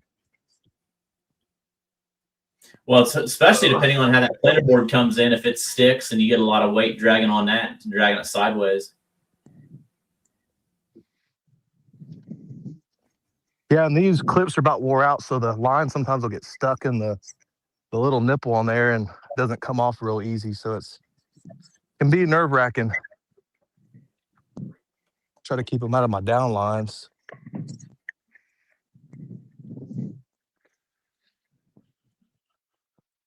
He got into one of them for sure. I can see it. Yeah, that creates a disaster when it starts getting in other rods, other lines. Yeah. This is a decent fish, I think.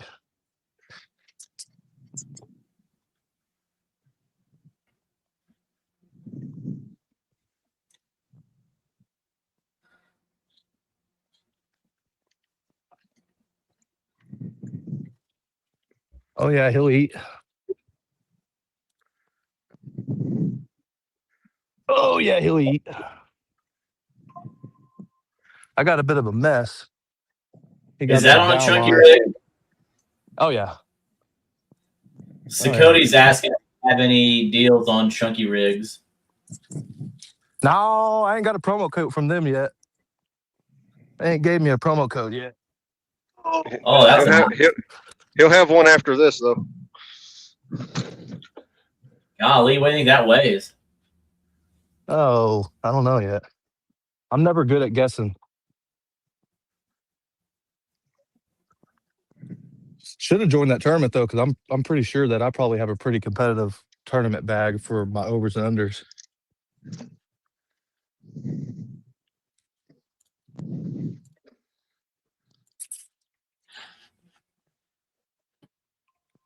I don't know if it'd win it, but definitely a competitive bag, I would think.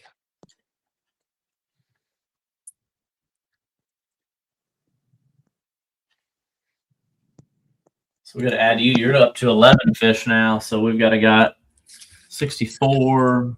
That's a nice fish. 64.98. 553. You caught this fish. Liz is good at doing this. Writing the times down at 12:58. You caught that 9 minutes after you caught your last one. All on the same side of the boat. Got zeros. Yep.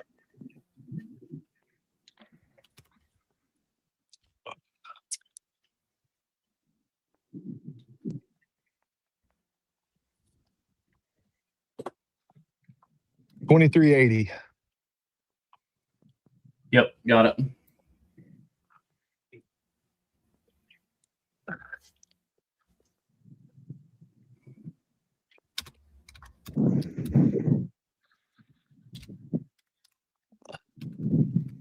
There he is, folks. Back in the drink. Beautiful fish. Good fish.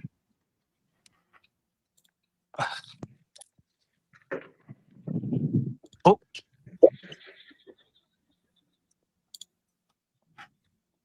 Fish on. Other side of the boat. Whole boat's hot right now. I have lost. I can't tell how fast I'm going. I've lost everything. Look at that getting hit over there, too. Yep. You still don't have power? I have power, but I'm losing GPS. I'm losing my miles per hour. How did your battery get dead, you think?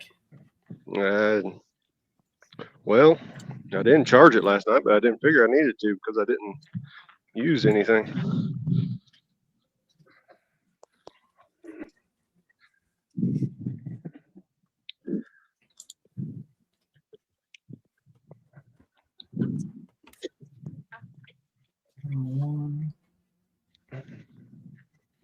Well, I got a mess. Oh, right here, too. Oh, no, he got into the other one. Okay. I was like, man.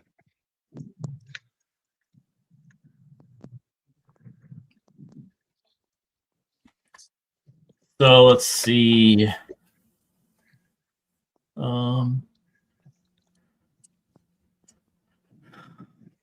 Always charge the boat, man. Yeah, I always charge. JR, we got to eventually get it changed to post memes as replies. I like that.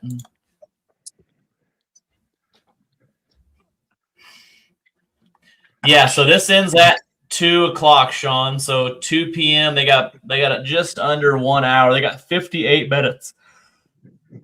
And then we'll get to the mystery live well. Got zeros. Yep. Horse races and catfishing. Can't get no better.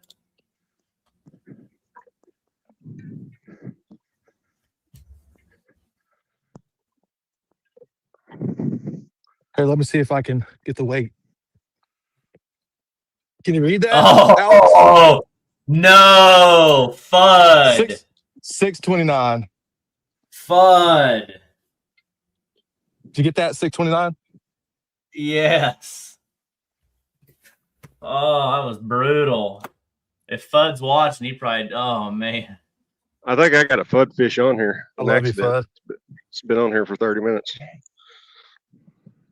All right. He just pulled a it's going to take FUD the rest of the shape day to get like this. we caught a tree weighing this fish.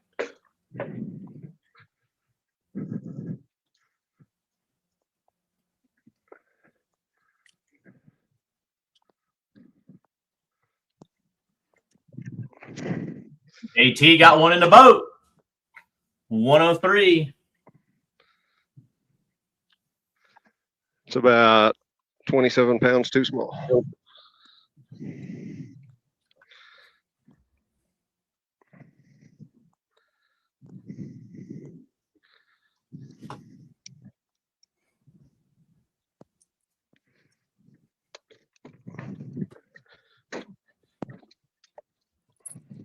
Devin's got a mess going on. Oh, it's a mess. I've got 3 rods tangled up. Well, And if he 1 could rod stay in a out, 2 mess rods for out. about the rest of for the next hour, I still don't think that'd that'd be help, great.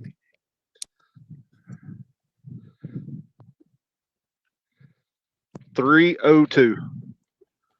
Got it. okay, where we at? Okay, let me get you guys changed up here.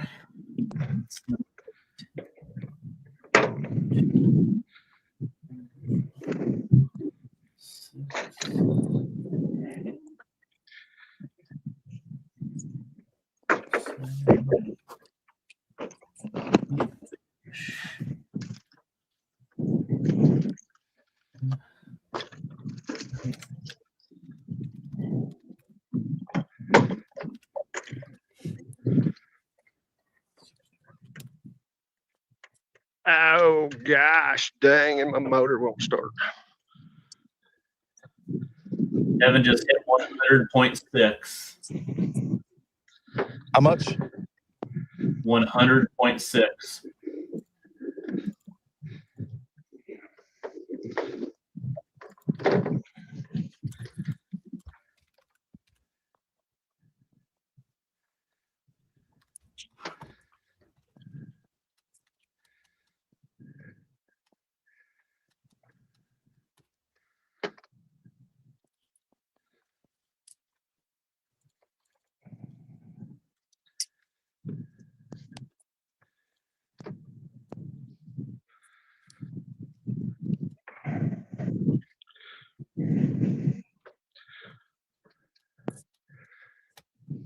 Oh, getting hit. It's me. Is it go? All right. What else we got going on here? What is this, a down rod? Yeah, it's a down rod.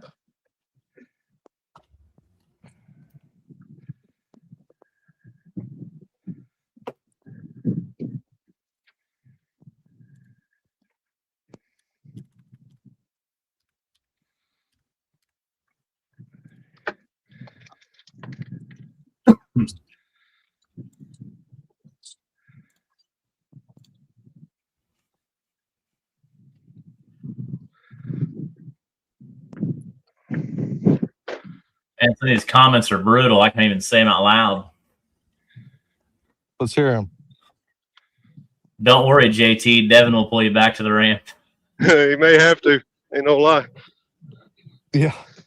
And of course, I didn't bring my NOCO. I normally have my NOCO on the boat. I got one in the truck. Well, that don't do no good. I guess I could run and get it, but Okay, score is updated. Devin, 12 Ooh. fish, 100.6. JT, 8 fish, 29.68.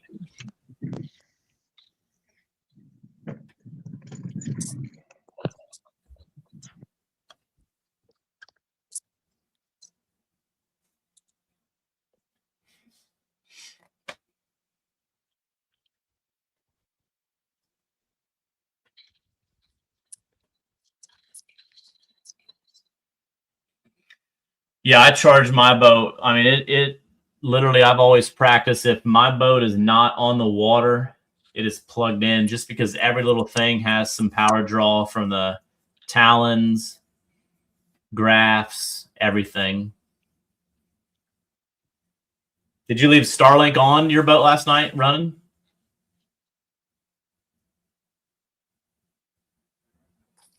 I'll put the planning board on the wrong doggone side.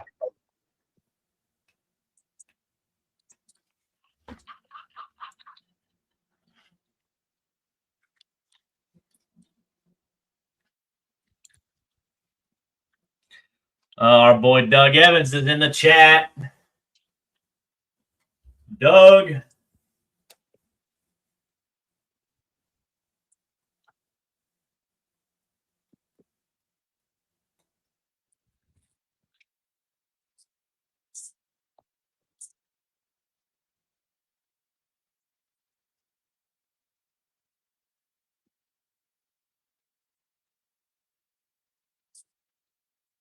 So JT's got some boat problems, battery issues. Devin's got planer boards on the wrong side of the boat.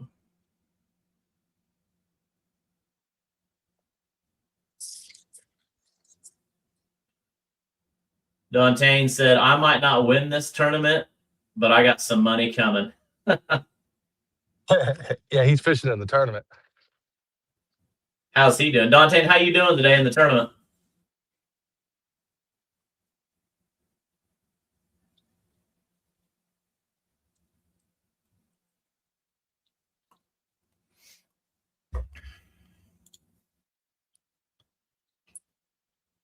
A couple people ought to be getting paid today.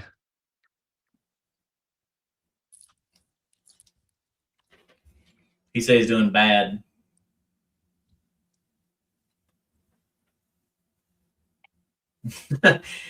Kevin just went out in the garage and made sure his boat was plugged in.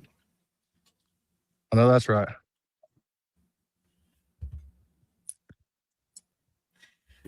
I've done it, man. Brian said, tell JT to get bait in the water or wave his underwear. Wave the draws.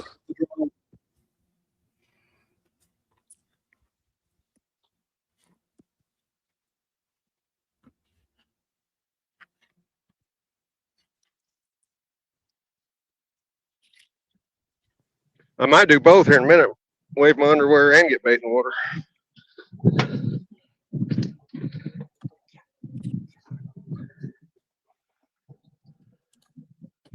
I don't understand why I don't have power to my motor, but I got power to everything else. Did you blow a fuse when you were swapping batteries over? Shouldn't have, but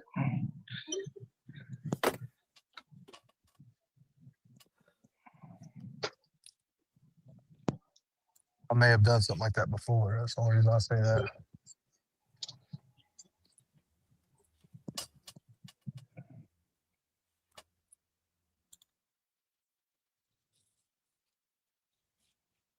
Jimmy said your motor's not in gear, is it?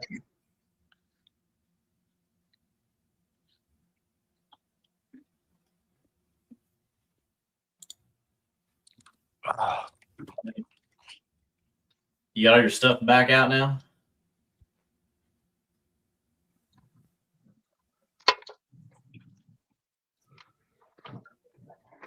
JT, you sure it's not like a breaker or something, or your kill switch or something weird? well, I checked the kill switch. I've checked the breaker. I've checked. You got gauges? I have gauges. I don't have no motor.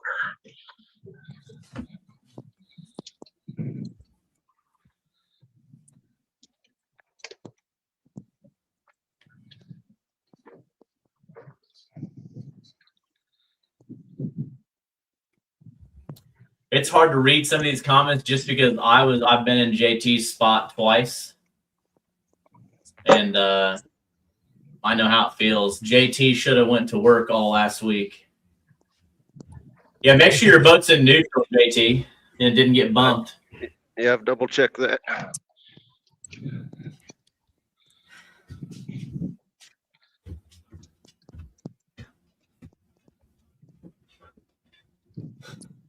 What's wrong?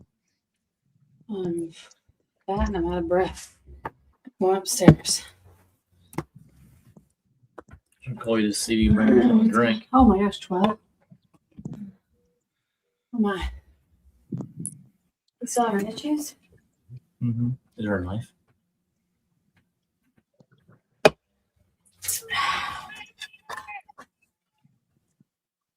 Someone yelling at Who's the yelling at property? you?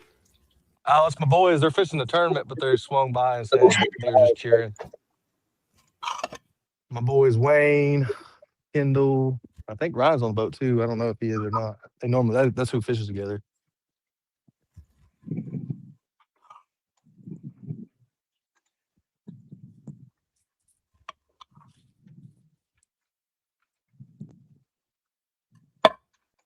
What time do you think we need to leave for Fort Madison? I mean, like 3 at the latest.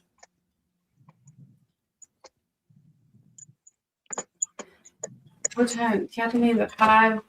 We gotta set up. I'll get there at least by 4. If we leave at 3, we'll get there at 3:30. Yeah. I was going to rush to Wayland now on the way. We'll do it in my water.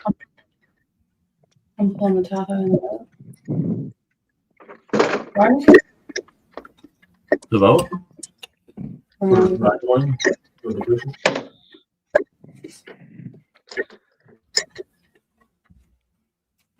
Are you switching batteries or what are you doing, JT?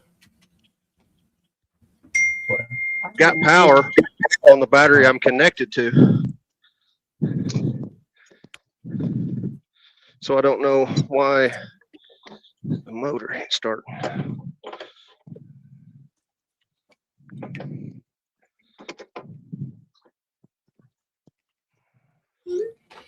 Yeah, right. Fix and take the cables off and put on a whole different battery. Roll.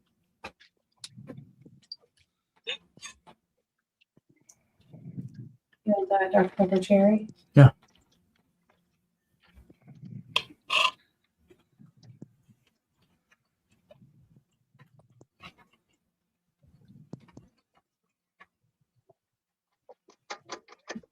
The water and combos is your treat. Yes, sir. Water and combos. Keep it simple.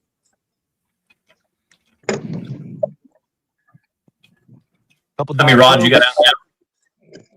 I got all 6 back out. 4 boards. Yep, 2 on each side. 2 down lines. Which my setup right now is a little different than what I normally kind of do. I normally run my down lines on these side rod holders to kind of keep them from being so close together. But just for camera's sake, it's easier set up like this because I think it's easier to see everything.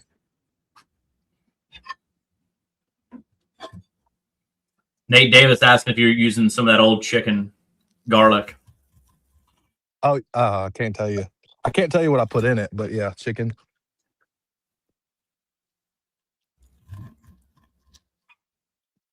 And when you do Kool-Aid chicken, don't be cheap and get the like off-brand Kroger, none of the. Get real Jello. Nothing else works the same. Okay. And it's Lydell, not little. Oh, sorry, Devin. We always mispronounce it. I know. He's known us for 7 years and he's just now telling us. 7 years. Oh my God. Fast as lightning. If you're watching, have you seen anybody faster than him? Unreal. Nate Morris is putting lead in his mouth, in the fish's mouth right now. He's in there with Say him. what? JT's filling up their bellies with lead. We got lead fish. Poor JT. Oh, he's not in the. He's a mechanic right now.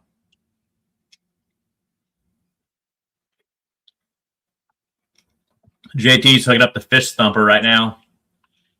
No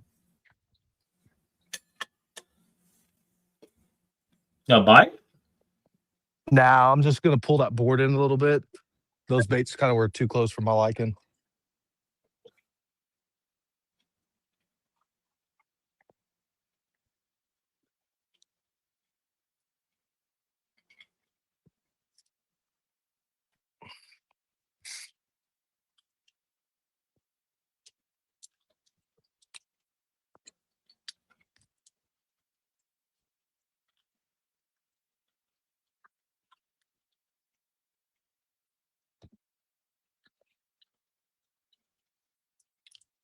Cole, Jake, and Michael are out fishing. They got the grill going, and they've got Cole's a big old live screen pushed up, out fishing, watching the live. Say Cole. Yeah. Well, they got heck of a setup, don't they? Oh, they do. Oh yeah. For sure. They got a lot of time and effort in that thing, but it is sweet. It is sweet.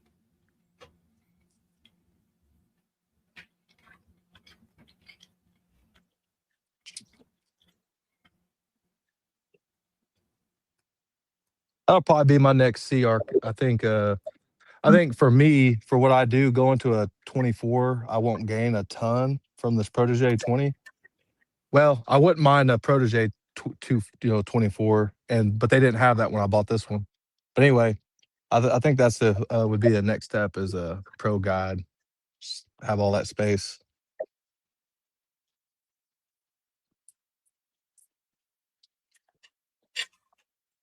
Kendall said had to say hello on our way by. I heard you. Appreciate y'all. So like that. Hope y'all hammered them too. Them boys are a problem on the water too. On our local tournaments. Yeah. They're a problem they're a problem. Old Frank Murphy's out here. I didn't think the Murphy boys would be out, but they were here this morning. And that's a hammer right there too. Well, Frank the Tank. Are they using live Frank the scope? Tank. I couldn't tell you what they're doing. I wish I knew. That's what somebody was saying. I've never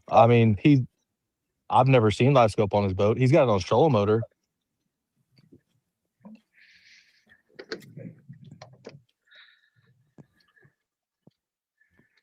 Nate said, man, the weather is pretty rough out there today. This is a crazy nice day for the beginning of May. So is this normal weather for you guys in Oklahoma? Yeah. This time of year. I feel like it's normal. I don't know.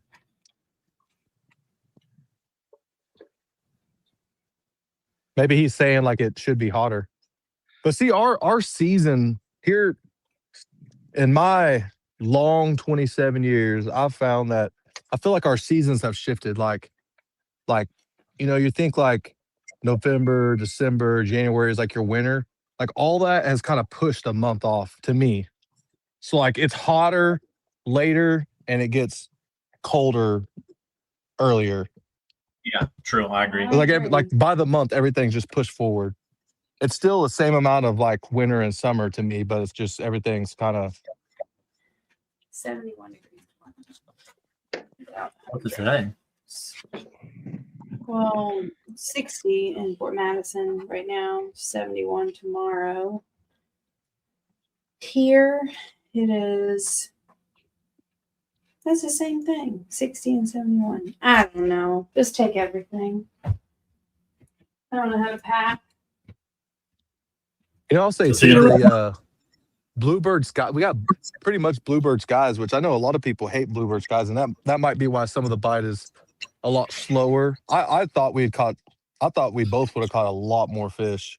I thought it was just going to be a numbers game, and we were just going to be, catch a ton. Mm-hmm. So I don't know if maybe the variable winds and Bluebird Skies affected it any or not, but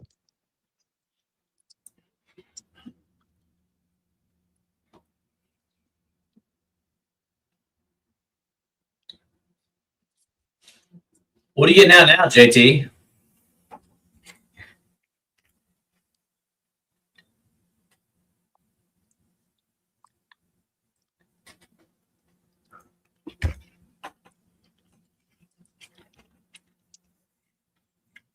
I don't think his Starlink's working very good. Yeah, if his boat went dead, he's probably Starlink probably went off. Boy, does that Starlink make a difference though, man? Because I've tried going live, on this lake before, and there's only certain spots like on the main lake that you can really have good enough service.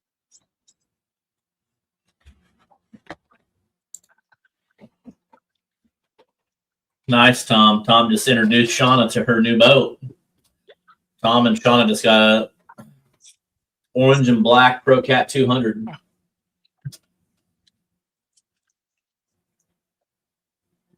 You'll enjoy it.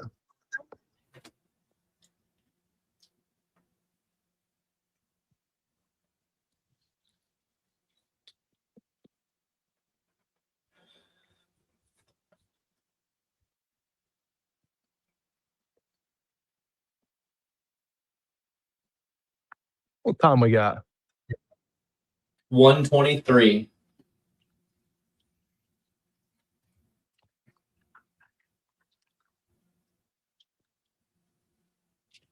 If he's down there JT, in can his you hear battery it? box,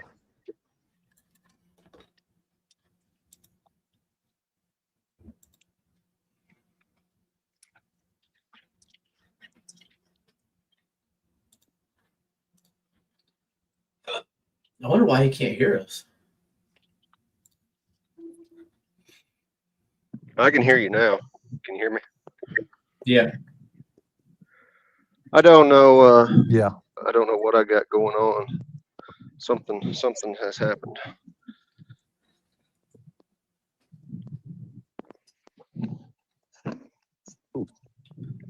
One of my AirPods died.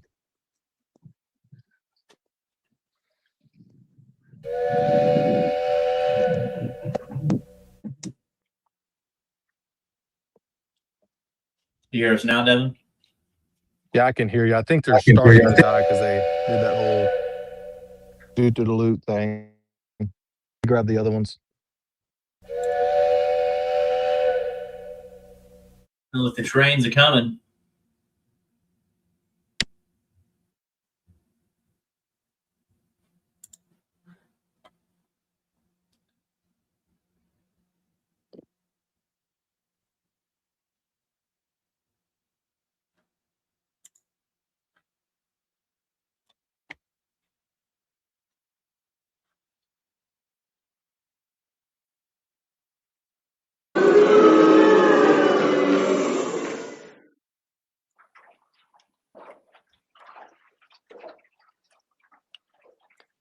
Test. Don said, I got paid an hour early. Appreciate that, Mike. Mike already sent Venmo. Oh, dang. It ain't over. I mean, there's still time. I mean, JT gets something going here and gets the drag. JT, why don't you get some lines out? For some reason, only one of the pods are working or on. Huh. That's all right. I can hear y'all. Yeah, JT needs to get some lines in the water while he's working on the boat. I'm going to spin the boat around and see if I can at least get the trolling motor back to working.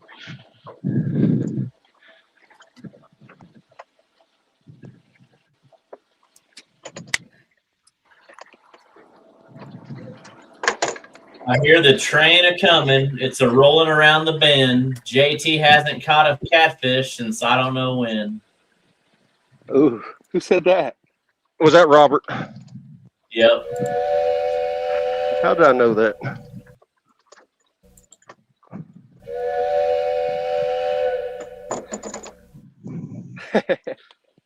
Do you hear that, train?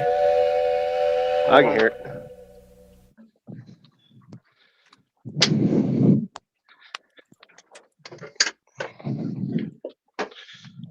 Holy crap. What do you got going on back here?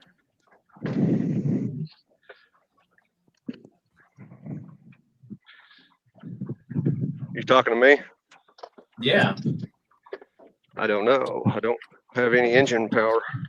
I don't have any electronic power. I don't have any engine power.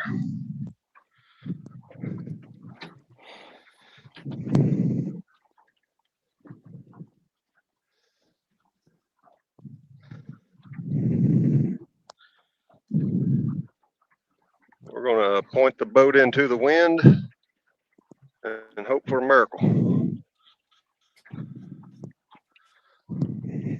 I've seen crazier things happen.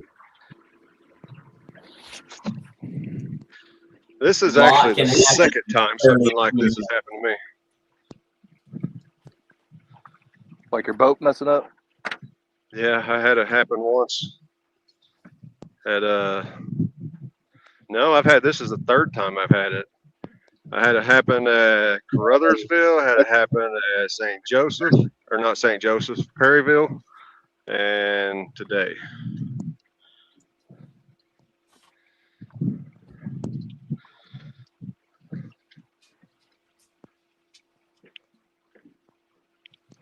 You got your Pro Guide app?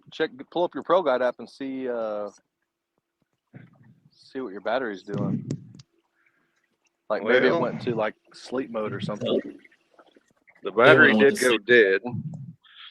Okay, it is dead. And my other Pro Guide batteries are my trolling motor batteries, and they're great. When's the last time you had your boat on a charger? Day before yesterday. Do you always leave your boat plugged in? Plugs in 24/7. I checked them before I left. Everything was good.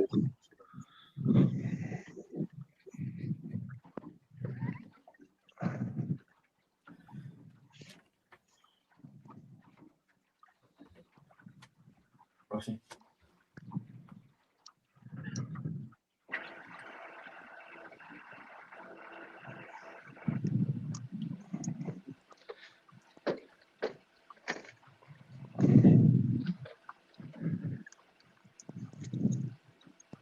You still in like that 8 foot of water, Devin? Man, I took a different line, so I'm coming over like a 6 foot hump.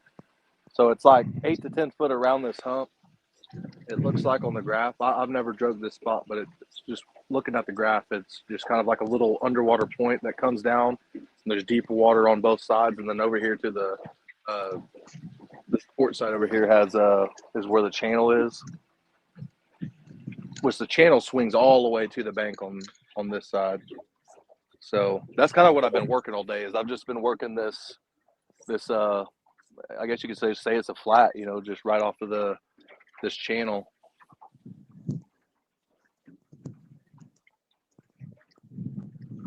It's just a real steady flat. I mean, it goes from 20 something foot to all the way up where JT was in 3 foot, 2 foot, or no foot.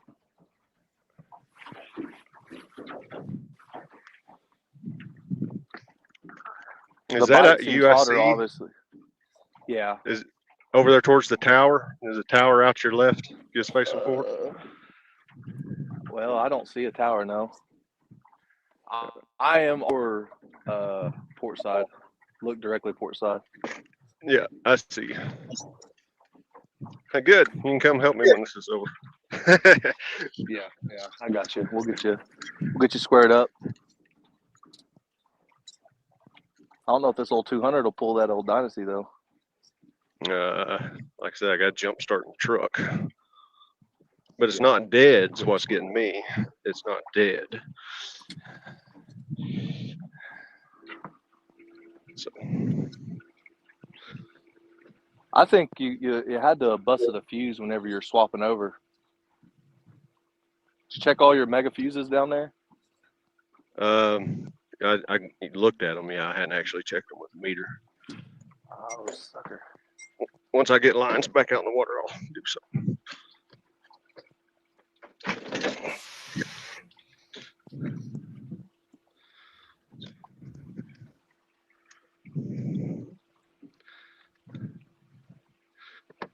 Which one was getting a bite there, Devin? Oh, this down rod was getting hit a couple times.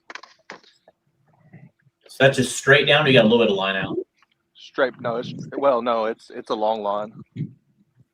I call them just down rods, just straight down. And those down rods, I usually let those out as far as I'd like as far as I can, really,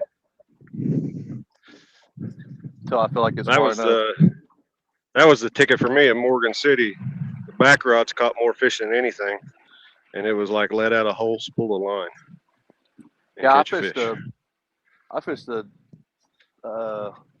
we fished a tournament with Kyle Watts. Me and him fished together, and he was kind of joking, like, man, those down rods, like I always run them, but we never catch fish on them. Like, man, I catch fish on down lines all the time. He's like, yeah, we always put one out, but it's just never have a lot of faith in them. And that day, that tournament, like 90% of our fish were caught on my down rod.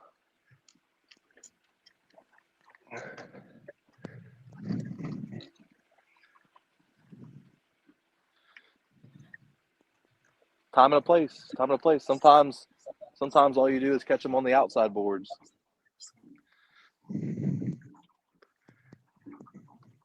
Robert said you better check on those fish in the live well, JT. I think they're good. There's plenty of water in there, but I will double check. Because there are buzzes under the ignition. Like, I don't know. That's weird that you've got. I'm kind of curious how much power you have. That battery was fully charged. I ran it yesterday. Didn't charge it last night, and it died today. It started giving me low voltage warnings.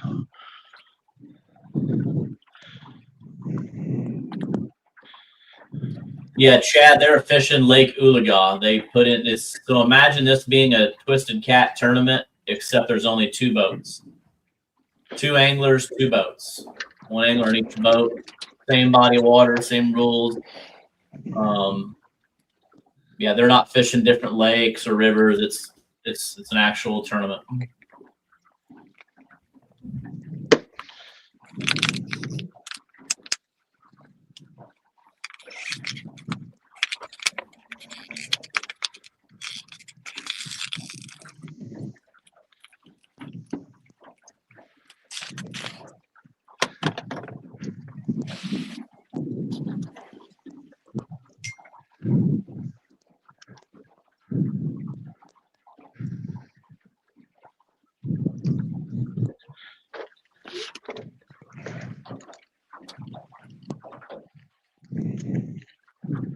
Evan, have you noticed what most of your fish that came off on, like bait wise? Probably crappie. Crappie. Probably crappie. I've got sand bass, and that sand bass is. I honestly would almost say I like sand bass over crappie. Crappie's always a favorite, but like if I had to pick one, I would probably say sand bass. But today, it hasn't really performed. I think I've caught 2 fish on sand bass. Wow. But crappie, I mean, every tournament I go to, if able, I'm gonna have crappie on the boat every time.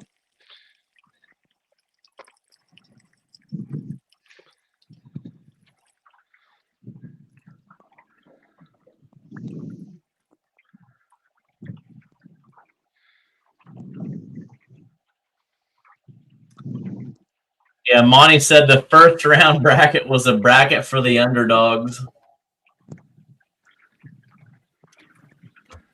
It's been wild how things have turned out, honestly. Well, there's 2 more, right? On the first round. We've got Donald Moore and Eddie Henney, Joe Lunsford and Kirk Lucky, Craig Norris, and Kevin Park. I don't know that you have a fish on. I don't know that you have underdogs with the last 2 guys though. The last 2, No, next 2 tournaments, because those are all hammers. I think a big thing to show with this bracket, this 1v1 system, is it's anybody's game. I mean, everything's got to go your way. You got to stay on things. Like it's mentally tough. You know what I mean? Man, the hardest part is, which, I'm used to going live. I mean, that's kind of how, before I even started competitively fishing tournaments and stuff, I mean, I was just a TikToker. That's all I was. Like I just went live on TikTok and didn't know what I was doing. I'd beach the boat on the side, throw rods out, and just talk to people on live. So I'm used to kind of being behind the camera and stuff. And I think that's what's hard for a lot of people. There's a lot of great anglers out there. They just don't have the want, need, or skill to be behind camera. It's just not there. It's not on them. Gosh, you guys boat flipping these fish are scary. Well, before I do, I check the hooks on them. So like he's hooked straight through the bottom behind his behind his lip plate. So he ain't Hey, coming off. them ripping lip hooks. Them ripping lip hooks been doing pretty good. Hooked up. So y'all remember I said that. Say what now? How them ribbon lip hooks been doing? Hey, they're doing good. Like I say, I didn't get a lot of experience with the bigger ones. What are those? The 10-aughts. But these red ones, man, they're I like the hookup ratio of it. So it's been good to hookup ratio. I mean, every single one of them has been hooked good. And I'll be honest, when I first looked at them, I didn't know if I'd like them, only because I'm used to Daiachis and they have a real sharp, long point. These were a little stubby to me. I was like, man, I don't know if I like that being stubby like that. But I felt them and they're plenty sharp, so that stubbiness doesn't affect it. And I think it's a lot better for dragging. See, my problem with the Daiachis is dragging. Man, you'd have to check those hooks because very easily it'd roll the tip because they're so sharp, and then you can lose fish that way if you don't get a good hook set. Yeah, these are called like a nose cone technology where they're compressed instead of sharp and roll. You know what I mean? So they're beast. Yeah, I like them. John Jameson himself was the one that designed the ribbon lip hooks 15 years ago, I think. John Jameson. Okay. All right, I got pumps back on, so fish are fun. Pumps are on. Pumps are on. Still don't have a motor. Fudd is saying, how much does Devin weigh? How much do I weigh? Yeah. Nowadays, I'm about 230 something. So he said when he beats you, if Fudd beats you, that you got to walk the plank on his diving board. Plank? Yeah, if he beats you. Well, okay. I should have Starlink back also.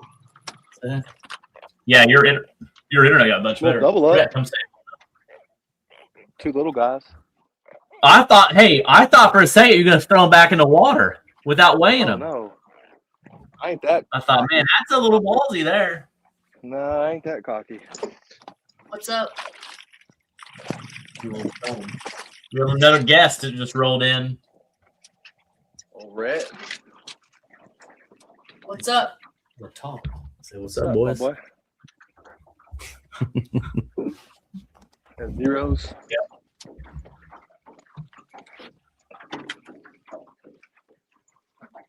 So anyway, these fish that I just caught, remember I was just saying that I changed my line and I'm coming over. It's like a little point that comes underwater on the graph. And as soon as I came over that, these two fish hit.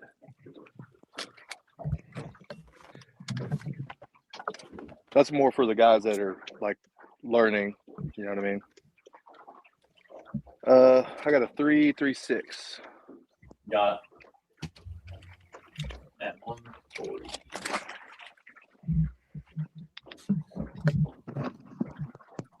Back to zeros. Yep.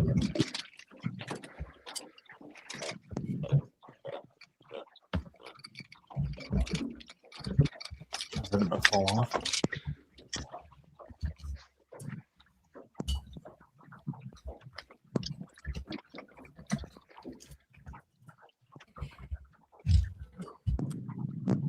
$4.45. Okay. Got it.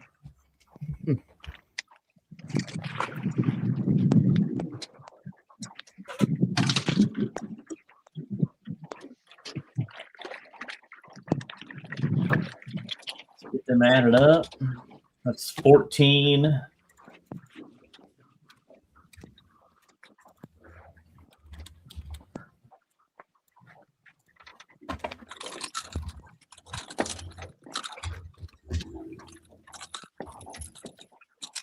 336.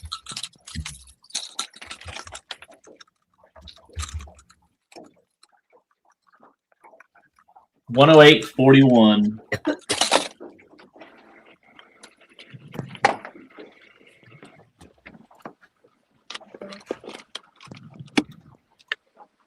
I got graphs, Okay. just no motor. I got pumps, I got graphs, got everything working. That's weird, man. Yeah.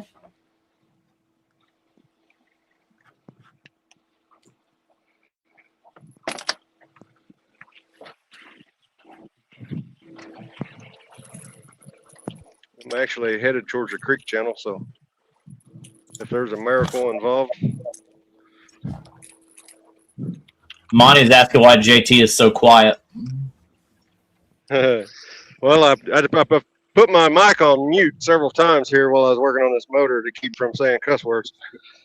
So I ain't blaming you. And you sure you didn't pull your kill switch? Yeah, I see kill switch. Kill switch is good. Kill switch, we're in neutral. It won't, motor don't click, motor don't do anything. You have the digital dash or I got analog? trim. So the boats or the motor's got Nope. power then. We're good now. I don't know. I think something's going on. I've checked my neutral, like the gear shift I put in neutral several times, back and forth 2 or 3 times, make sure it's in neutral, tried it, nothing. This is like the 4th time I did it and it just started, so. Huh. Well, I'm not going to touch anything until time to go, but at this point, we're going to continue on the route that we're on.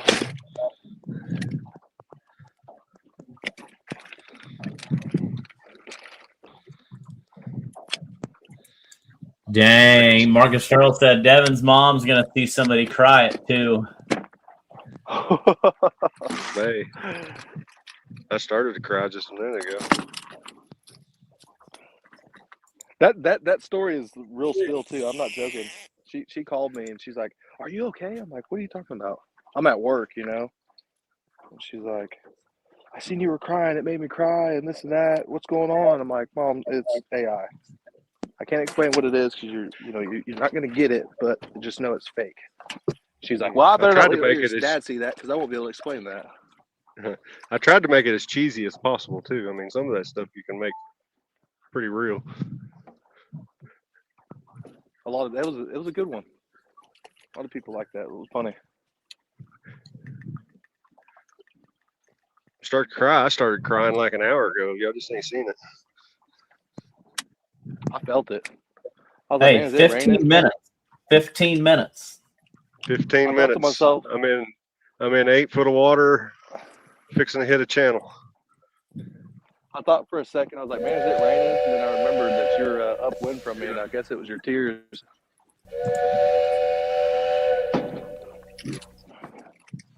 The trains are coming. How many pounds am I down? About 60? You are down 108.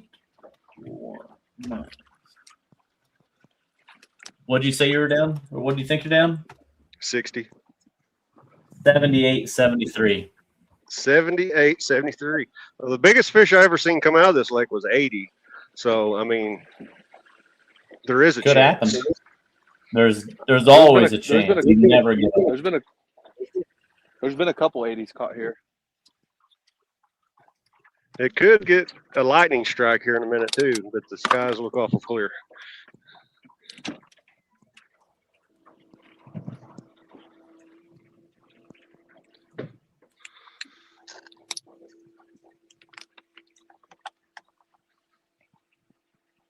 My phone's been blowing up. I can't wait to see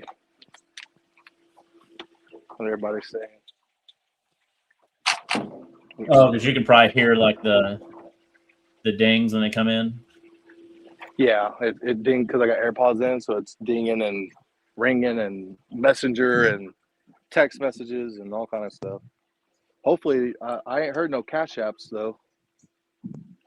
Run me a fish over here. I mean, we're only 1,000 yards apart, something like that. Yeah. We're like side by side. I didn't even realize it was side by side. We're just Yeah, I pretty caught good up ways to you a apart. little bit. Caught up to me while I was adrift. Did you at least have rods out when you were out there drifting to the abyss? No, because I couldn't control the boat. I didn't even have trolling motor at that point because I was trying to swap the battery. I thought you said you did have trolling motor. Well, you should have put the. I did, the but I drift top- disconnected it to connect my motor into one of the batteries. You should have put your drift paddles out. Just drifted with the wind. I know you got Should've. talons, huh? I got talons. Oh yeah. I think there's a sock kit in here somewhere. Is it still getting a little windy? It looks a little windier where. Yeah, GT's actually, at. wind just picked up. It's just like Yeah, it's now. picking up just a tiny bit. Was one of the comments last week, bump it up to like 1.7 and hope for the best. Yeah. Yeah. No, 4 mile an hour or something. 4 mile an hour. We'll go one more tenth. We bumped it up to 0.6. I've been running 0.6 all day. That's been the best. I've slowed down to 0.5 and I've sped up to 0.7. But 0.6 has been the best.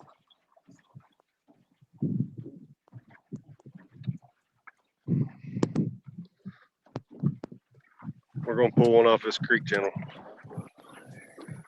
If it's even there. Maybe it's good.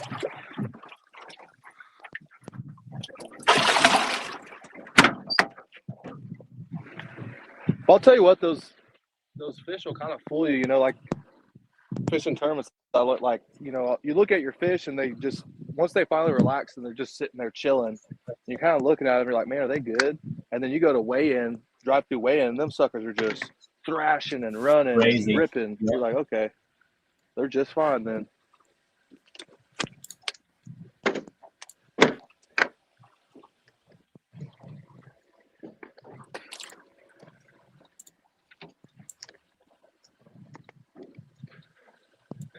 Hey, this still wasn't as bad as the tank full of water at Carruthersville.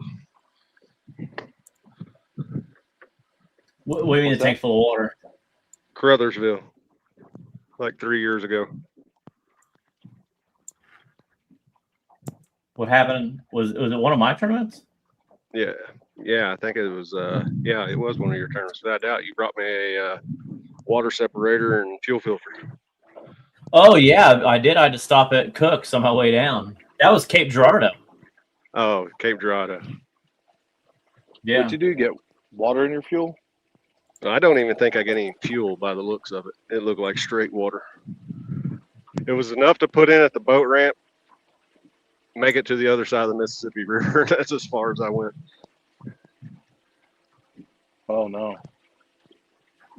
Yeah, that's why I go to trusted sources, man. I don't go to them cheap gas stations for no fuel, especially on the boat. Especially not on the diesel, because the diesel costs too much to fix. I got it going. Made it. That was actually the day before the tournament pre-fishing. I took everything apart, pumped it all out. I got to fish the tournament. My one of my buddies. I definitely went upstream. I definitely went upstream instead of downstream, though. Just in case. Yeah, Tony said it both on. Yes, they are both on Oologah Lake here in Oklahoma, and this is. Look at this as a Twist Cat Outdoors regular tournament. It's just 2 boats, 1 angler on each boat. How many? From points 8 to 9 is the history hour, and then 9 to 2 is the rest of the fishing. 9 minutes. 9 minutes left. Let's see if we can get a buzzer beater. You got an air horn on your boat? Blow the horn. No. I got the Sea Arc thing. That thing will pierce your ear. Yes, it will. I don't know how loud it is from like away, but on the boat, Lord have mercy.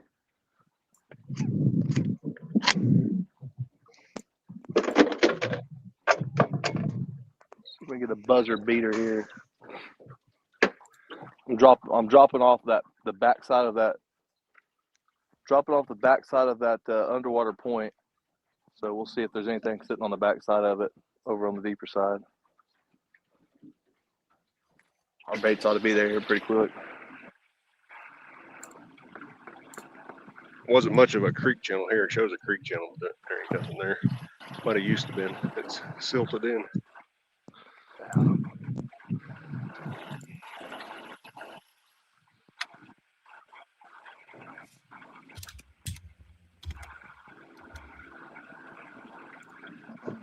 So after this, we'll have 5 events down.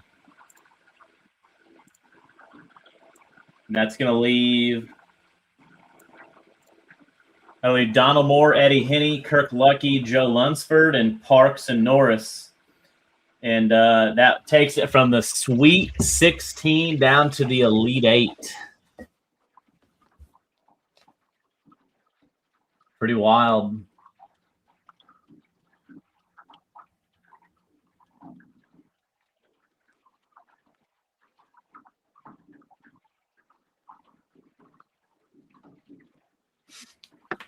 Pretty wild.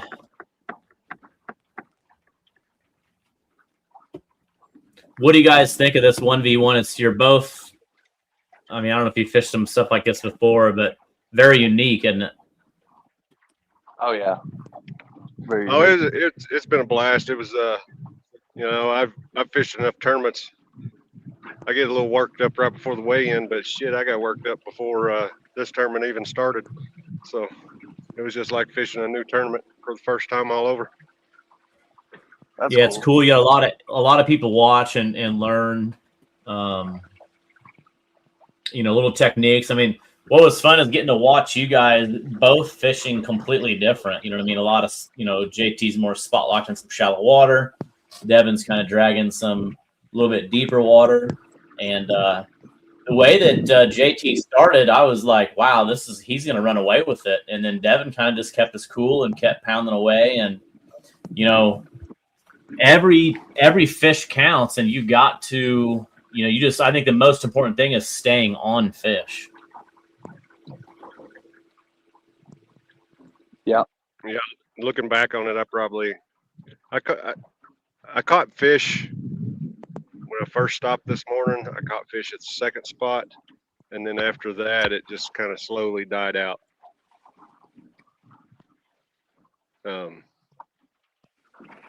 I should have swapped tactics way early, either swapped way earlier or stayed where I was at to begin with. Not bounced around. I didn't even see, where'd you start? Way up there against the willows. I mean, as far up against the willows as you could get. Yeah.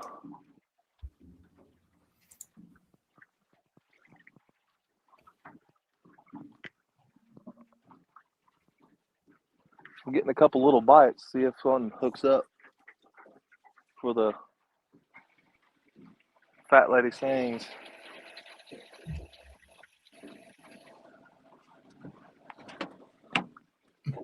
Oh, come on. Get after it. Mike Vaughn said Devin needs in croc floats from BJC Outdoors. I know that's right. Gosh, if you and Bud go against People- each other, both wearing them hey dudes. You know, honestly, I got these, and I'm not a hey dude person. I don't like them, but my deck boots, man, I need new ones. They're old and funky, and nah. I decided to go with the hey. These are the hey 2.0s though. These are like the water ones. So I mean, they're nice Yeah. little boats. They got holes in the bottom.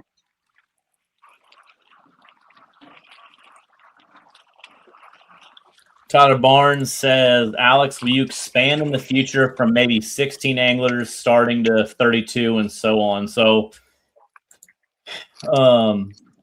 I think, you know, that's a good question. I think the issue that I've ran into is, you know, a lot of people now seeing this format, kind of being able to build their brand. It's a lot because it requires me the entire time. So, I mean, my entire Saturday from, 6:30 this morning until pretty much 2:30 this afternoon, I've been on my computer, and it's hard to do it when you got a lot of other things going on. We're leaving at literally at 2:30. We're flying to Fort Madison as fast as we can to get set up for the captain's meeting, and then my next couple weekends are slammed. So 32 is a lot, and we almost talked about going to like 32, and I'm glad that we didn't for this first bracket. Just I don't know when we would have got them done, but my main goal right now is to get the entire get to the Elite 8 by the end of May.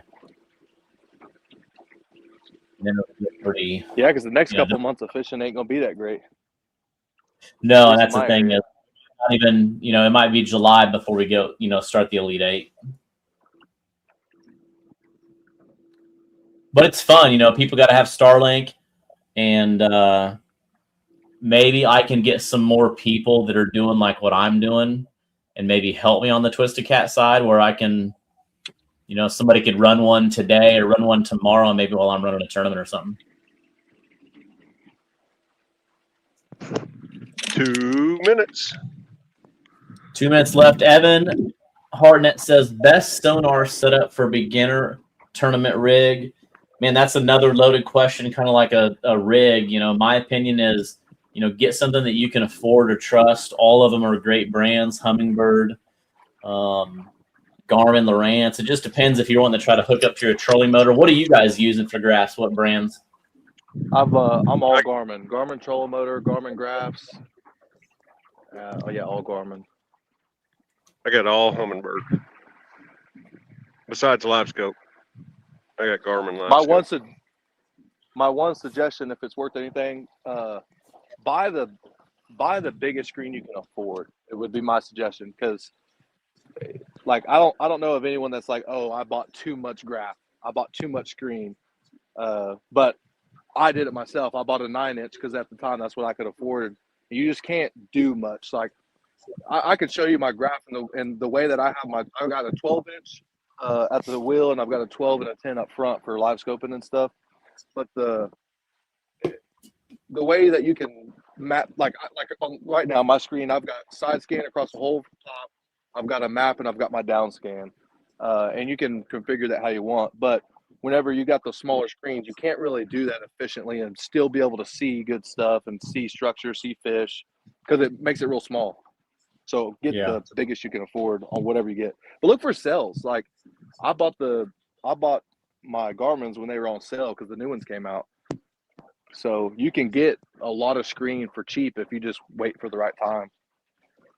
I wouldn't say cheap. None of the stuff's cheap, but. Okay. All right, I got my live well started pumping out.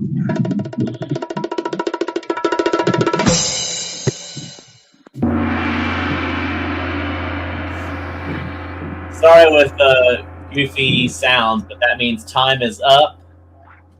And we are ready to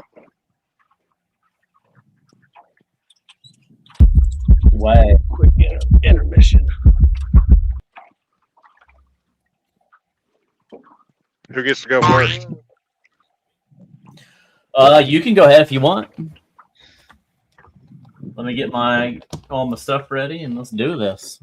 All right. So how was your morning? Did you fish the same way you were fishing when you came live? Yeah, the way the morning started, if the morning would have stayed the same way it did for the first hour, I'd have won by 100 pounds, but it didn't stay that way. Oh! By 100? If it would have stayed the same way. If it would have been steady, the same as it was the first hour. I mean, how many fish did you catch this morning? Or you I think I got, yeah. And I probably didn't start till about 8:15, so it was probably 8:10 somewhere. So it was about an hour somewhere in there.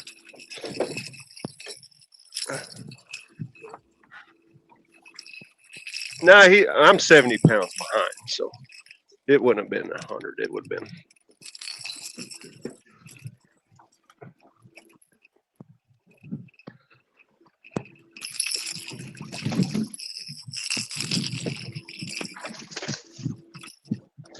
Problem is, 5-pound fish and 115-gallon live well. You gotta get in there with them. I should have started pumping it out earlier.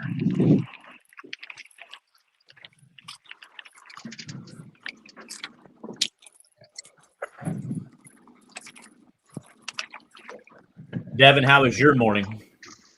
Man, my morning, it was slow. I came in, I stopped on one spot that I thought I wanted to start on, and I scanned for just a couple minutes. I seen fish, but it wasn't too much to be excited about. But I kind of put it on the back burner. I was like, I'll come back if I don't see nothing.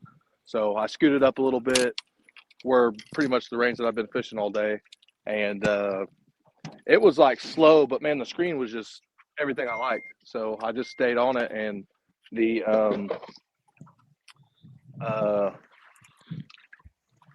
caught some fish. I mean, you'll see here in a minute, but caught some fish, and it was just like a slow and steady. And I just knew that if I just stuck with this throughout the day, 214. I mean, Got 214. This right here is the worst shaped fish I caught all day. He needs to go find something to eat.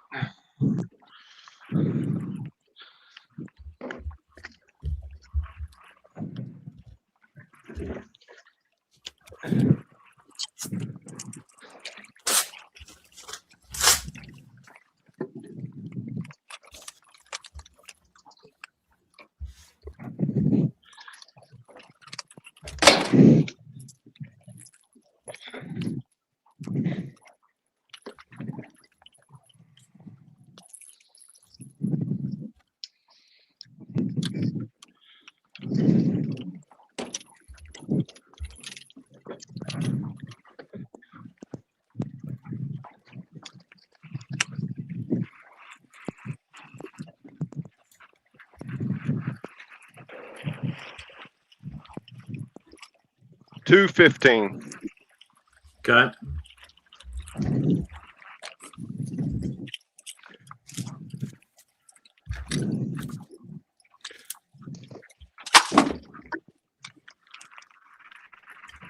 still holding everybody to the end. A lot of people waiting for the end. Oh, I mean, oh yeah, we're 195 people. Yeah, people are loving this, man.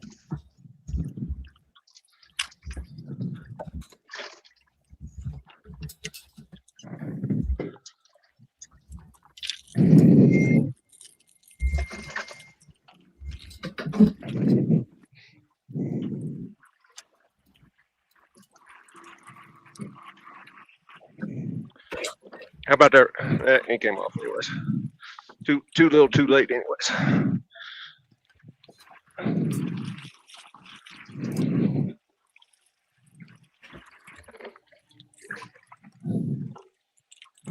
Big fish so far is the 16.44.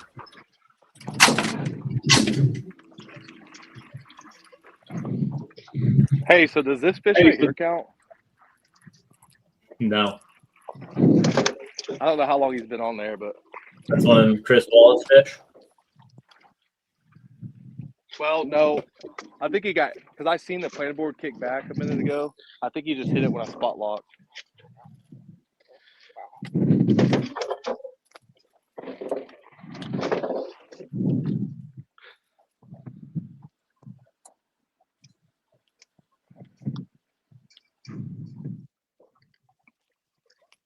Man, I might have needed that pound.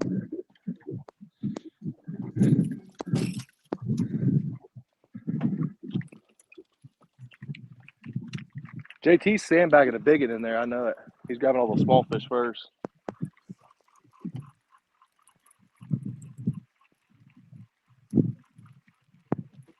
We'll see. Lock. There it is. 505. Got it.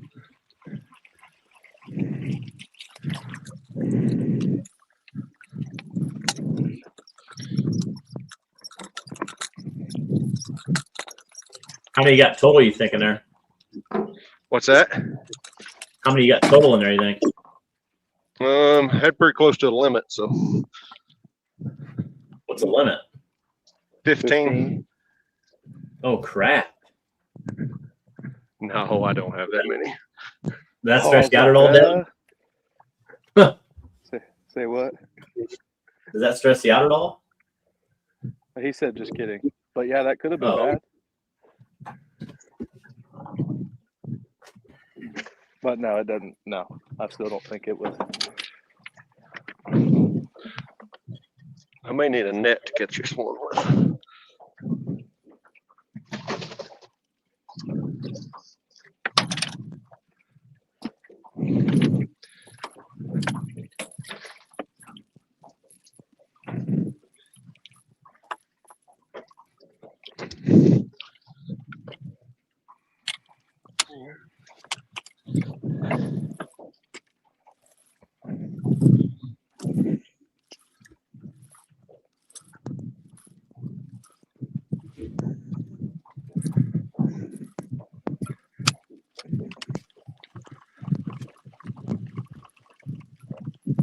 Let me know when you're kind of 402. close. 402. Got it. Let me know when you're kind of close to done, and I'll start pumping out. It won't be much more. Yeah, you can start doing it now too, Devin. I'll get both of you.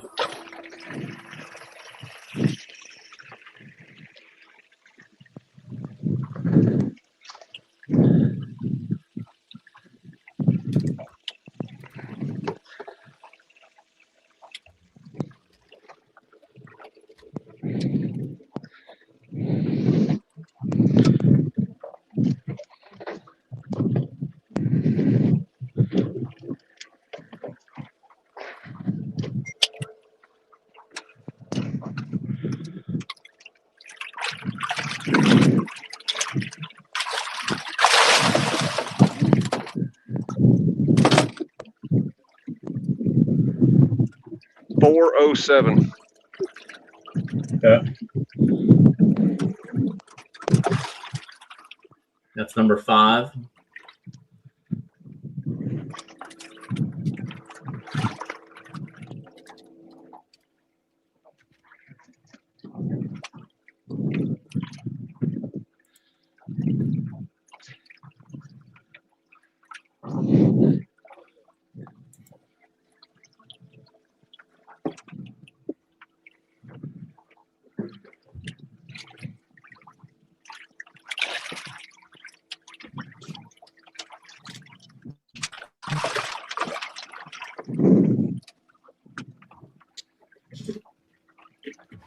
I need a bait net.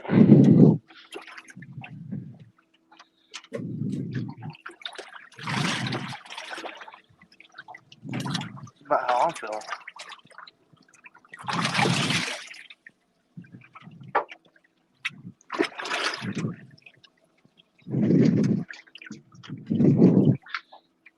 I've got bait nets in here. Oh, here's a giant.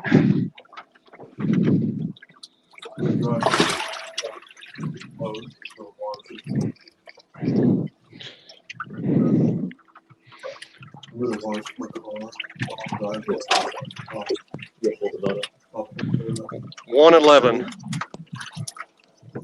Okay.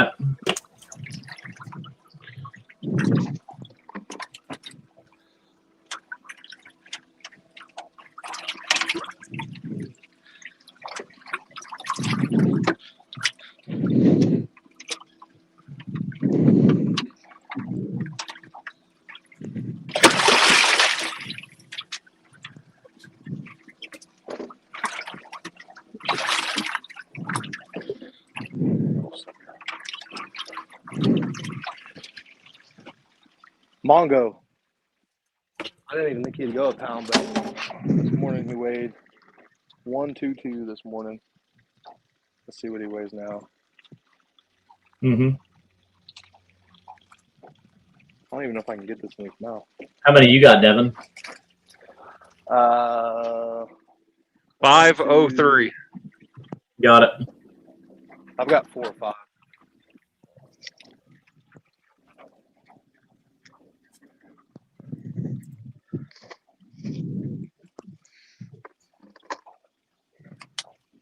How about that fish I got on there? He don't look that big.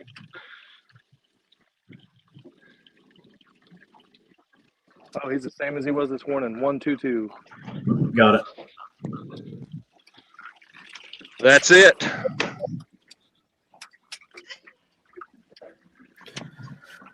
Okay, we add yours up.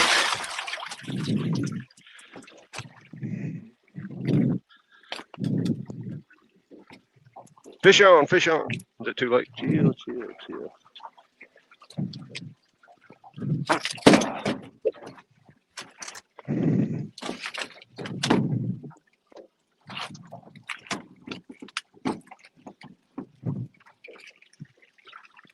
Oops.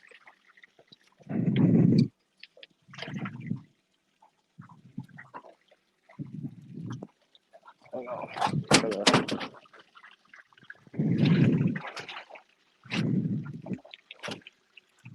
Zeros.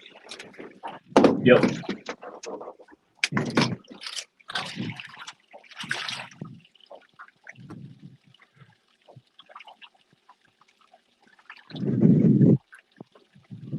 Uh, 746. Got it.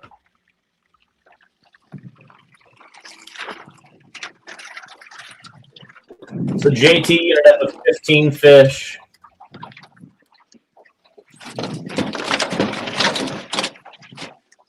For 53.25. Zeros. Yep.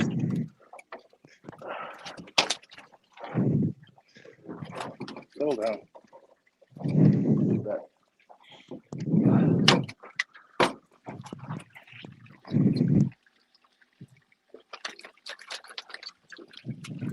Settle down.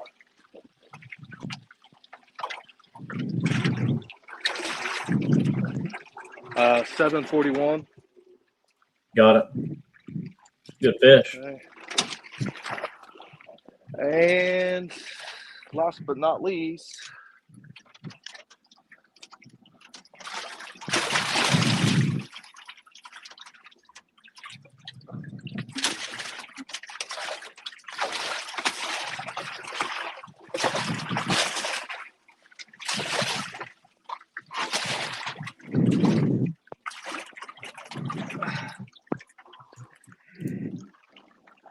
Oh, that's a last nice fish.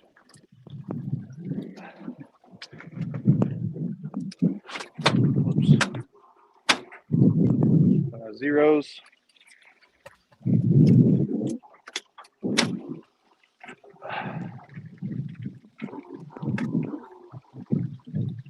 That's your fourth fish, right? Yeah, I think. 2180. 2180. Yep. That's all you had, those four? Yeah, that's it. Yep.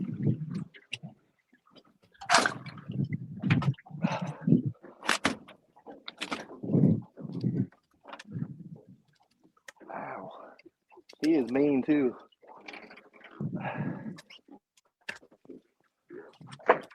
Get it back in the drink.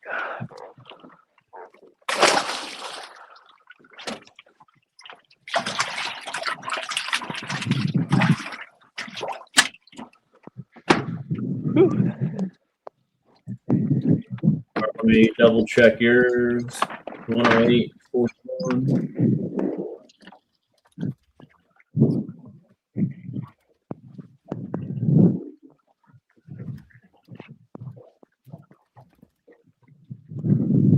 Congratulations, Devin. Good job. Hey, thanks for doing it. It was fun. I enjoyed it. I enjoyed it a lot.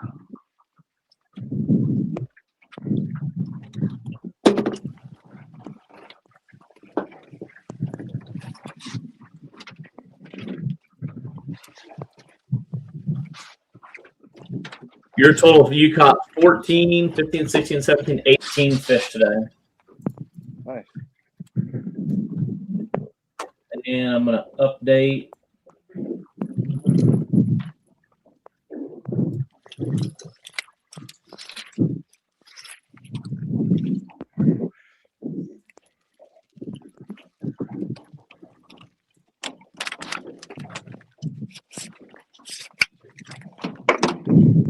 All right, here comes the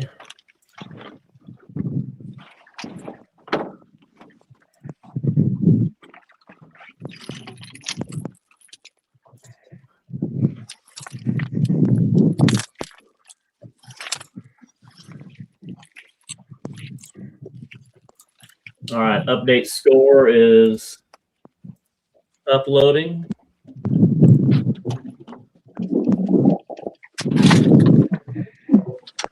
All right, so Devin Lydell. See, I'm getting better at it now. Devin Lydell, fish 18. What is that behind you? Is that stuff floating or is that shore? Yeah, Devin? a lot of debris. Oh, Yeah, trees and stuff. all right, Devin, 18 fish, 146.30. JT, 15 fish, 53.25. Almost 100 pounds. So between the two, yeah, I mean, it's, well, hold on. When we asked you both, what did you both say, about 140 pounds? Yeah, 140, 150 pounds.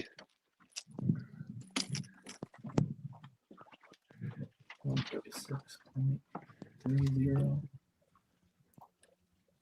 So I'm going to update this. I'm going to show everybody that's watching the thing, and then I'll also post this. But this is kind of cool to see what this all looks like. Let me go ahead and save it.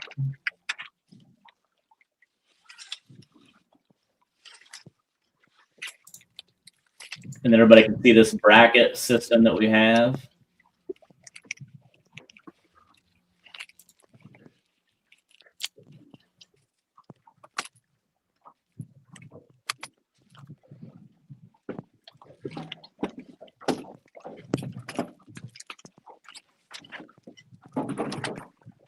Big. I'm ready for some food.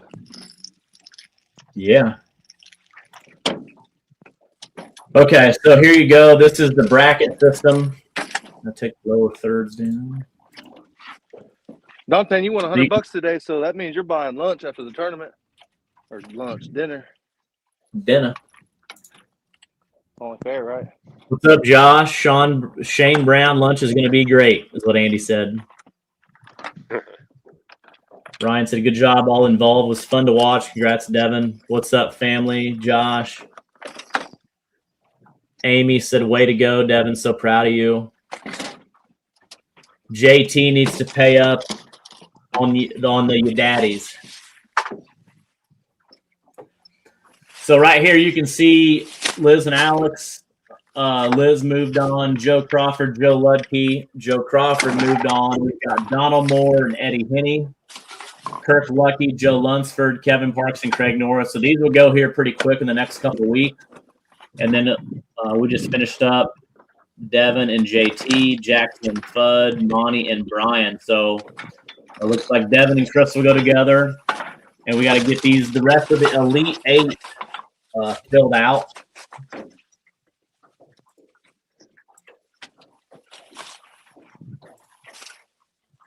There's that.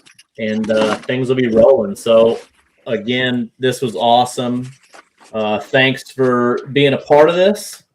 No, Steve asked, are the lakes for each round ready and already established? No. So what's very unique about this is we choose the anglers. So now Devin and Chris are going to go head to head. So Devin is from Oklahoma. Chris is from Alabama.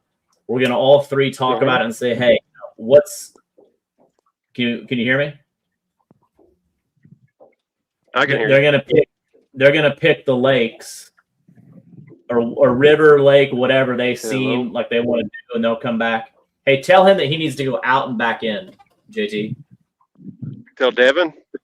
Yeah. Hey, Devin, you need to go out and back in.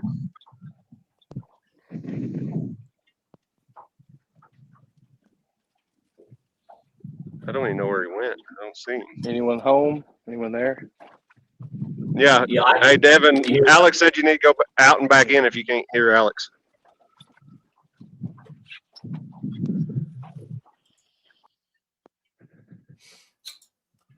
So, yeah. So, no, every every team or every 1v1 get to choose what's fair between them two of the body of water. Like I said, our next one is going to be Oklahoma against a guy from Alabama. Can you hear me now? Yeah, I can. I can I hear had you. to back out.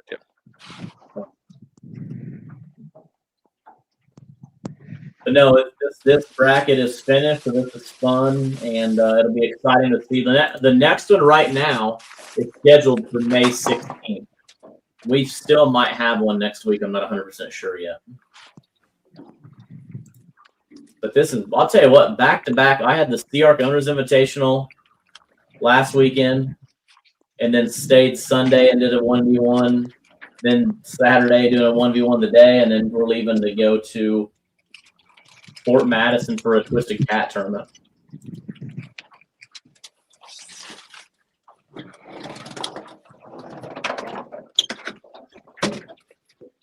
But I think this went really well. I appreciate both of you being on here.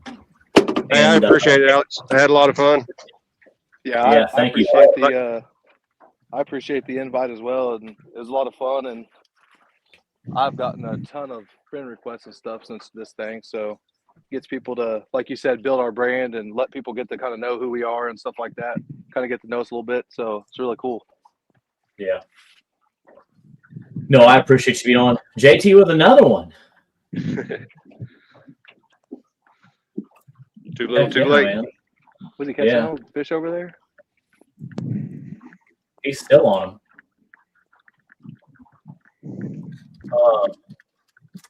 So yeah, I appreciate both of you being on. Anything left you guys got to say before we log out? Nope. I appreciate you giving us the opportunity to fish this 1v1. Thanks for everybody watching. I'll see you down the road at another tournament.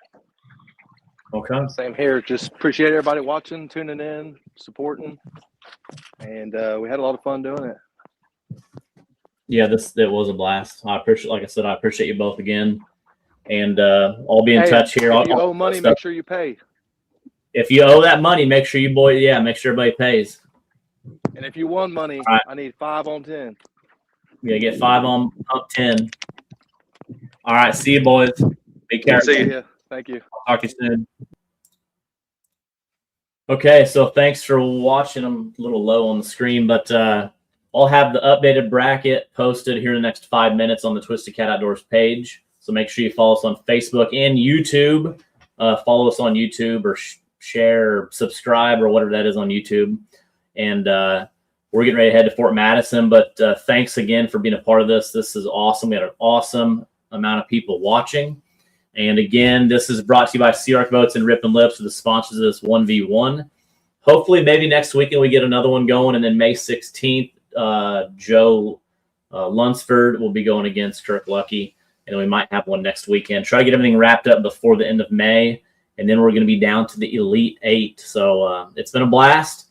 Join us live tomorrow in Fort Madison, Iowa for stop, I think, 4 or 5, one of those. And have a great weekend. See ya.